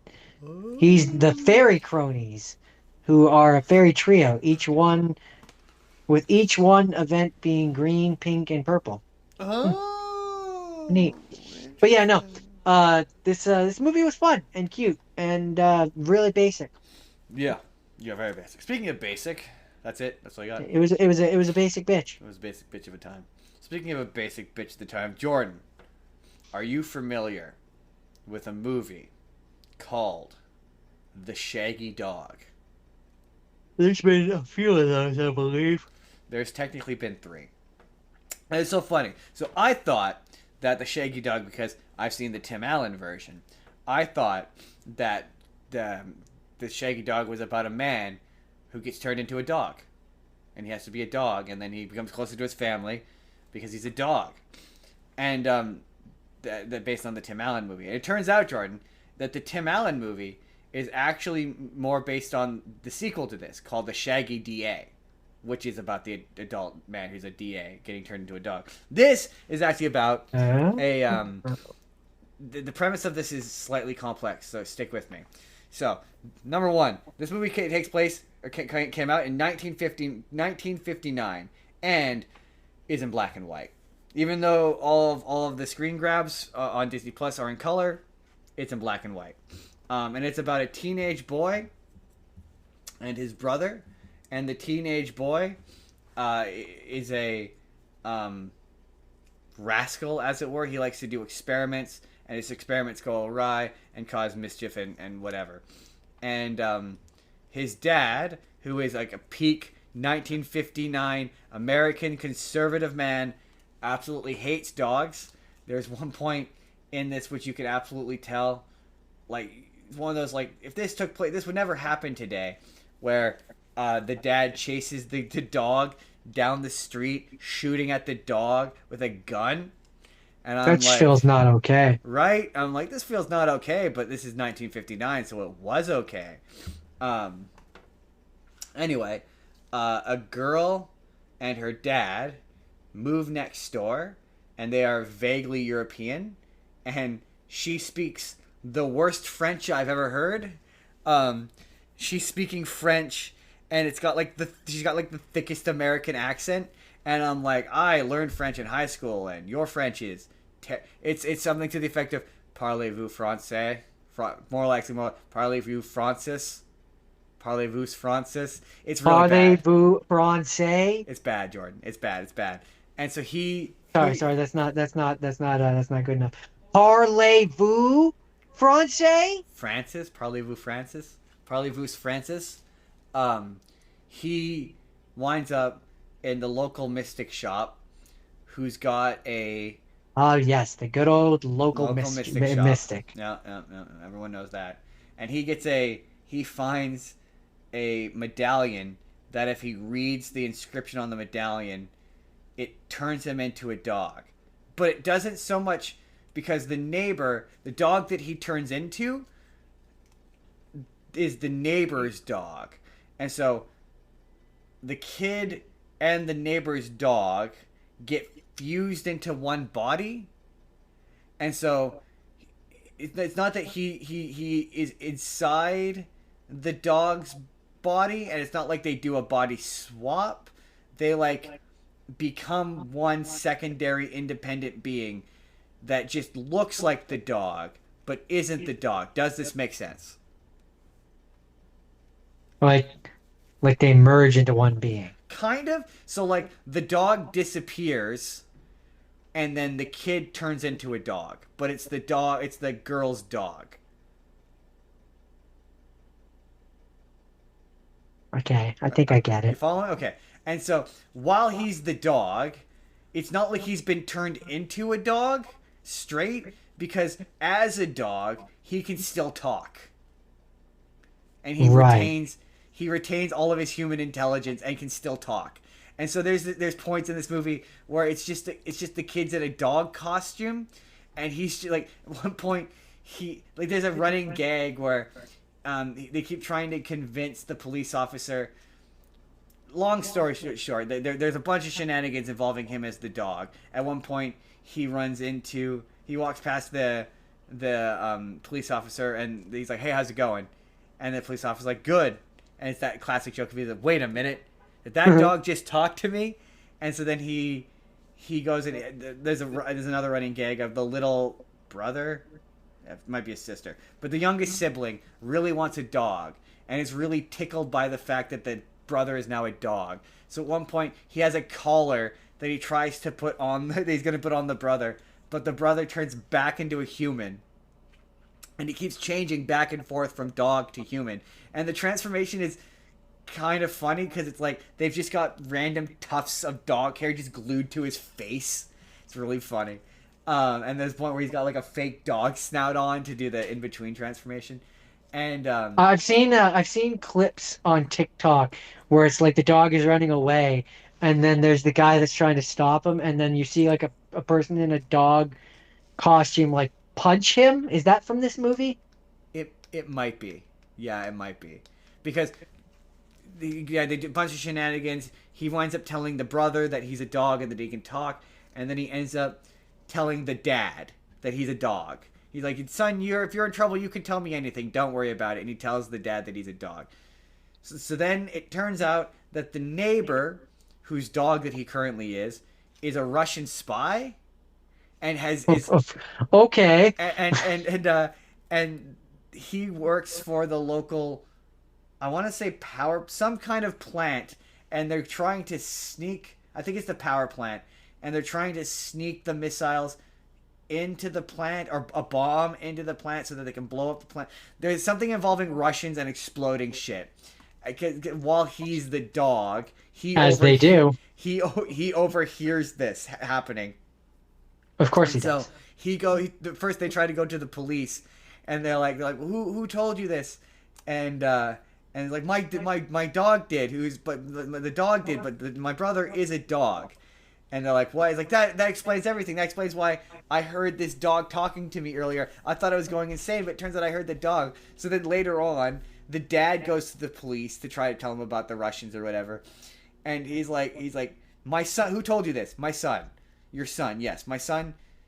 Who is a dog? Your son is a dog. Yes, my son is a dog. And like they like, okay, mister, sure, yeah, he's a dog. All right, then step into this room for me, please.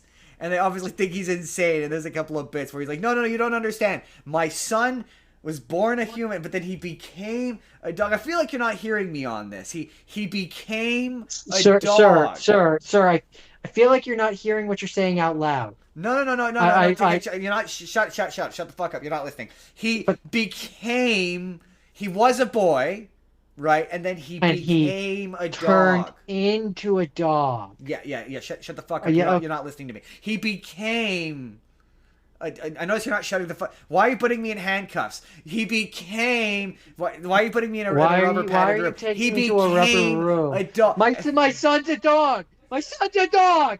Why does nobody believe me? And so there's a really I kind of missed how this happened, but so the end of the movie, there's a big the stakes of the movie raised to a really weirdly high degree where they're trying to stop the Russians, and the girl thinks that he's her dog, like never realizes that she's not her dog, and so the movie ends with because the neighbor's the girl neighbor's dad, he was the Russian spy, and so it ends with him getting arrested and the girl moving off somewhere and leaving the dog behind, and so it ends with now they have this dog. And so, yeah, there's a sequel to this, and I don't know how it connects to this one or if it involves other characters. This was very strange, very 1959 Disney movie. This is the kind of Disney movie I was thinking of. It's not the worst one I watched this week, but when I was like random Disney movies you've never heard of, this is the kind of movie I was talking about. So we're going to be coming back to shit like this another day. But this was strange. This is not the most problematic thing I watched this week. It was mostly harmless. The early Disney live action movies really loved over exaggerated cartoon sound effects. Like that was a big thing that drove me crazy. Where like one of the musical stings was like one of those. Like, you know, like a really cliched 1960s, 70s. Like every time they go to point, it goes whoop. You know, like one of those. It made it hard to get into because I'm like, it pulls me out of it when a character goes to knock something off and it goes whip. It's one of those. I was like, this is really cliched. Anyway, that was the Shaggy Dog. They made 2 more of these. So, not all of my things were necessarily strange per se. I don't know what you consider strange. I watched Predator Badlands. It was pretty strange. No, don't spoil too much because I want to watch this movie. That's fair. So does the Predator talk? Not in our language. Oh, so he never says English. He speaks in that kind of language, and then they have the subtitles. I'm pretty sure there's a name for their language. I don't know. Is this good? Yeah, I don't know. Yeah, it was fine. Is it better than Prey? I don't think so. Interesting. Mostly because the little bit of it I saw looked pretty sick. I don't know. I mean, I like Prey because it was, I don't know how to word this, less conventional. Interesting. So like it focused less on the alien aspects and more on it was old-timey aspects. Yeah, fair enough. This is just, I don't want to say this is like a classic Predator film because it's not really. I mean, but Predator like is the main. I guess here's another question: does the Predator, being the main character, because I assume he's the main character, right? Yeah, it's kind of split between him and the human. Well, she's not a human, but really interesting. But I guess making him a protagonist, does that change things for this franchise? I don't know. I'm not, to be fair, I'm not a big enough Predator fan to really have a strong opinion. Um, It can't be I was worse than Predator reading, Requiem. Alien vs Predator Requiem. That's the worst Predator movie. well, it's interesting because I was reading that there was one which came before this. Yeah, it's an animated movie. Which came out. I don't know if it's, but it came after Prey, but before this. Yep. And it was secretly dropped. Yeah, yeah, it's the animated It's movie. Predator Killer of Yep, Killers, yep, yep, yep, yep. which I was skimming through it, and to me that sounds more interesting I'm pretty sure that's the than animated this. one that they secretly put out. I don't know. All I know is that it sounds more interesting to me than this. It's like it sounds like it's an Yep, anthology. animated anthology. Um, and that one splits up, and like part of it is there's like a Scandinavian Viking warrior, and the Predator is dealing with that. See, that's what I Not said they should another do, where it's like, yeah, you another just one drop the another Predator in one random periods of time and have him fight random another one people. appears to be in Japan, See, that dealing with like feudal interesting, samurais. interesting. So yeah, I'm gonna have Um, to watch that and movie then it now. says here there's another part here which says the third one is it has a name for each section. This one's the bullet where it says that there's a drafted U.S. Navy 1942 drafted U.S. Navy See, that's what I mechanic. said they should do. They should make a bunch of movies where it's like, yeah, the Predator goes to Japan and has to fight a samurai. That sounds sick. And yeah, so they're The action interacting with sequences in this look fun. different predators. So yeah, I mean, yeah, this one's it's fun, it's fine. Um, Conventional seems like a fairly. it It did strike me as such. It did strike me it as being doesn't conventional. it doesn't really for me bring anything super new to the table. I mean, I would argue that the Predator being the main protagonist is super new. That's never been done before. The story But being told, he's still just a predator. the story being told from a Predator's And even then, perspective. yeah, I don't know. Like I think the idea is he's supposed because he's exiled and stuff like that. So like the idea is, I guess is supposed to be maybe he's different than your regular predator. I don't know, it's just Might have to come back to this. Might have to find yeah, out I might some have to shit. get you to watch it and get your opinion because I don't know, it just didn't do it for me. I interesting to Not hear that it's it not did. as No, good as that's not. Prey. That's not fair for me. That's not fair. It's not that it didn't do it for me. I just think Prey is better. That's interesting. That's interesting. Interesting that you say that. I have a feeling I'm going to agree with you. I have a feeling I'm going to agree with you. Um, It gave me that vibe. You're confirming a lot of my vibes without giving but anything yeah, I away. You're mean confirming my this vibes. this one has yeah. So there's the Predator is kind of one of the main one, but he teams up with I'm not gonna spoil anything, but a character who is played by Ellie Fanning. Yes, yes, that I knew. She's in all the trailers. He walks around with Um, her on his back for a while there. Apparently the Duffer Brothers provided the voice of the onboard computer. Oh, interesting. Hmm, interesting. Um, yeah. I mean, I don't know.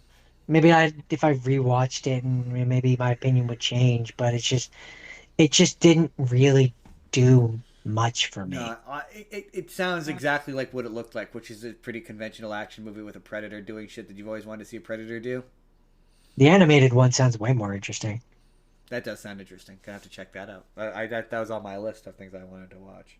Jordan, do you have anything major to say about Not really. anything more to say about the Predator Badlands? That yeah, it pretty much sounds exactly what it looked like. But we'll come back and put a pin in it, Jordan. We'll come back to this another day. Put a pin. Put a Put pin. a pin. Pin that bitch. Jordan, I don't know if you've seen this next movie. I feel like you probably haven't. But I know that you know this next movie. That movie is Office Space. Office Space. You know that meme where it's the guy in glasses being like, if you could just do that, that'd be great. Sounds familiar. Look up the, hold on. You should Google Office Space meme.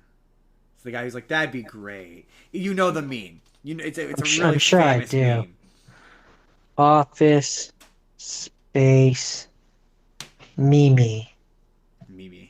Look up the Office Space. Oh yeah, most Yeah, definitely. you know the one. Yeah, yeah. Even if you've never seen Office Space, if you're on the internet at all, you know the Office Space meme, If you've been on the internet in the last 10 years, then you or know if it. you remember the episode of Family Guy where with Surfing Bird.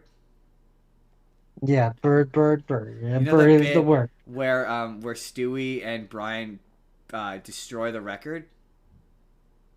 They smash it with the Yes. base. That is a reference to Office Space.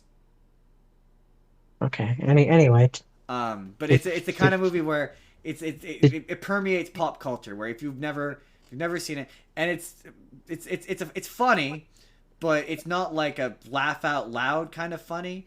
It's a we all have a boss or have worked for someone or worked with someone who is like the characters in this movie. So this is basically the only thing about it is it doesn't. I don't think places like this, although according to Mum they still do, but places like this don't exist anymore. It's a cubicle based office space. It's about a guy who works for this software company, and he's got the various coworkers who work with him, and he's got the boss who is the guy that'd be great, that guy, and his girlfriend, they're pretty sure, is cheating on him, and he goes to a hypnotist who hypnotizes him into not giving a shit about work, and so he just kind of stops showing up, and then eventually he does show up, and he gets brought into the office all while there's consultants who are interviewing a bunch of different people to decide whether or not who they should fire in the pursuit of downsizing, basically. And so he goes in and he's like, "Yeah, I don't care. You guys don't incentivize us to care. I only care so much as you pay me to care.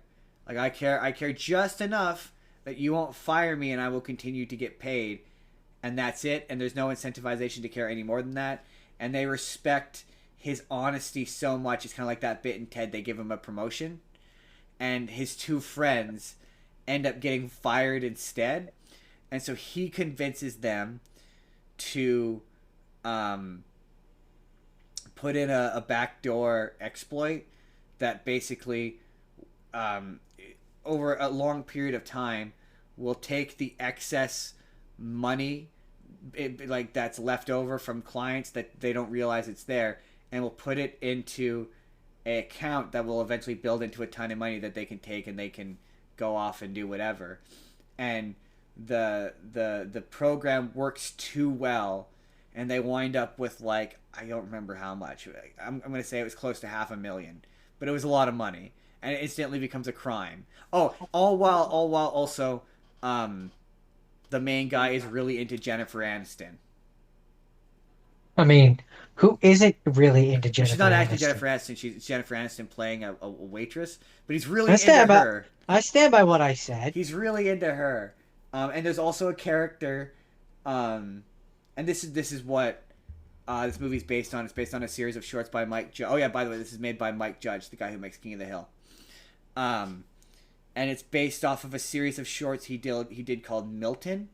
And so Milton is one of the characters in this, and he's played by Stephen Root, who you know probably not by name, but he's the voice of Bill Dauterive and Strickland, and he was in Dodgeball. I can't think of what you would know. I believe. Oh, no, you've never seen Oh Brother Where Art Thou?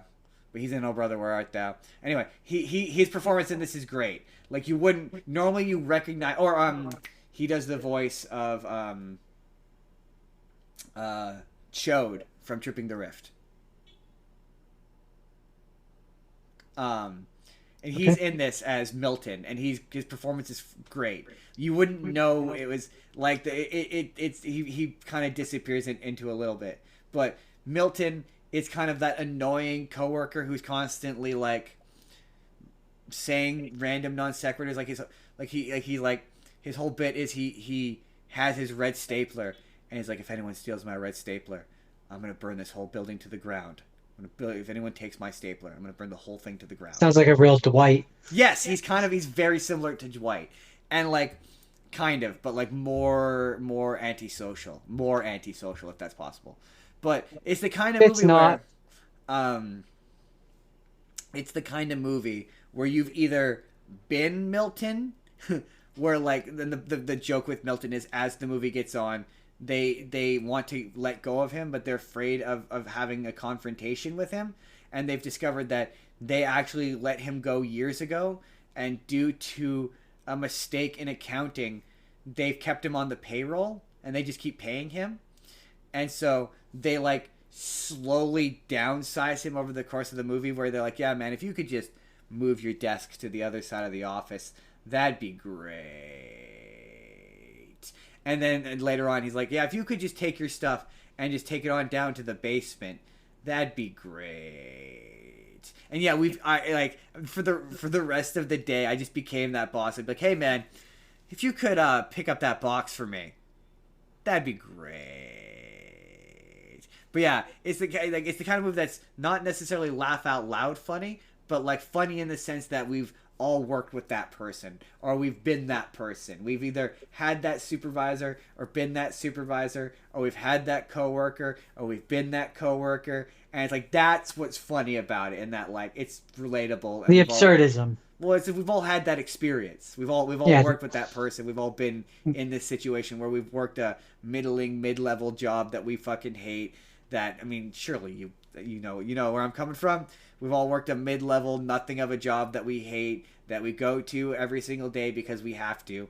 We've all been there, and that's what makes this movie funny and relatable. And you'd probably like this. You'd probably like this. Jordan, do you have any questions about All right. Office Space? No, No, that's fair. no, I don't. Jordan, do you feel like maybe you're a Milton? I don't know. I couldn't say. Do you think at one point you I'd, were? I'd, I'd have to watch the movie. Do you think at a certain point, Jordan, you were that annoying coworker that nobody liked? I think at one point, to someone, we all are. Exactly. That's Office Space. Good movie. All right, this next last rapid fire, is going to be very rapid. I watched Three Stooges, 2012 film. Uh, with Mo Howard, Larry Yeah, nobody Fine, likes this movie, and they're Curly all Howard. wrong.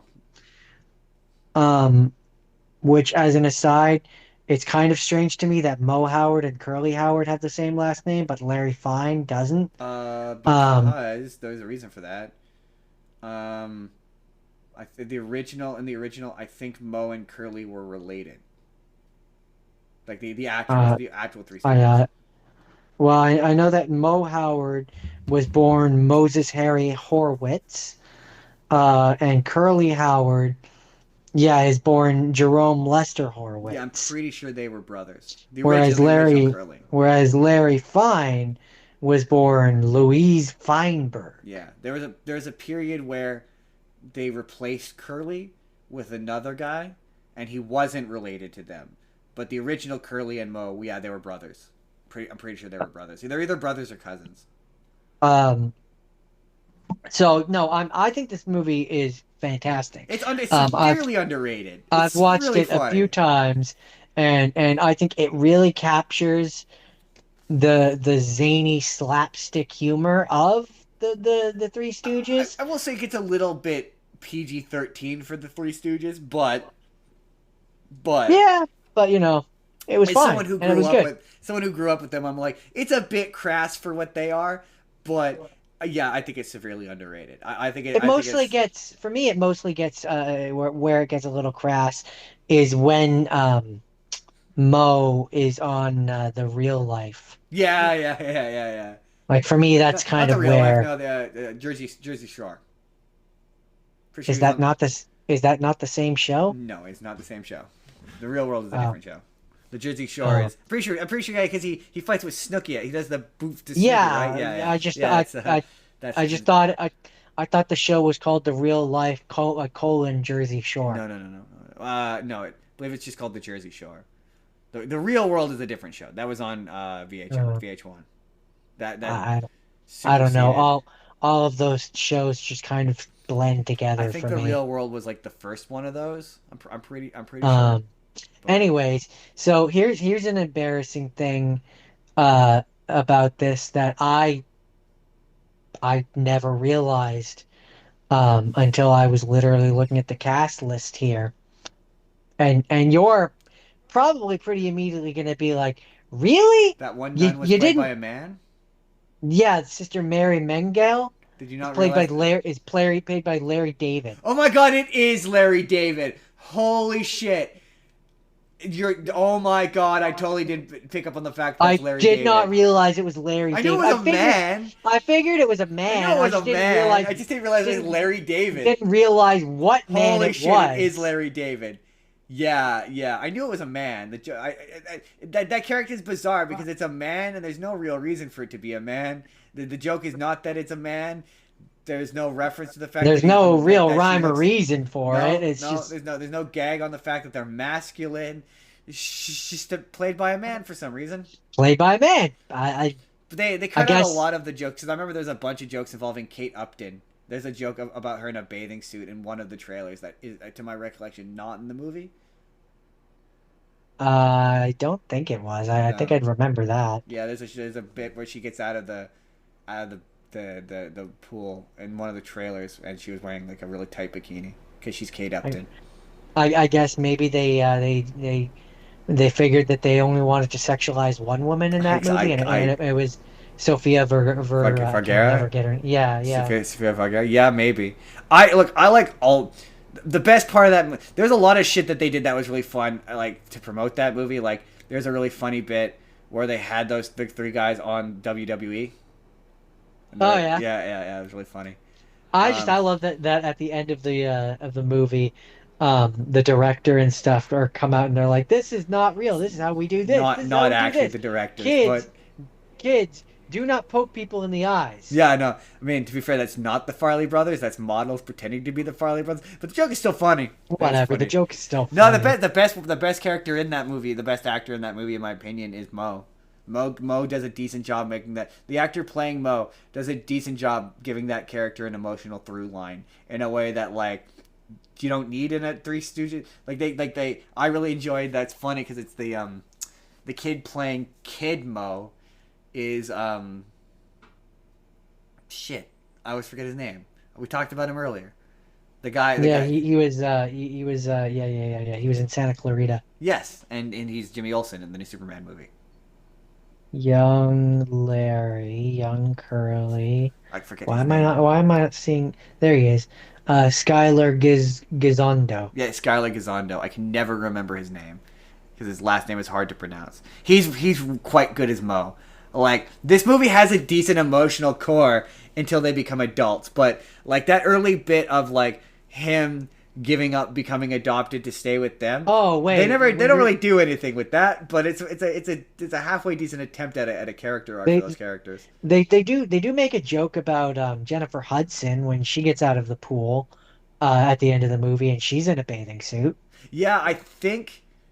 Yeah, there's a that must have been the remnants of the earlier callback to a joke that they cut because I remember it from the trailer. It's like she gets out, she's in this really skimpy one piece. Yeah, that's she's in a it's a one piece and it's really revealing and she's one of the sisters. Jennifer Hudson, the black one. No, I'm talking the white one. Then okay, then maybe they did keep it in. Then that's Kate Upton. Then if it's the one I'm thinking of, white blonde woman, the white blonde one. Yeah, Jennifer Hudson. I don't think no. Jennifer Hudson's black. Oh, maybe it was one of the other ones then. Yeah, Jennifer Hudson. Maybe Jennifer Hudson's black. She's a black woman. I just know that the actress I'm thinking of is white. Then you're probably thinking of Kate Upton. Oh yeah, no, it is Kate Upton. Yeah. Which it describes her as a kind-hearted, sexy nun at the orphanage. Yeah, she gets out of the pool and she's Oh, okay. revealing. I distinctly remember. I distinctly remember that not being in the theatrical version of that movie. I didn't. I might not have watched the theatrical You might have watched version. the unrated version. That is fair. Yeah, that's possible. But no, I think this movie's underrated, and I think it's better than people think it is. Personally, I mean, yeah, I think it's I laugh funny. I've seen it twice now. I genuinely and laugh. I genuinely think I've laugh. watched it. I think I've watched it like 3 times. The cat it's a movie that lives or dies on the casting of the Three Stooges, and I think they're And all I great. think they do a good job. I The think guy who plays they do a sufficient job of really capturing the energy of the Three the Stooges. worst one of the three is probably Larry, and even he's doing an all right job. Like Curly, the guy I forget the gentleman who plays Curly, but he's really good. I like him a lot. I've seen him in a few things. Guy who's doing He's Curly currently on is he's currently the dad on Georgie and Mandy. Will Sasso. Yeah, Will Sasso. He's really fun. Yeah, He the he's part where really he, like funny. the part like he does yeah he does All a really about good job. nailing Like the physical comedy, and they nail the the physical part comedy. where like he's going up the stairs and he's got the chainsaw dragging behind him. The part where he runs around on the ground and does the what I can't do it. My voice can't go that too high. Yeah, good every time. I can't believe they Um, never managed to get a Three Stooges television show off the ground. yeah, Anyway, yeah. anyway, do you have That's Three anything Stooges. to It's say about solid. It's Three solid Stooges? and it's strange and weird, and more people should check it out. Absolutely. Hey, Jordan, you know how you were like the movies that you talked about earlier were problem. Remember how you're like Adventures in Babysitting was problematic? It was Boy, problematic. howdy, do I have a three-punch of problematic for the next three movies. Starting with, Jordan, a movie called The Ringer. Jordan, you remember The Ringer? No. Did it put you through the ringer? No, no, no, it didn't. You've heard of The Ringer, though, right? No. Because you said to me, didn't South Park do that? You'd have to describe to me So what it's okay, about. so The Ringer, it stars Johnny Knoxville, and it is about a man who decides through reasons that we'll get into that he wants to fix the Special Olympics.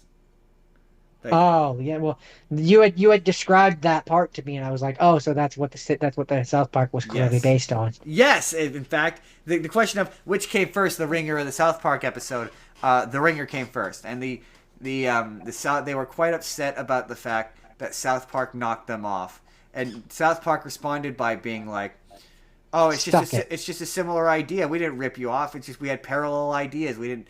But so much of the South Park episode, if it didn't rip this off, it pretty much just not even that it steals the bit about having someone pretend to be special needs or mentally special needs is not the right is not the PC way. The developmentally disabled or disabled. Um, it's a person who is not disabled acting as though they were disabled in order to win at the Special Olympics. Not only does it steal I would that have just said joke, taking advantage of the system. not only does it steal that joke and that bit, but it also steals the joke where he goes to participate in the Special Olympics, and all of the Special Olympic athletes are athletes, and immediately kick his ass. Like they even Mm. take that joke, like it's the same joke. They steal it verbatim. Um, the big thing about this is the question is obviously Jordan, is this problematic? And it is. It depends. If it's like if it frames the person that's doing the terrible thing as if he's a good guy and like doesn't give him any consequences, yes, it's problematic. If it's like treats him like he's a scumbag, dude, like a scumbag, terrible person, and he gets caught and there's consequences for him doing what he's doing, then no. Well, okay. Here's what I will say. At base Am I wrong? conception, I'm like, give me a moment. I'll tell you whether or not you're wrong. I just want to say on base conception, because I was like, I don't want to say yes or no yet because it gives away the game a bit. In conception, it is kind of because the implication is that the Special Olympians are less than, and that in terms of athleticism and competitiveness, that they are less than, and that theirs is a system that you can take advantage of. Right. And That that's idea in and of itself is, in my opinion, problematic. well, That having been said, hold on, but let me finish. Let that's me finish why my like thought. Hold in on, like South hold on, Park, for hold on. example, You're not they letting me have to finish. have it be Cartman Hold on. who's doing You it, gotta let me is finish. You gotta let me finish. because we know that Cartman is a terrible person, You gotta let me finish. right? So So so the concept of that the idea that we think so much less of we think of the Special Olympics, and not me and you, but like royal we think of, or I should say, pop Society culture thinks. at that moment saw the Special Olympics as less than or something to be taken advantage of. Like you wouldn't have that thought about the regular Olympics, right? That you were taking advantage of it based solely on a perceived So to answer your question, I mean, yes, that's the point. to answer your question, um, in the movie, Johnny Knoxville is portrayed as knowing that this is wrong. So he's like he's not the one. He's not the one who comes up with this idea. Unlike Cartman, that's the big difference. And his reasoning for doing this is altruistic at its core, and he feels like shit about it. So like the basic plot of this is he is a middle like a cubicle worker guy working at a company, and he goes to his boss and it's like, hey man, I feel like I could be doing more here. I feel like I could do more. And the boss is like, you're right. I'm going to give you a chance. You're promoted. Go fire that guy. And so the Johnny Knoxville goes and he tries to fire the guy. And the guy's like, I love being a janitor. You can't take away being a janitor. I need this job to support my family. And so Johnny Knoxville gives him a job as his gardener. And the guy lops off all of his fingers while trying to be a gardener. And he goes to his shitty uncle and he's like, yeah, do you have money I could you let me, I can't remember. Oh, I think it was he needed $50,000, let's just say. And he's like, oh, you owe me $40,000. And the uncle who is a scumbag gambler is the one that comes up with the idea to fix the Special Olympics. And Johnny Knoxville is initially like, no. No, I don't want to do this. That makes me a horrific person. That makes me a bad person at all, and it makes me awful. And the uncle eventually convinces him. So, does that with that in mind, is it still problematic?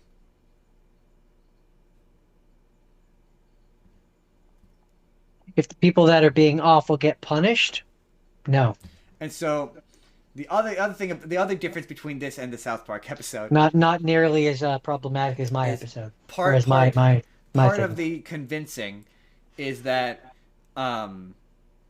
he's like, oh, you're an athlete, you should be able to just get in there, and they're not regular like we are, you should just be able to beat the non-regulars. It should be easy, right? And so they get him in. He develops the reason why he agrees to it is one of the girls running it is Katherine Heigl. Katherine Heigl is the girl from Knocked Up. I mean, I don't see how that he wants to impress her by being a special needs person. Yeah, that's a big part of this is he is developing a relationship with her, and she sees him like a sibling because her brother was also differently abled, had a developmental disability, and so for most of the movie she doesn't see him as an equal. She sees him as somebody who is developmentally disabled. So he's trying to blend in, and all of the other guys who are participating, they eventually are like, hey, we've noticed that you don't talk the same all the time, and that you're very clearly not developmentally disabled. And they corner him, and he reveals that he's not, and he goes to leave. He's like, I'm sorry, guys. This has gone too far. I fucked up. I'm out of here. And they're like, no, you can't leave. Because they all hate... There is a guy who keeps winning. And they all hate him because he keeps winning. And he acts like he's a big shot. And like he's walking in with like an entourage. And I kept going. And it made me feel bad. But I was like, he just doesn't seem like he's... like just based on his The kind of person that should be at the Special Olympics. Yes, he does not seem as though that type. But what was interesting, he is the actor who plays this character is a Special Olympian, gold medal winning Special Olympian. Yeah, so he is a Special Olympian, and so Johnny Knoxville goes to get in the race with this guy, and this guy just like decimates him, like he's trying to keep up with him. He's running as fast as he can, and he just can't keep up with them. And it's like, oh yeah, just because he's developmentally disabled doesn't mean he doesn't take this seriously and isn't a wicked good athlete. And so they're all like, yeah, we want to take this guy down a peg. So they all help Johnny Knoxville train to get better at the competition so that he can win. And he starts to win and starts to beat the guy. But he's like barely winning. And the movie never really like addressed, like it gets to the point, like some spoiler alert, you know where this is going. He obviously reveals himself, right? And He gets disqualified. well, no, he wins. He comes in. What's funny is he. It gets to the. But how can if he reveals himself, how can he win? He doesn't fit the requirements. He would be So hold disqualified. on. So what happens? So that goes through the whole movie. There's a point Because where for me, that's where it becomes problematic. If he well he no wait, he has to be hold on, outed. hold on. So he the guys figure out that he's not, and they become friends. And the uncle keeps calling him the R slur, and he's like, "Don't you dare fucking call that them again, or I will beat the shit out of you. Like, these are my friends. I respect them. They're cool guys. They have the funniest line. One of them has the funniest line in the movie, which is they convinced Johnny Knoxville to take them to the movies. Like, we need to get out of here and go party. Take us out, Johnny Knoxville. And he takes them to the movies. And the Katherine Heigl character has a boyfriend who is like, his way of interacting with them is to be condescending and treat them like they're children. And he is flirting with, like, that Katherine Heigl takes Johnny Knoxville and one of the other girls out to lunch, and this fiance is flirting with the waitress and asks her out, and the fiance is like, oh, he's a whatever, he's not going to retain this, I can do this in front of him and no one's going to believe him. And so they run into him at the movie theaters. And he's like, oh yeah, you wouldn't want them to know that you guys snuck out. That would get you in trouble. And Johnny Knoxville is like, yeah, no, that's right. We'll keep your secret, whatever. And they go back to drop them off, and Katherine Heigl is there and is pissed off and is like, where the fuck have you been, basically? You know you're not allowed to leave. And him pretending that he's like, oh, Jeffy thought that we would go out or whatever. And the fiance is like, don't worry, honey, I you know, they were working really hard, they were doing the Olympics really well, so I took them out for ice cream. And without missing a beat, and apparently this movie's improv, that one of the guys goes, when the fuck did we get ice cream? And it's so funny, just out of the blue, when the fuck did we get ice cream? And then throughout the thing, him and the fiance and Katherine Heigl are fighting. And he keeps going, apparently we got ice cream. It's so fucking funny. It's so good. So yeah, so it gets to the end. They're in the big final competition or whatever. And Johnny Knoxville is once again barely beating the guy. He manages to get past him and is in first and is about to win. And the guy trips and eats shit. And Johnny Knoxville goes back to help him. And the one of the guys leaps past, and he ends up coming in first. The guy they've been trying to beat comes in second, and Johnny Knoxville comes in third. And that's the moment where Johnny Knoxville is like, I can't do this anymore. Like, I've been pretending. I don't deserve this. You deserve this. I forget the character's name. Lenny? And Lenny comes up and is like, he makes a big speech about how proud he is. And Katherine Heigl is, of course, upset about this because he lied to her. And the guy who won, and this is to me where it gets problematic. Because for me, this is where it gets problematic. Most of the actors in this movie are Special Olympians. Like, they're differently abled people. They have some sort of developmental illness. The guy who wins does not. So, like, the guy who... So he's just as bad as Johnny Knoxville. Right, yeah. So, well, no, but not in the context of the movie, I should say. It was distracting me the whole time. Like, one of the guys... The cool thing about this movie is, and this movie gets such a bad reputation, because people think it's making fun of the Special Olympics. And It's not. It's so sweet to them.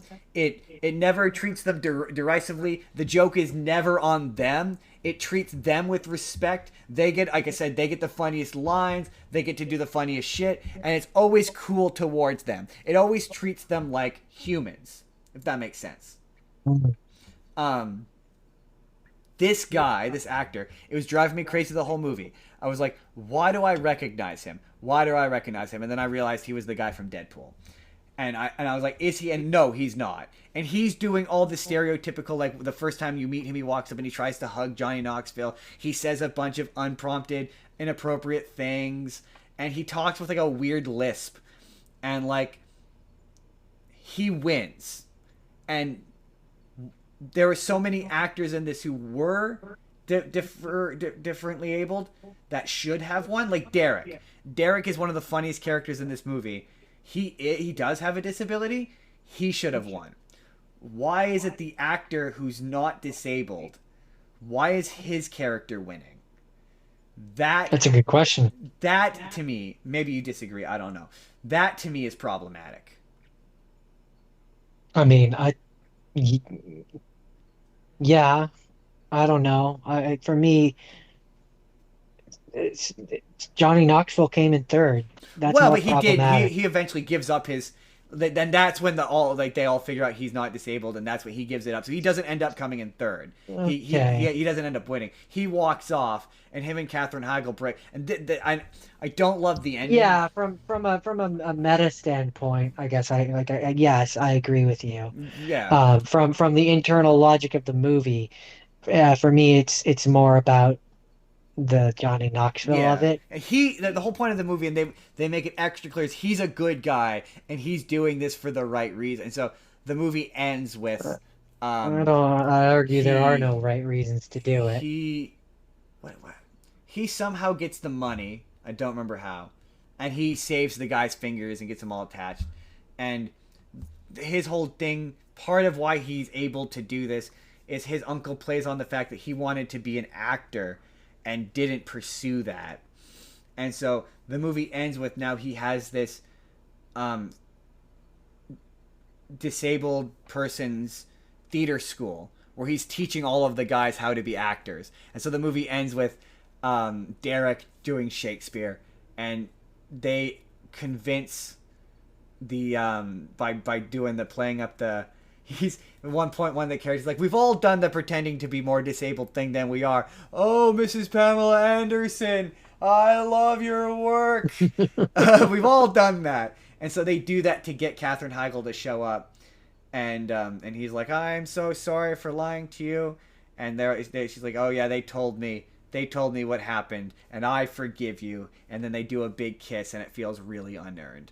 So, do I? Now, out the end of this, having heard what you heard about how this goes, would you say this is problematic? Um, Somewhat, but not as problematic as my movie was. I don't disagree with you. I don't. That was my point in this. Is I don't think this is as problematic as people think it is. I think it's way less problematic than people think it is. I think this movie has a I bad reputation for I being more I problematic think than it is. I think how I would word it is it has problematic elements, but it in and of itself is not Now, problematic. before I wrap up and we move on, That's were what I you would say. expecting it to be more problematic based upon its premise? Eh, kind of, a little bit. Expected it to be like mid 2000s, More kind mean of. to the disabled people, right? Yeah, It's not like it is. In my opinion, never mean to them. yeah, They are never the kind butt. of. Of, the I don't like using this word, but it's just to demonstrate what I mean. The Johnny Knoxville people, the people who aren't disabled, they're the butt of the joke. They're the joke. Like, and Yeah. I think to me that reduces its problematicness. But yeah, fair enough. But yes, that I don't think it's the most problematic of the next three that I'm going to talk about. That's it. That's the ringer. It's not as problematic as you remember. Next.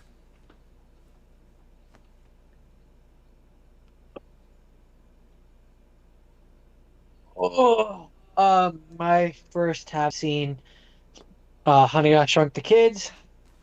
Came out in 1989. I don't like this movie. Um, really? No, Why? I've never liked it. I I I Why? I, I I think it was like some of the effects. I didn't. The ants weird, the grossed and weirded me out as a kid. The bit where he's smoking the cigarette and he tosses it at them was always gross and weird to me. I don't know. There's just it had this kind of grimy ick to it that I never. But I love the show. Like you, funny you mentioned the show. I love the show. I still reference the show. Like I Thoth. I call people Thoths all the time, which is friend of a friend. I I enjoyed this movie. I like the sequel better. Mostly that's fair. I enjoyed this movie mostly because of the I don't know how practical effecty it was, but it feels like it was fairly Super. practical effecty. And like I just picture myself being the kids making this movie, and it must have been a blast. I'm You're like in a pool where what had to have been like a custom made pool which has a custom made Cheerio in it. I Like will that. say, I will say, that was my kid opinion. I've never watched it as an adult, so my opinion might be Um, different now. But as a kid, I fucking hated this movie. I did not like it. yeah, there's absolutely the television show. Hmm. Honey, I Shrunk the Kids, the TV show. Yep. Um, There's so many. which There's a great episode where they go one of back in these time. one of these days I would like to try and I, find it to it watch. was on something. I don't know if it's on Disney Plus, but there was something where there was a couple episodes. Yeah, I remember the episode where they go back in time and they make it so the Russians win the Cold War, so they go back to the present and it's all controlled by the Russians. I remember. Um, but it had yeah, the TV show, it had a So with the sequel, mermaid, and two it had a sequels. number. I only know of one. There's Honey, We Blew Up the Kid, and Yeah, that I know. Honey, We Shrunk Ourselves. Oh, You that was don't the yeah, remember right, right, right, Honey, right, We right. Shrunk Ourselves? That was No, like an advertisement on one of our VHS tapes. I don't remember ever And they watching that they one. they subvert it. They redo. There's the bit where you mentioned the cereal bit. They do that Yeah, again, but this time it's the parents. that's funny. And then there was I've never seen it, but I know it exists. there was a number of theme park attractions as well. Yep, Honey, I Shrunk the Audience, I've seen that. Journey into Imagination with Figment, I did not know Honey, that. I Shrunk the Kids movie set Wait, adventure. the Figment show is it has to do with Honey I Shrunk the Kids? Really? Uh, Like the Purple yeah. Dragon Figment? I just know that it says in 1999, Hmm. the theme of Journey into Imagination was changed and retitled to include Figment. It features Dr. Nigel Channing from Honey, I Shrunk the Audience, who hosts an area known as the Imagination Huh. Institute. The Huh. story states that that his grandfather established the institute, while the area features references to Wayne Zelinsky as well as Dr. Philip No Brainerd shit. I did not from know Flubber, that. and Dean Higgins. Walt Disney and Thomas Edison also make an appearance. No shit. I did not know that Figment was attached to the Honey I Shrunk the Kids. That is interesting. I did not know that. Just learned a thing. Um, Yes, I've seen Honey. We've both seen Honey. We Shrunk the Audience. I did not care yes, for it. that was a long time ago I now. They also have did not care for that. long since retired that one. Yup, long Um, time ago. I um, did not care that's for Honey We where Shrunk the Audience either. from the books of Kingdom Keepers. That's where the character Gigabyte comes from. Is Honey, I Shrunk the Audience. Oh, interesting. Um, there's a point in the Honey, I Shrunk the Audience when they get shrunk that there's a pet snake or something, which is See, Gigabyte. I like Rick Moranis. He's not even my favorite Wayne Zelinsky. My favorite Wayne Zelinsky is still the one from the show. I can't. I have to be honest. My memories of the show are nebulous. I Fair can enough. picture, I can picture the daughter. I can kind of picture the wife. I can't really picture the son, and I can't quite picture Wayne. And I That's remember there's a boss. that's so funny. I'm kind of the opposite. I remember Wayne vividly. I can remember the kid, the son, and then the daughter and the wife are nebulous to me. I remember the daughter had like the curly brown hair. Yeah. And the wife had like the short bob cut with the like blonde Now hair. that you said that, I do remember that. Yeah, that I do remember. I can't quite picture the dad, and I can't quite picture the son. I picture the kid. And I then remember I him having remember that, curly hair. The and son. then I remember that Wayne Zelinsky, one of the characters was Wayne Zelinsky had a boss who was basically like Spacely from That Jetsons. I do remember. Yeah, because that was the whole bit. Is he's every episode he's like creating He's something like new. making a new He's thing, making a yeah. new thing. Yeah, I remember there was the episode with the mermaid. There was an episode with a mermaid. I believe you. Um, and then yeah, I do remember I blew up the kid, but I don't think I've ever I seen saw We don't. Shrunk Ourselves. I'm positive I've never seen Honey We Shrunk Ourselves. Um, and yeah, I mean I like this one. It's not like my favorite movie in the world, but there's a Yeah, I novelty know. to it. There's a lot of things that were like, ooh, that's gross. That just off put me. I just remember it being off putting. I just did not care for it. It's not my You favorite should one. one of these days for the show or something. You should try and rewatch it, see I if your should. opinion has changed. I should. Yeah. Now now that you're not a young impressionable child. That's true. I am not young or impressionable You, or a you're child. a you're now an old impressionable adult. I'm a very impressionable adult. Jordan, do you have anything else for Honey We Shrunk the Kids? No. No. So Jordan, we're continuing on asking the Oh, question. I will say though, uh, it had a budget of 18 million and box office was 222.7 million. Really? There's a reason why it had a sequel. It's not so much that it made a shit ton of money. That doesn't surprise me. It's the fact that the budget is so low. That's a low budget considering what they have to Well, do in that movie. you have to think though, that's 1989 money. Even then, in 1989 money, A that's lot still of that a still lot of not a that money lot. probably a lot of that money probably went to practical effects. Yeah, like figure that'd be at least 40 million. Oh, not in Oh, 1989. for sure, 1989. That's a very No. expensive looking movie. There's a lot of practical sets and effects involved in it. 18 million seems low. No, but Justin, 18 millions in It still 1989 seems low. is like 30 million or 35 million nowadays. Yes, it still seems low. That's impressive. That's an impressive use of their budget if that is indeed true, because that And yeah. that's my final thought. Jordan, we're continuing on our journey of our delightful little journey of is this problematic? See, this one I didn't ask you about prior to this because I wanted to save all this for now. Jordan, do you remember the movie The Girl Next Door? I'm aware of it, but I don't think I've ever watched it. I cannot confirm as to whether or not you've watched it. This is in that Hold period of on. time where The girl next door. I remember downloading it. Well, while you talk about it, I'm just gonna kind of. I remember downloading it, trying to. I definitely recognize the poster. I remember downloading it, wanting nudity, and there was no nudity. There's no nudity. That's not true. There's a little bit of nudity, but there's very little nudity. The main girl, no nudity. There are other girls in this that there's nudity, but yeah, this came out in Well, I mean, 2004. it's probably good that there's none because she's supposed to be a teenager. Hold that thought. Um, so this came out in 2004. My relationship with this movie is that I was a 14-year-old kid. This was 14A because there's no nudity. There's very little nudity in it, and our rating system is that we if there's a lot of graphic nudity, it gets bumped up to 18A. But if there's like a little bit of nudity, it won't.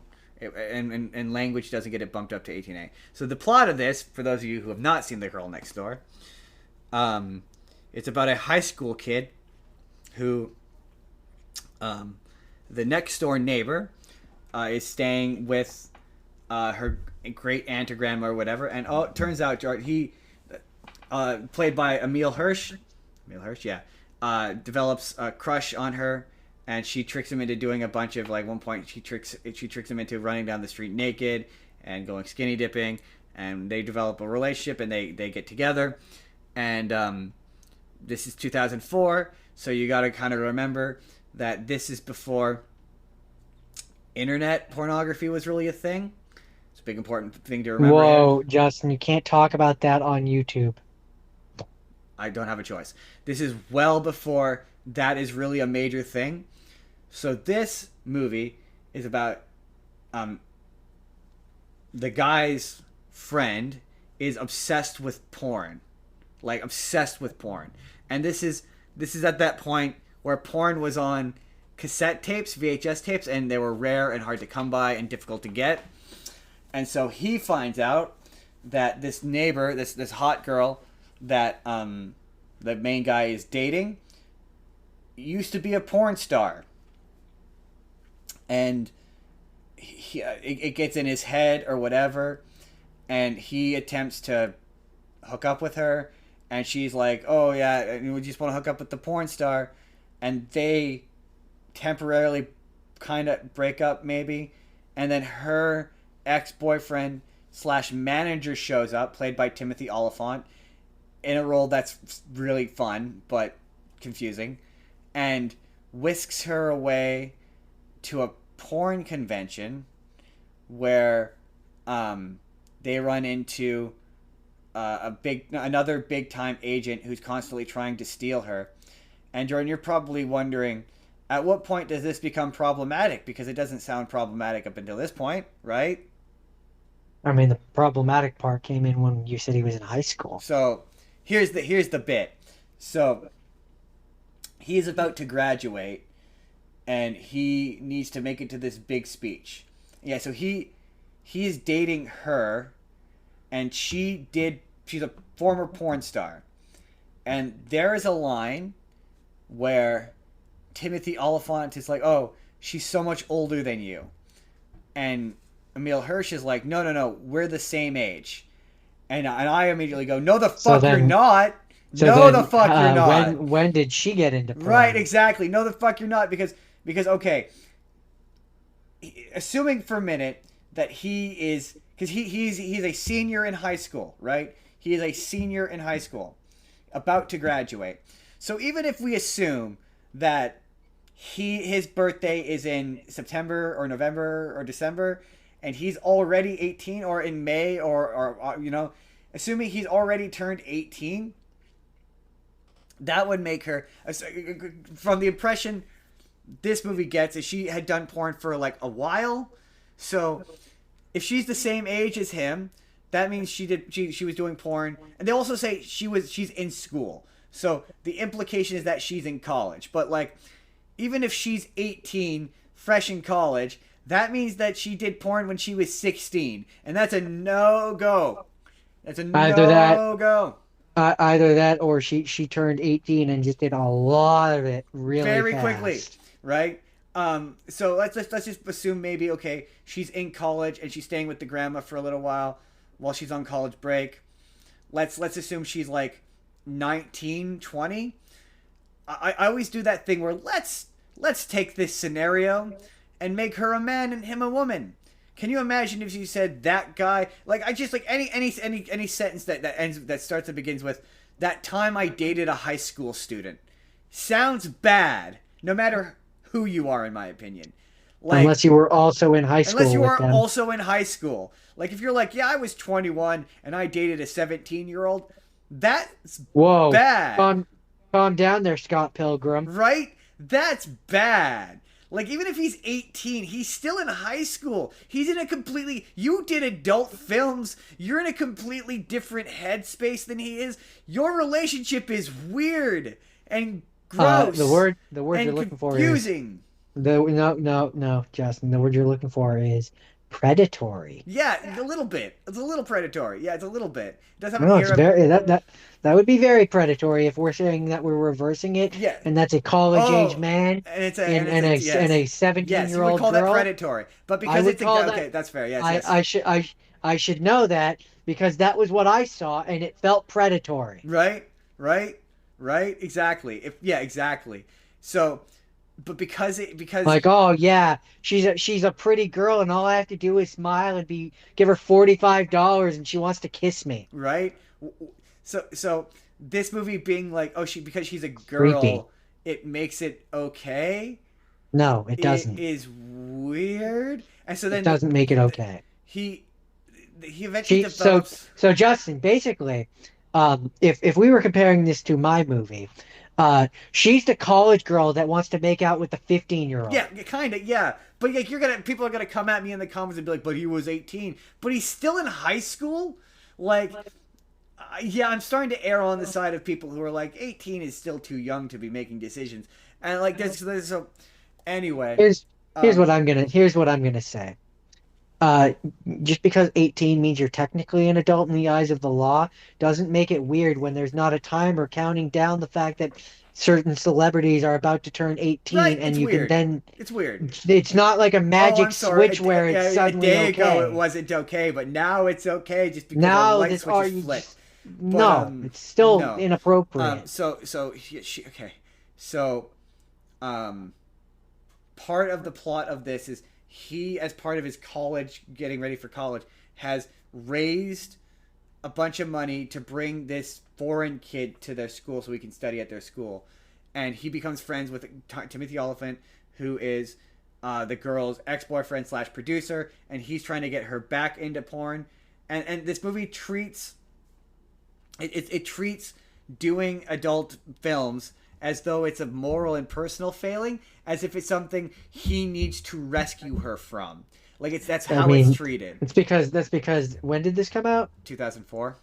Yeah, in 2004, that was very much the Nope. thought process. Nope. OnlyFans wasn't really a thing, and No. society hadn't moved to the stage where it was a little bit more OnlyFans definitely has, in receptive. my opinion, broken down that barrier of It's like it's making it be like normalized it it's just a because thing that people do and it's fine. You do it, well, that's and fine. that has everything to do with the fact that OnlyFans has this is weird to talk about here, but um, it's made it so that Sally down the street can just be accepting of her own self and do that. Exactly. Yeah. There's no the barriers to You it don't. are lowered for You've better or for worse removed depending on who your perspective is. you've removed the need to go and sit on a certain couch where you get casted, Theoretically, yeah. And so um as it he were. as he becomes closer to the girl and he's trying to convince the girl, hey, you don't need to do this or whatever. Um, the Timothy Oliphant character comes back. Also, please don't make that into a short. Timothy Oliphant comes back and beats the shit out of and the whole his relationship with the main guy is kind of weird because they're kind of friends, not kind of not friends. Like he likes the main kid, but also the main kid is fucking with his business, so it's not really personal per se. So he beats the shit out of the kid and gives him ecstasy. And earlier in the movie, he's hanging out with him, and he goes with him to the bank and convinces the bank teller that basically he's this kid's student advisor or whatever, and he ends up stealing the money that they've saved to bring the kid to America. And And they all live happily ever after. they inevitably go to this agent producer guy whatever who's trying to like steal the girl to work for him, and they come at him with this idea. I believe that's called poaching. Poaching, yeah. They come up at him with this idea to make this porn video basically, and while they're at prom they're trying to film this movie, which is weird because two of the people involved in making this movie are in high school. One of the guys is on camera, and they never specifically and explicitly say that he's 18, which I feel like in this context you have to. Like you should say if the guy's gonna be naked on camera getting a condom put on his junk, you should say that he's 18. I'm gonna need you to sign this contract saying that you're 18. It's a Right. waiver. That's a good thing you just turned 18, Dave. Yeah, that is a good thing. That feels like a Yesterday. necessary line in this movie. It's a good thing that you turned 18 yesterday, So and yeah, that makes this okay. and it's so funny because like when I say this movie's So- problematic, like the automatic assumption is like, oh, it's problematic because he's dating a porn star. No, it's not really that he's dating a porn star that makes it problematic. It's really her age. So this movie is problematic, but not for the reasons that you probably think. So it's to me it's the inverse of the Ringer, where it's like this is problematic. It's so problematic, but it's problematic in a way that you're probably not even realizing. Jordan, as I wrap this up, of the two, which is the most problematic? This one. Right? Is this more problematic just based on its description than yours?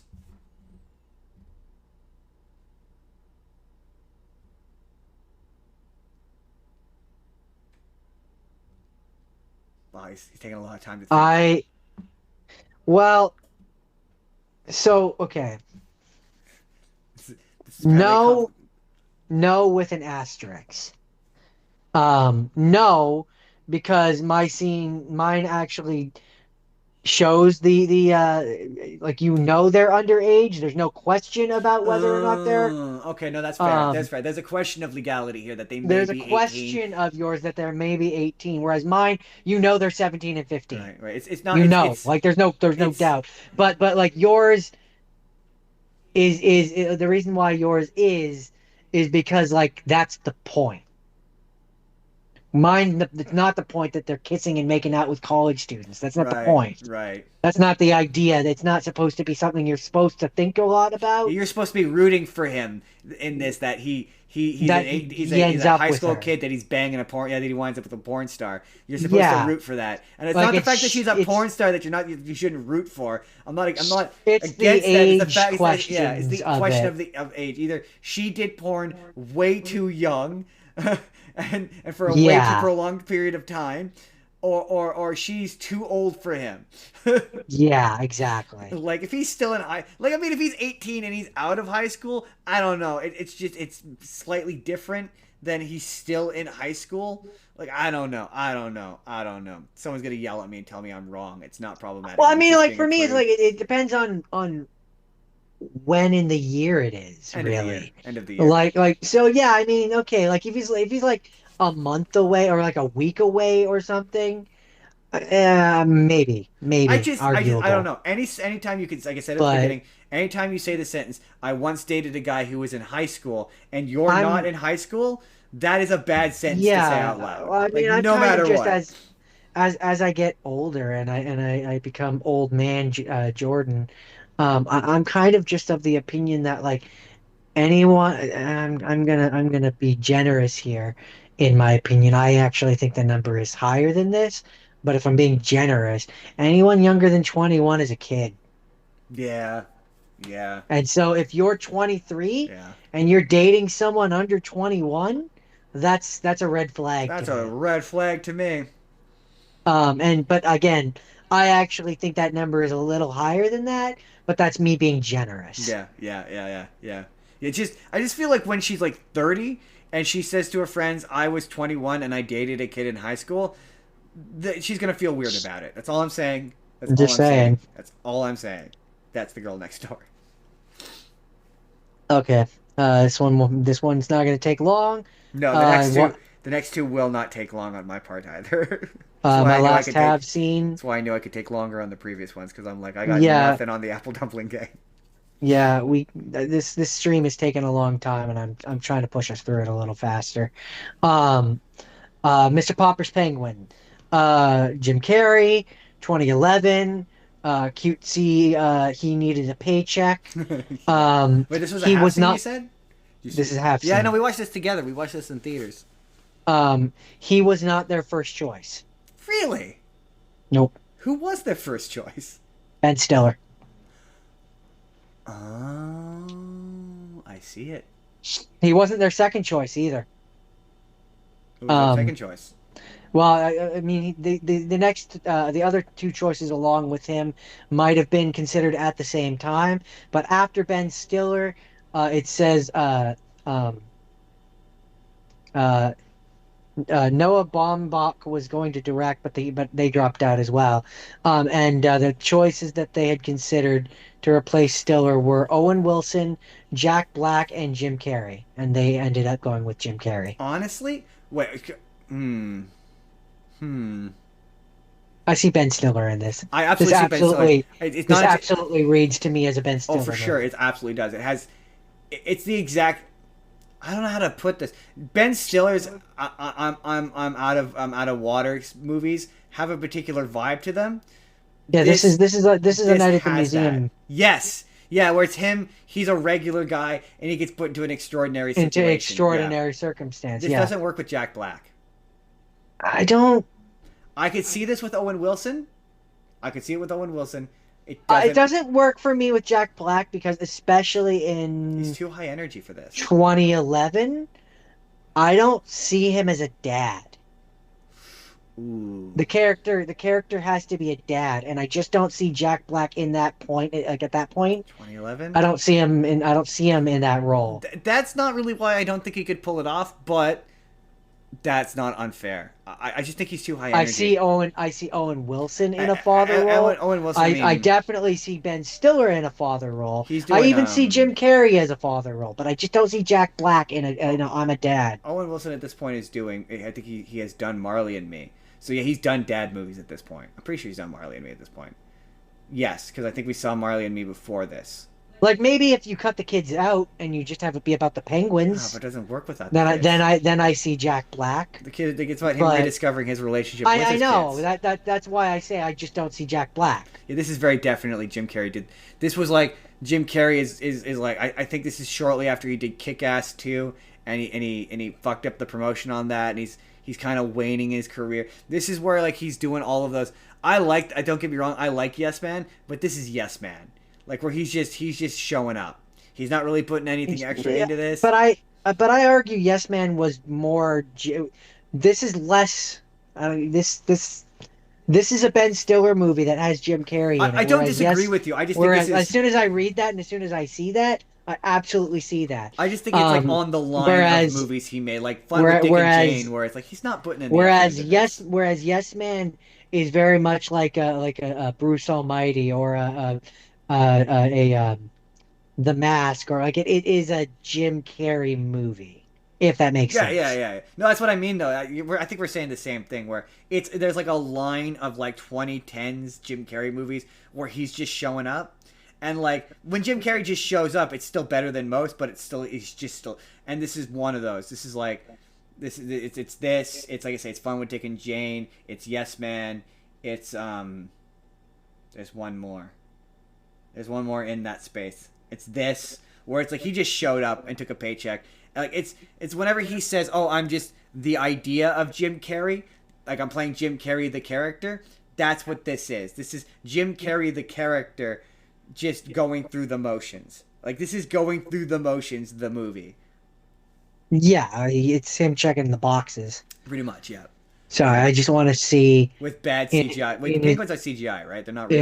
in they're a mix of real and I was gonna say CGI there's apparently. a lot of CGI penguins. Oh, you're other one that came out around the time is Series of Unfortunate Events. That's the one. Yeah, that's the one. Where it's like, well, no, I So think Series of Unfortunate Events was him trying to do a thing. I think that's his last kind of gasp at him kind of being this doing a is thing. before Kick-Ass. Is this before Kick-Ass? Yeah, Okay, never mind Kick then. before Because Kick-Ass too. I'm wrong with my So timeline. But there's a series of things. timeline goes. I'm not going to go all the way back, but timeline goes. If we start at Fun with Dick and Jane, Yeah, then before that was Unfortunate Events. yeah, After that was the number 23. that makes sense. Then he does Horton Hears a Who in 2008, along Yeah, with Yes Man yeah, in 2008.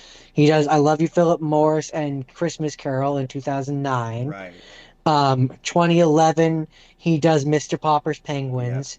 And then 2013, he does The Incredible Burt Wonderstone, that's Kick-Ass it. 2, That's the one. Anchorman 2, The Legend Yep. Continues, and then continues on from there. I'm not going to keep Yeah, going. that's the one. That's the one where it's like he's showing up and he doesn't give a shit. This the incredible Burt Wonderstone. That's the one where it's like he's I don't even, it's I don't not even, good. It's bad. It's a bad Jim Carrey performance where he's going through the like yeah. There's that period of time where he's doing Christmas Carol. He's doing I Love You, Philip Morris because he thinks he's gonna win an Oscar, and then he does this for a paycheck. This is a paycheck role, yeah, 100%, or a favor, 100%, or a favor. or a favor. I mean, can't it be both? It absolutely can.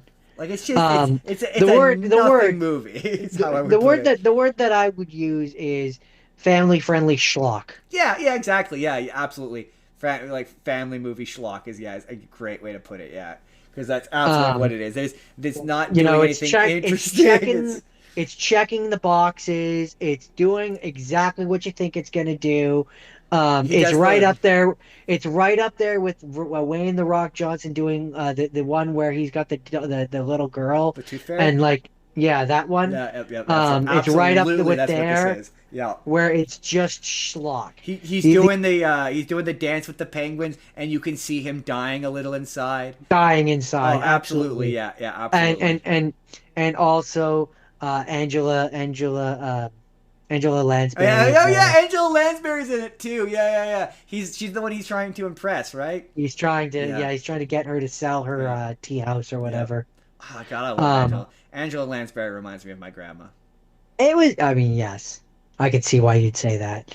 Um, yeah, it's one of those where, it's fine. It's fine. Like you have to enter it with the In knowledge of. Like I saw there was back when that movie came out. We liked that movie. That's the number one thing. We liked that movie coming out of it. which Um, one? Popper's Penguins. Oh, I mean, yeah, it's fine. We It's watched that fine. in theaters for some reason.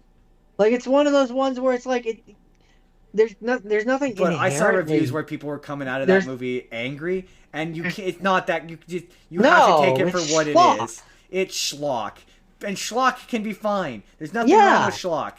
you know, If it's not I rewriting, it's not reinventing the wheel by if any I means. if I do if I do nothing with this show, it's going to be to teach the world that there's nothing wrong with some schlock.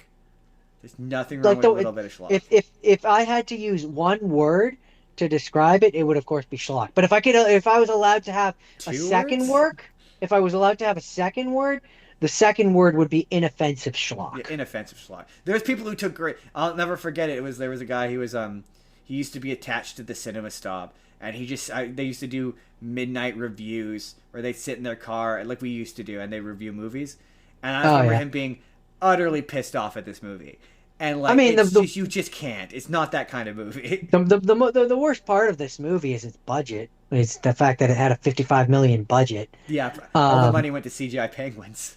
yeah, 55 million budget and its box office was 187.4 million. Big old bomb. So it did not necessarily meet the financial No. aspects that it had. They marketed the shit out of. I remember there was posters like it. Yeah, they spent a lot of money on that movie for whatever But reason, and nobody yeah, watched it. Isn't it based you on a know, book? yeah, I think so. Yeah, it's based on a book. Yeah, Anyway, it's based on a 1938 children's book, really? loosely, Oh, loosely picture based on book? it. Oh, Huh. doesn't say. Jordan, Probably. is that it? Yeah, that's it. Well, Although it probably wouldn't have been a children's book or a picture book, because in 1938, I don't think children existed. what? What? What? The things you just said. Number one, what is children existing having to do with it being a picture book? Number two, children Because definitely existed in 1938. because only children like pictures. See what you should have said, Jordan. What I would have said is I would have said, I mean, I don't think it had pictures, Jordan, because in 1938 children couldn't read. Well, no, but that's why they would have had to have pictures. No, but they can't, Jordan. They can't read because there's pictures. What? I can do it too. No, but that's why they would have had I picture know. books because the children were uneducated and they needed an image to tell them the No, story. that's but Jordan. They couldn't read, so they didn't have pictures. All right. Anyway, so what's your next thing? I got you, Jordan. That's right. I And how did to and you. what's your next thing and how offensive is it? Honestly, not. I don't know, man. So my last two movies are westerns, and I realized that midway through the second one, and it was sucky. We'll do the short one first, and we'll end on the slightly longer one. Is a have seen? These are have not scenes. We're gonna have not scenes. Oh, okay, because I have two have not scenes. Yes, I have two have not scenes. This is my Okay, first okay, have not seen. okay. Apparently I fucked this up, and I'm doing have not scenes first somehow. I don't know how that happened. Yeah, that's why I was a little confused. I But think it's go because on. I think it's because I went first with the intention of it Well, keeping things on the rail. Anyway, it doesn't matter. yeah, Um, and clearly things went off the rail yeah, yeah, yeah, yeah. Today's an off the rails somewhere. kind of show. Um, okay, Apple Dumpling Gang. The Apple Dumpling Gang, Jordan. The reason why I picked this is because my grandmother for years was like, Justin, you need to watch the Apple Dumpling Gang. This movie is really good. It's the Apple Dumpling Gang. We're loving the Apple Dumpling Gang. And so I was like, well, we're going to do Disney movies nobody's ever heard of. I guarantee you, none of you have heard of the Apple Dumpling Gang. Jordan barely knows what the Apple Dumpling Gang is. I'm aware of it, but I don't actually know anything about it. Jordan, what do you think it's about? Based solely on its title. Uh, well, being that I don't actually, dumpling is a type of food. Yes. I don't think they usually have apples in them, but maybe it's about a gang of young children who like to eat apples and dumplings. You know what, Jordan? I'm gonna give that to you. That's not inaccurate. It's not about children who like apples and dumplings, but they are children and they do like apple dumplings in the movie. So that's not an inaccurate statement, but that's Uh, not what the movie is about. The movie is what about. apple? What is an apple I'm pretty sure it's. dumpling? I've never had. Honestly, I don't know. Ooh. I was gonna make a guess, and every guess I thought of felt wrong. I'm like, it's a dumpling that has apples in it. Hmm. Looks like it's basically like a kind of like a Pot sticker. apple pie. Oh, like a small apple pie. An apple dumpling is a baked or boiled pastry wrapped apple. Huh. Hmm. People are gonna be like, how dare you not know what an apple dumpling is? Prepare apple dumplings, apples are peeled, cored, and sometimes quartered and placed on a portion of dough, So it's basically an apple pie. filled with cinnamon, butter, sugar, Sure sounds like and an apple pie. sometimes dried for, yeah, it sounds like a kind of an apple pie. Okay, so number one thing is this is a western from the 1970s, Jordan. So first and foremost, is it's boring as fucking shit. I was I mean, so I fucking definitely can bored. see, I definitely can see why a gang of children would find that a delicious treat to Right, eat. right, right. I mean, an adult might find that a delicious treat. Jordan, it was so boring. It's really boring. It's like every when I was watching Yeah, it, I was like, I fucking hate westerns. Why am I doing this? This yeah. sucks. When this came out in the what 30s, 40s? 1979. Oh, okay, so it's older than Old Yeller, or Yes, less old than Old Yeller, rather. it's in that era of Disney movie. Yeah, Yeah, yeah, because I was gonna say that yeah. when I watched the old thing, it was boring too. Much like the fucking Just pacing. Usually those older ones oh, have they're pacing paced issues. horribly. The only thing about this one is that it was short. It was an hour 40, but man, I fell asleep the first time I watched it. I had to rewatch it because I passed out because it was so slow, so dull. And it's just like the presentation of it is the characters have a particular way of speaking. The audio mix is rough. It's got the same doofy score that the Shaggy Dog had. Every character when they move, it does a dumb, stupid sound effect because it's a movie from the 1970s, and they need you to know it's basically a cartoon. But the plot of it is um, the guy who plays the Incredible Hulk in the 1970s, Bill Bixby, he gets tricked into picking up valuables for this guy, and he is trying to save up money to open up a casino in some city. I don't remember what the city is. And this guy tricks him into picking up this valuable goods, and he shows up, and it turns out that the valuable goods are in fact three orphan children, and that this guy was supposed to pick him up, but he doesn't want to, and he tricks Bill Bixby into picking them up, and he does, and he doesn't want them, and they're precocious children, and he keeps trying to dump them off on various people, and nobody wants them, so he gets stuck with them, and one way or another, he winds up with this girl, and she's the love interest, and they're working together to take care of the kids, and the kids, for some reason, have the rights to a mine, and they're in this mine, and they find a big um, gold nugget made out of solid gold. And Jordan, you'll never guess. You'll be shocked to hear this. Quite suddenly, everyone wants to adopt them because they're worth I can't. something now. I mean, I can't imagine You why. can't imagine why they would want them. And in the meantime, throughout the movie, Don Knotts and another actor Uh, whose name you don't recognize. On knots. Oh, he's one of those actors you've heard somebody impersonate. You go like this. I'm Don Oh, Knotts. You would, oh, I see. yeah. That's a wonderful little thing you've done I there. can't think of what Don Knotts is. He's one of those. It's a beautiful little mushroom cloud. He's been no that beautiful that's Jimmy Stewart. Um, Are you sure he they're not the same person? No, they're not the same person. Don Knotts is an actor. He's been in something from the 1960s or 70s. Like he's done a Disney voice. He's done something. You know him from something. I just can't think of anything you would know him from. But or certainly you've heard someone do an impression of him in a movie or television show. He's just one of those actors. You would know him if you heard him. Um, I'm Fair sure enough. he did one of those old school Disney movies. But anyway, they're kind of skulking around town. They're part of an old gang. They got kicked out of for reasons I don't remember why. They got kicked out of, and they're now trying to rob the bank. They attempt to rob the bank, but they get busted, and then they're about to be hanged, and they escape. And they keep accidentally running into the kids. So like there's a scene where they're like hanging out in the shack or whatever, and they think that the bandits are out to get. Oh, the bandits are out to get. This gang is out to get us, and they go outside to defend themselves, and it's just the kids on their way to the mine. And the guy's like, "You thought it was a bad gang of bad guys or whatever. It's just stupid kids. You're a moron." So blah blah blah blah blah blah blah. The guy who initially gave up the kids comes back and now wants them back because they have this gold nugget, and they don't want to go with him. They want to stay with Bill Bixby and the girl who have gotten married so that they've gotten a sham marriage so that they can retain custody of the children. And the children go to the gang members, Don Knotts and his friend, and they're like, "Yeah, we need you to break into the bank for us."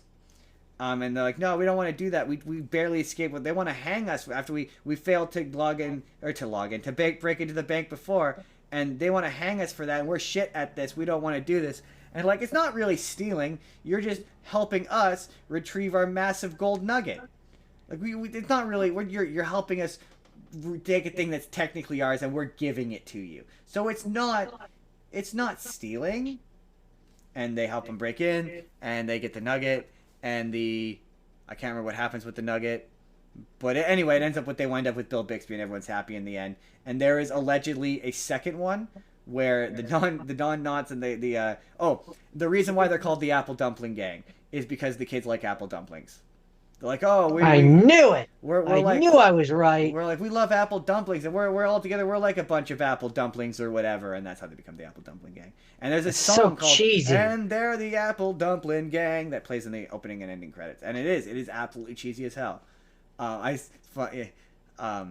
Funniest moment was my dad yesterday being like, "That movie was old when I was young. I watched that movie a ton when I was a kid," and I went, "Oh, I should tell you how old that movie is."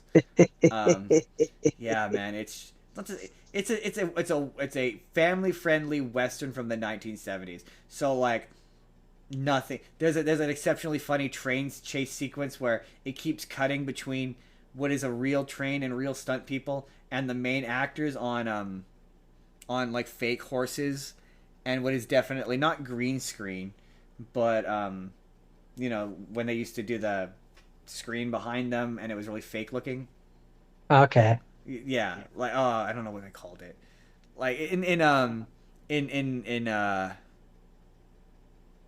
Rockadoodle, the bit where he's riding the motorcycle and they shove the screen and it's just playing the road going.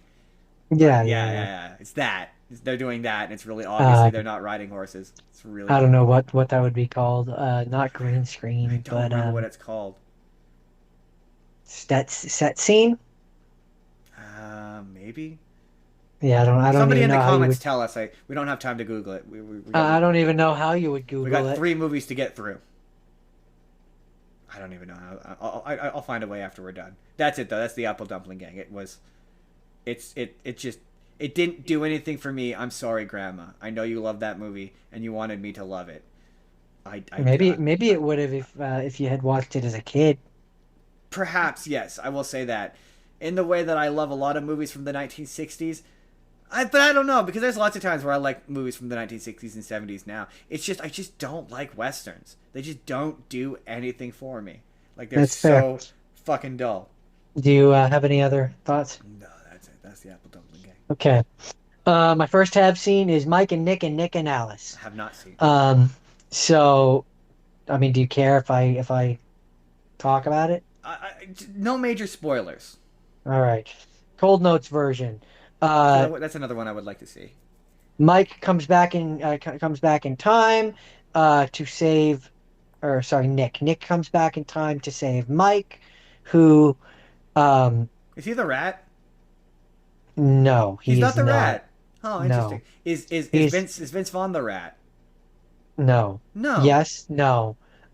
There, from what I remember, there is another character who was the rat, and Nick saw that are found out like past Nick, I guess technically both Nicks, um, found out that the real rat was the rat, but didn't say anything or framed Nick or Mike or something like that. Um, Okay. So he got Mike killed and he regrets it, and that's why he's gone back in time. Basically, yeah. Okay. Because He hired he based hired the purely, he because the Dawn ordered him to, and you don't go against the Dawn. He hired the hitman who gotcha. kills The him. the Don being Um, Keith David, right? yes. Yes. Okay. Yeah. Okay. And the one that he hires is a cannibal who ate him alive originally. Um, How does the and girl tie into it then? he that's Vince Vaughn's wife, who Oh. who who her and Johnny or and Marsden Mike Yeah. um had been falling in love, and she was gonna leave Vince Vaughn. Oh, and that's why Vince Vaughn wanted to kill James Marsden. I'm assuming that's why he was a little peeved. Gotcha. That makes sense. Okay. Um, Did Ben Schwartz invent time travel? Spoilers. Okay. That tells me probably yes. He's the one who invented time travel. Just based purely on the setup of the opening of that movie, I'm guessing he's the one who is involved in the Uh, time travel. and the uh, the person the hitman who is go trying to um kill Marsden is I can't remember what his character name is, or I would find the actual actor. Um, Is it but somebody we know? yes, Oh, fair. uh, at least I think he is. I kind of recognized him. Pretty sure he's played by the guy who plays Bill Dauterive. Stephen Root. Fr- Is the name Uh, Stephen Root in the cast? yes, Chet. Wow, that's so bizarre, man. You know how many movies he's shown up in this week? At least two. A a lot. More than one. No, he So was in. so No, no. it Oh my was god. Oh one my of god. those Oh my things god. Oh where my it's god. Oh my like god. he's Sorry. one of those actors where like I've seen him in enough things where I recognize him at Yeah. this point. Stephen So Root. yeah, as soon as I saw him, I was like, oh, it's Bill I Dauterive. was trying to describe to you who Stephen Root was earlier. You should have been like, yeah, he was in Nick in that movie I watched. You should have said he's Bill I Dauterive. did. I said he's Bill Dauterive, and he's And then as soon as you said that, I definitely knew who he Oh was. yeah, fair. He's Bill Dauterive. He's Buck Strickland. He's I mean, I do once you say he's Bill Dauterive. I don't know the actor by name. He's Bill Dauterive. He's Chode from Tripping the Rift. If I had known that if I had known his name, then I would know that he's Bill He's Dauterive. When I see the actor, I know that the actor is Bill Dauterive. he's in a he's been in a bunch of stuff the past few weeks. Where it's like, hey, that's Stephen Root. He's such a I would call him. I don't know if this is an actual term, but Um, I'm gonna coin it right now. A utility actor. Like he's a great background actor where he plays his one role and it's a small role, but he's always fantastic. I've never disliked Stephen Root in anything. yeah, yeah. I would have also taken. He's the Swiss Army knife. Yeah, exactly. Like such a great utility. Like, I mean, He really utility. fits into any Any situation you need chameleon, him. yeah. Like yeah, when he's Milton in Office Space, completely different vocal pattern Or than Bill Dauterive. or when he's in dodgeball and he's Yeah, playing that's another great dodgeball. example. He's very Yeah. different than he is here, where he's a cannibal who wants to kill and It eat you. off puts me when they make him bad. Like when he's like an evil, like scummy guy. I just that's where it's not a performance thing. It's just I get pulled out because I'm like that's Stephen Root. He's never. Well, that to be fair, that's kind of in this one. That's kind of supposed to be the joke. That's funny. I like that. The fact that you said he's Um, Stephen Root. I mean, I already wanted to watch this movie, but that makes me want to watch it more. they set up like because the entire time future Nick is like describing this guy who kills him, and he's a cannibal, and he's like he's a real sick son of a bitch, kind of like describing kind of scenario, right? And then yeah, he what's his name, Bill Root shows up, and Shows up. He's he just just He just looks like a suburban, like a regular suburban That's guy. funny. I like that. That's funny. That's a funny joke. That's funny. Um, and the joke is also like, past Nick when he met him, he's like, yeah, I've known you for a couple days. We were at the hot dog stand together. That's We're funny. getting hot dogs, and that's where they So met him. the two versions of Nick, they were like they work together, right? At a point, they eventually work together. Yeah, at a point they do, Yeah, but yeah. How's Vince uh, Vaughn's chemistry with Vince Vaughn? it's not bad. Is it They do. believable? Yes, I would say so, Interesting. because they do a thing where he's like, yeah, they're still so similar because future Nick, it's not much of a spoiler, but He's from like a day future, in the future, but right? he's like 6 months in the Oh, future. 6 months. Okay, but that's not a ton of time. That's not enough time that he has to act like super different. Interesting. Six Um, months. So like so what is the relationship between him and Mike? Like, are they close? Is that the idea? Like they're friends? they were partners, like Oh, they they were worked together. partners. Oh, okay. Working together Um, for the mob like Don kind boss of, guy. yeah, kind of like Okay. a work friend kind of scenario. Okay. So he sat with this Um, for 6 months, discovered. I'm spitballing, not knowing. re, re, Discovered re, time travel, and then realized that he regretted it. Discovered that I don't remember exactly the context, but like, yeah, discovered that the Ben Schwartz guy, or he came. I think he describes it as like, I found the machine. interesting. Um, and then he's like, and it was surprisingly intuitive, like a video game, and he punches the date in or something like that, goes back in time, and then the mood stuff happens. It's so interesting because the time But yeah, this the movie vibe of is that the trailer gives you does not it doesn't give you like this is a wacky science fiction adventure kind of movie. So it's it kind interesting of to does, hear because that it does. the trailer It very doesn't. It much doesn't. I don't know. I don't have shows to. that there's two of them, and it Yeah. implies the time travel I don't know. elements. I don't know how to So describe it other than that's why I don't feel bad mentioning the time when you travel were stuff, is watching it, I'm like, because this is giving like I know that a second it's Nick shows definitely up, it's giving me more. a different vibe than the trailer kind It's of did, which is good. That's a good I thing. will It's say, not a bad thing. the trailer, at least in my opinion, the trailer makes it seem like way less of a comedy than it is. Like the Interesting. trailer really Interesting. to me focused more on the science fiction action aspects Is of it. it a time And loop thing? in what way? Like, because like the trailer makes it look like he's going back to the same moment, same day, and he keeps fucking up and having to go back again and Oh redo it no, again. no. The movie very much, at least as far as Nick is concerned, or as far as he knows anyway, makes it clear Causality. that they have one chance. Interesting. Okay, interesting. That's interesting. Um, Interesting. that ends up not necessarily being true, but he doesn't know that. Interesting. Um, Interesting. and as for causality, uh, I can't remember exactly. There's a point She stabs him, and future Nick where the winds up wife with her. Yeah. stabs, she stabs him, and I believe, yeah, future Nick ends up with a scar. But I don't specifically remember. I was kind of I don't know how to say this on air. Um, Me and Mary Jane were Wasn't all there. really Yeah, yeah. No, I get you. really having a good time hanging out. Um, but He was stoned as balls, you guys. I don't know, I don't know if you're allowed to say that. No, I Um, don't either. but this movie is new. It's fairly new. It Nope. only came out Like, March 27th. of this year? Yeah. Oh, really? Huh. So it came out a month ago today. That's really new. It's the new, Um, not the newest movie we've ever done, but it's um, it was officially released March 14th, 2026 at the South by Southwest Film and TV Festival. pretty sure this is a Hulu And then exclusive, so it's not gonna have much of a box office. it came worldwide release on Disney Plus and Hulu March 27th.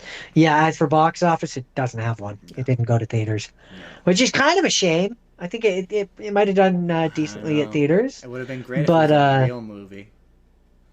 but I had fun. Yeah, sounds You fun. have Disney Plus? You should go watch it. I want to watch it. It's on my list of ones I want to watch.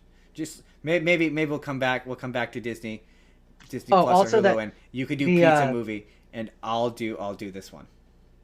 the one character that you kept seeing that you were like, how do I know that character? I don't know if this name means anything to you. Tatro, Jimmy Tatro. No, Um, he was in Scream 7. He no, was in 22 Jump that Street. might be it. He was in Smallfoot. No, Uh, and then he's known in particular for, hold on, I gotta go back he to looked it. familiar. I was driving me crazy. I was like, I don't know He's that. he's a, he's a YouTuber. Oh, Um, he is a creator and star of the YouTube channel Life According to Jimmy. no, it doesn't sound familiar. Oh yeah, that was the thing in Pizza Movie. There's a person from Smosh in it randomly. No one you know That's by name, weird. but it was someone I recognized.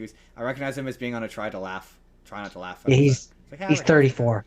Hmm, interesting. But yeah, he was biggest thing that he's known for is the biggest things that are listed here are yes, Scream 7, this movie, and 22 Jump Street, Huh, interesting. as well as his own show or his own YouTube Jordan, is that channel. it? That is it. Jordan, final movie for me. My final movie. This one was also problematic. This was problematic, but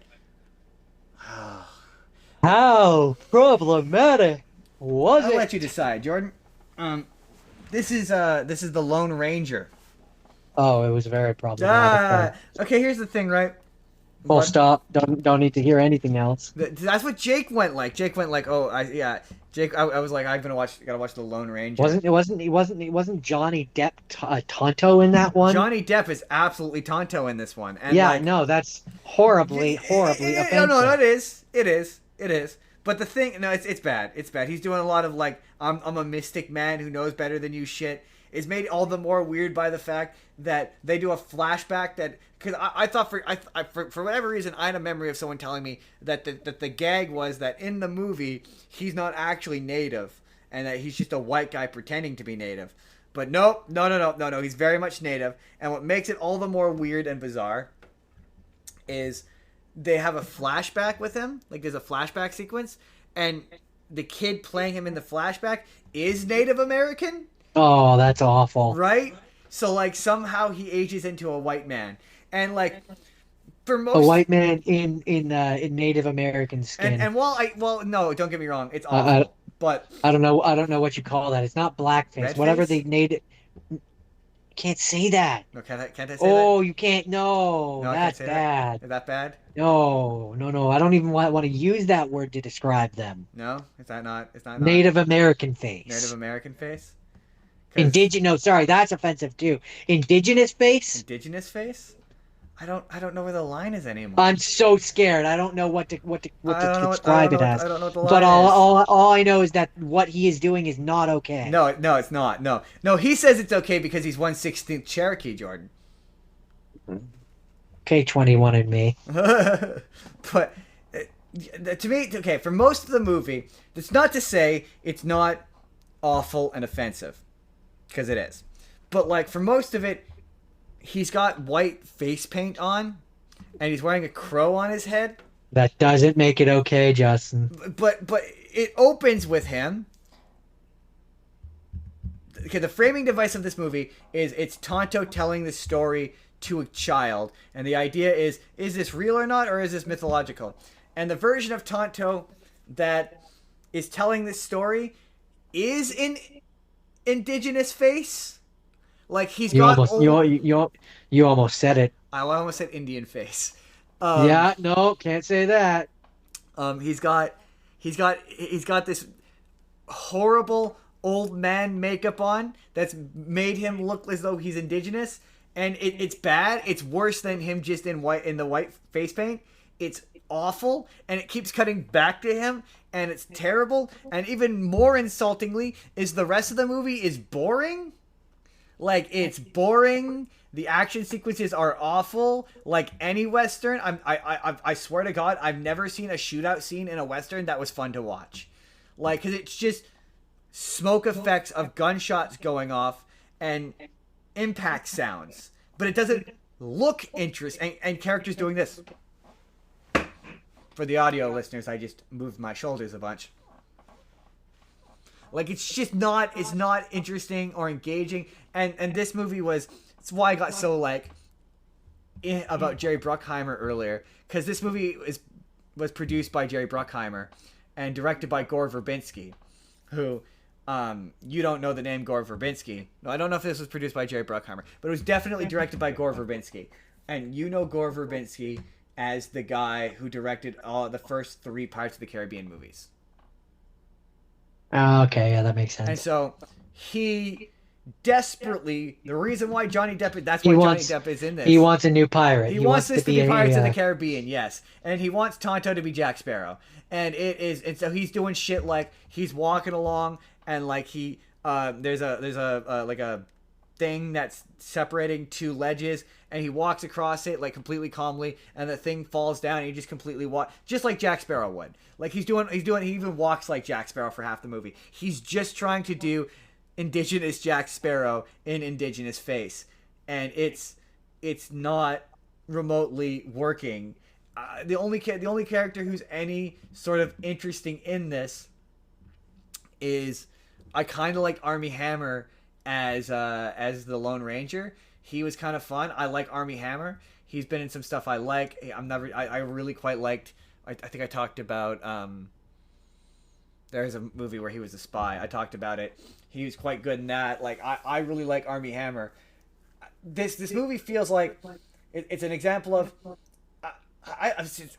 Maybe if you were a fan of the Lone Ranger, because the Lone Ranger, to be fair, is an iconic piece of American pop culture.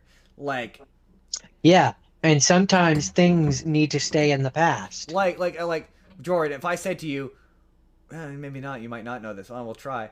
What does he say when he rides his horse?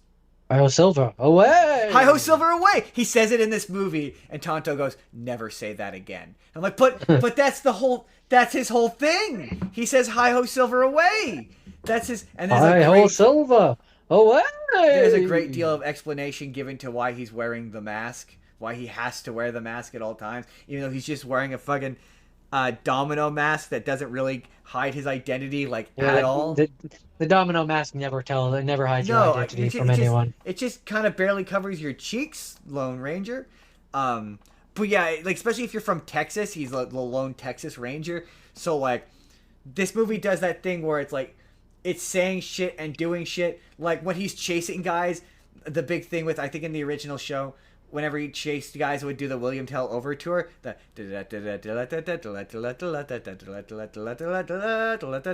does that every time he chases someone, like it's part of the score. So I'm like, I feel like maybe if somehow I think that movie came out in 2012, 2013. In 2013, if you're like a massive fucking Lone Ranger fan and you can stomach Johnny Depp in indigenous face, maybe you can get. But its worst sin is that it's just not very interesting. Like it's just I almost wish it were worse.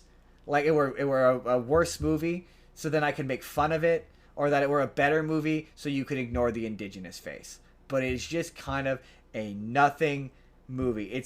Oh yeah. It's also, for some absurd fucking reason, 2.5 hours long. Which is, say it with me, Jordan. Too long. Too long. It's too long. 2.5 hours for this movie was awful. It was agonizing. When I was reading the Wikipedia article in the hopes to describe the plot, which I'll spare you, it just kept going, and it was just like every third paragraph was like, and then it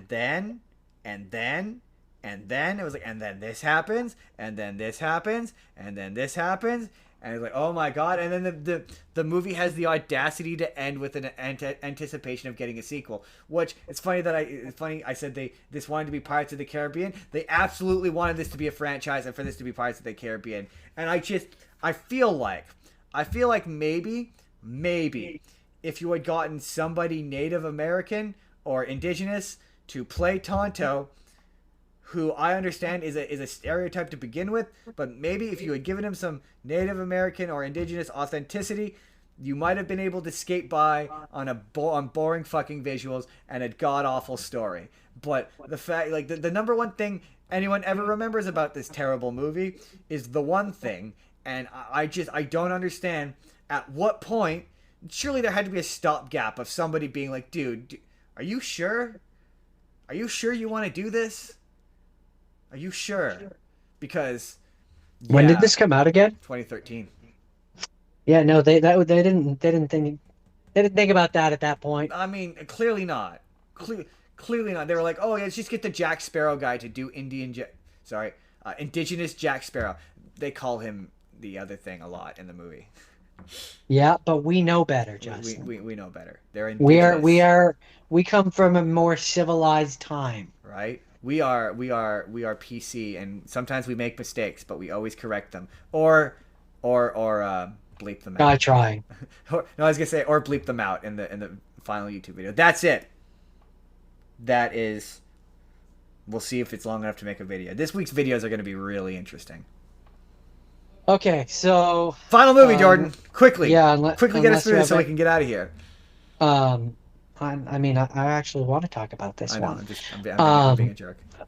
What is this? So my final have not seen is Disney Twisted Wonderland, the animation. Oh yeah, what is this about? I've been dying to ask you Um, this all week. What is it about?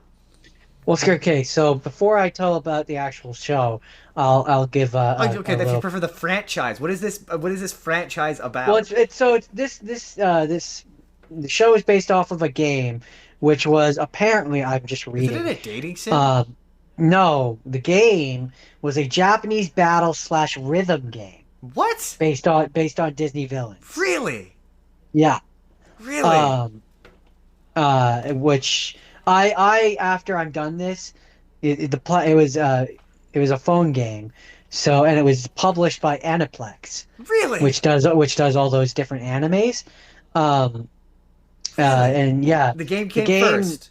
the game came first. That's Game so came weird. first. Game was released March 18th, 2020 in Yeah. Japan, and January 20th, 2022 in the United Did you States. not say that there was a manga? The manga didn't come first? Hmm. I'm not sure. It's just It really doesn't. strange to me that Doesn't appear to be. the But reason why I ask is because it just seems strange to me that the anime company produced the game and then I assume they make the anime as well. mm, Do they not? Is it not done by Aniplex? the Wikipedia that I'm on is a Disney Wikipedia because the official one isn't as good. So Fair it's enough. not as useful. Fair enough. Production. Production company, Umeda Company, Graphics, Aniplex, and Aniplex. Walt So Disney Japan. So that's yeah, strange. they did produce this as well. That's so strange. Yeah, that Also makes me think that the manga must have interesting. come first. I'm thinking the manga came first because it says here that the creator of the characters are designed by Yana Toboso, who is also the creator of Black Butler. That that makes sense. That Um, totally. Yeah. Same so aesthetic, same art I style. Totally. I Totally. could Totally. I could believe that the manga came first. It says that it's a rhythm game based on the Disney Villains franchise. Because like I could believe that Aniplex produced the game with the intention of it supporting the anime, right? I could believe that. It's just weird that they would make a game and then make a game Oh, and I then know make this their came own before. anime based on a game that they made. That's I very know strange. that this came before the anime. That No, I no, no. know. I know. I'm just saying. It would make more sense to me if the manga came first and the game was based off the manga and then they made the anime based on the game. After we're done here, I might see if I could download the game and see what it's like. Because to me that would make more. Because not that it's not impossible. It's just very strange for an anime dubbing company to produce a game and to then make an anime based Well, on that technically, game. well, to be fair, it's not exclusively the anime company. It's also Disney Japan. Oh, interesting. But still, that's still strange. Um, so okay, now that we know a little bit of where this comes from, yeah, Let me take a stab at this before you tell me. it Because says based on popular mobile games. So interesting. I'm gonna treat it as if it comes Totally from fair. the game. Doesn't it? It just kind Um, of seems like it's Hogwarts, but instead of it being Slytherin, Gryffindor, whatever, it's Disney villain houses. Yeah, kind of. That's a good a solid Yeah, interpretation. yeah. That's what it looked like. Because they were making tarts in class. Except it also it obviously clearly It's an isekai, Is it? or like an Alice in Wonderland is a better Well, comparison. yeah, that's an isekai. Um, But because the main character he comes from the real world, Japan. really, and he gets and the And school is a magical land. he's trapped here. He's trapped in this No place. shit. And so the idea, so this came out in this premiered on Disney Plus October 29th, 2025. Yeah, it's fairly new. Um, That I know. and it's already it premiered with a 3 season renewal. Really, So really. it's gonna have three No seasons. shit. No kidding. Um, I and to be honest with you, I knew this existed. I'd seen the trailer because it popped up on YouTube or coming my news site as a Disney anime, and I went Disney anime, and then I watched it, and I was like, what is this? Like, what the fuck um, is this? so yeah, so each basically each season is going to be based off of a particular section of the manga. Do the villains ever Or actually show the up? it says from the first three story chapters. So I don't know if that means from the game. But respectively titled episode of Heart Slabulol, episode of Savannah Claw, and episodes of Octavinel, which those are all houses in the school. I'm just going to quickly go down the list of the different houses. Um, and forgive me because I will absolutely be butchering these names. You already have. Each It's of fine. the important to note is each of the houses um, is based around one of the Disney Yeah, villains. that I know. Yeah. So and we'll see. Okay, we're gonna play a game here. Just from the names, Yeah. Yeah. some will be easier than others, Okay. and we'll see if you can guess Okay. I can do what this. it's Okay. based on. Okay. Okay. Okay. Okay. Okay. Okay. Slabule. I mean, Heart Slabule. that's definitely the Queen of Hearts. That's Alice in Wonderland. Yeah. Yes. Yeah. Yeah. Yeah. Savannah Claw. Lion King Scar. Yes. Yeah. Yeah. Yeah. Octavinel. I'm gonna guess based on the pre. Keeping in mind that it's classic Disney. So Okay. like no Frozen, no Well, Tangled. based on the prefix octo, I'm gonna guess Little Mermaid Ursula. Ah, Yeah. good. Yeah. Yeah. Scarabia. Yeah. Ooh. Well, I mean, again with the Arabia in there. I mean, Arabia, Agrabah, Aladdin, Jafar. Correct. Ah. How many more? Is Uh, that it? Am I 4 for 4? no, there's more. There's more. Okay. Okay. There's one, two, three, uh, and then there's a fourth one, but it's not based on a specific Gotcha. movie. Gotcha. Gotcha. So there's eight. We were correct. So there's Palma Fiore. Palme Fiore? Palme Palme Fiore. Fiore. This might get hard for you. Oh. Mm. This feels like a wild guess, and I don't think it's right, but I'm gonna guess anyway. Is it based on the Lady and the Tramp?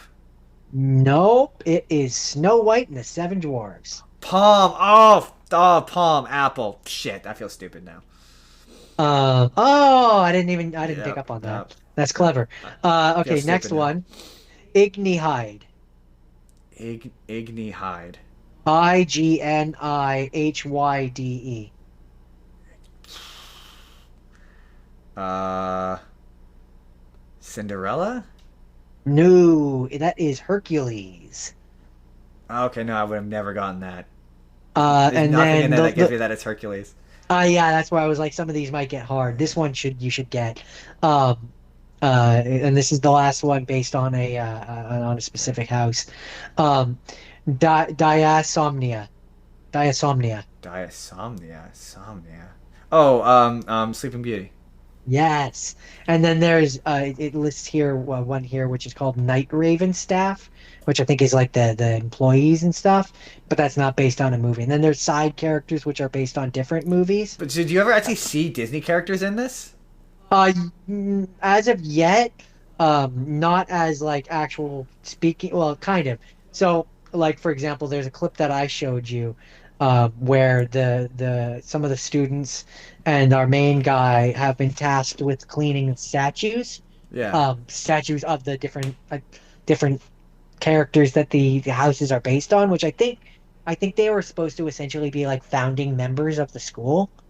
But Is supposed to be the idea. okay. Um, I think I might be wrong about that. Okay. Um, either way, there's the statues of the different characters. Right. And when he's looking at the statues of the different characters, it cuts to scenes of those characters from the actual Okay, that's movies pretty that they cool. come That's from. pretty cool. But it does. But like Um, Jafar never shows up on this show as an actual character. not as of That feels yet, like kind of a wasted but opportunity. there's the characters that are based on those characters. So Interesting. the first arc is about and this is what I watched, is really focused on the characters that belong to the house. The first one that I told you about, Uh, the Heart one, Heart oh, Slavio yes, or yes, yes. whatever. Because I saw there was an episode where they were making tarts.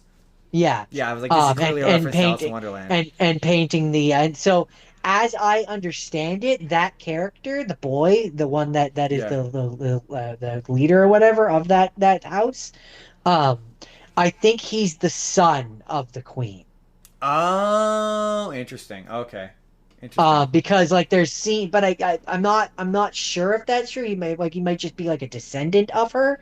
Um, because there's scenes where it cuts to his mother, and we never see, like, we just see the silhouette of the mother. We don't actually see who the mother Uh, is, but he refers, like, he follows his character arc is he is fixated on following the rules, the rules of the gotcha. like the and so he's like Queen of Heart rule number 500 and such and such. You can't eat like this kind of food at this time of night. You have disobeyed the rule. Off with your head.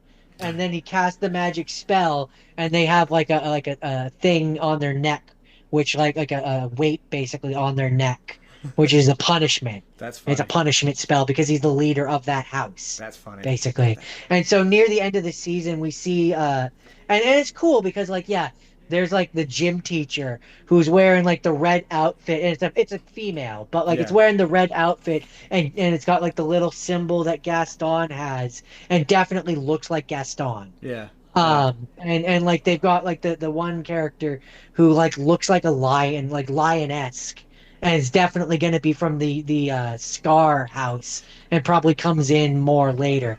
And it's like yeah, you can tell what each of these characters is based It's on, just an and it's odd choice to be like it's Disney themed, but none of the Disney characters are involved in this. are So like a major focal we thing. we can keep an arm's length from this one if we so And desire. yet it's like they could bring them in. So like in the last episode of the If season, it's magic, then um certainly, yeah, absolutely, you can. in the last episode of the season, they've basically confronted the leader of Is there a the queen the Voldemort? no, not so far as I've seen, but again, Okay, there's going to be fair. 3 seasons, so maybe. Maybe eventually they'll Um, develop a Voldemort. but at the end of the season, they kind of confront the Queen of Hearts stand-in, if you will. I don't know what you want to call what is I don't remember his name. He's the leader of that house. And he kind of goes off the deep end a little bit, and they end up having to fight a monster which like looks like the Queen of Heart, but like a monster version. Interesting. Um, The show sounds weird. and the main thing, the main important thing is our main character, because he's from the real world, Yeah. doesn't have magic. Oh, interesting. Everyone else has magic, but he doesn't have magic. Interesting. Interesting. But it's fun, and also there was definitely a case, a part where I was like, wait a minute, that voice. I know that voice. Why do I know that voice? That's a fun. And it was Matthew Mercer. Ah, that's funny. He plays two characters in this. That's funny. He That's funny. plays Divas Crewell, and That's Rook funny. Hunt. Rook Hunt. And so it's kind of cool. That's It's kind of funny. cool because the house that the queen that the the Queen of Hearts one, the one that's based on, um, the house that he is in charge of, each of the house members, which is like a Yeah. Hogwarts kind of thing, are all wearing like their outfits are all different Oh yeah, yeah, that makes sense. card things, Yeah, right? And yeah. so like you've got and like as you're like a newer member, you're one of the lower cards. That's funny. That's funny. Um, That's clever. I like that. That's clever. and so yeah, I'm fascinated by this. That's It was a clever. lot of fun, and some of the character designs are really interesting, and it does make me kind of interested to go and see what this game is like. That weird Disney anime that's based off of a game. Um, I will definitely be keeping an eye on this one. This feels like one of those ones we're gonna get majorly fact checked in the comments. We might be coming when the second and third season come out. We might be coming back to Hey this. man, we have anime episodes. We might be coming I, back to this. I've decided I'm no longer adverse to doing multi parts when it comes to I will say one of the characters that I kept hearing talking, I thought for sure that it was going to be other character from Critical Role, other person from character Critical Role whose name I can't think of, Sam Riegel. I thought for sure it was going to be Sam Riegel, but I don't see him on the cast list. huh. I'm Jordan. I'll put it to you this way: if I'm But it gonna sounds do like him. Kinnikuman Man Part 3, certainly you can do Weird Disney Anime Part 2 Hell yeah, when it comes out, whenever it comes out, whenever it comes if it out, if it comes out. if it indeed comes out. But yeah, according to this, there's going to be three So if we seasons. can't return to stuff, there's no longevity to this. So you know, I'm just saying. I'm just saying. uh, if we can't come back to things eventually, there's no And that's longevity it. to this. Like I'm just saying, One like day, 2 years from what now, when I want to talk about Indiana Jones, fifth Indiana Jones again, you know, what one of these days, maybe you'll watch it. maybe it does intrigue me.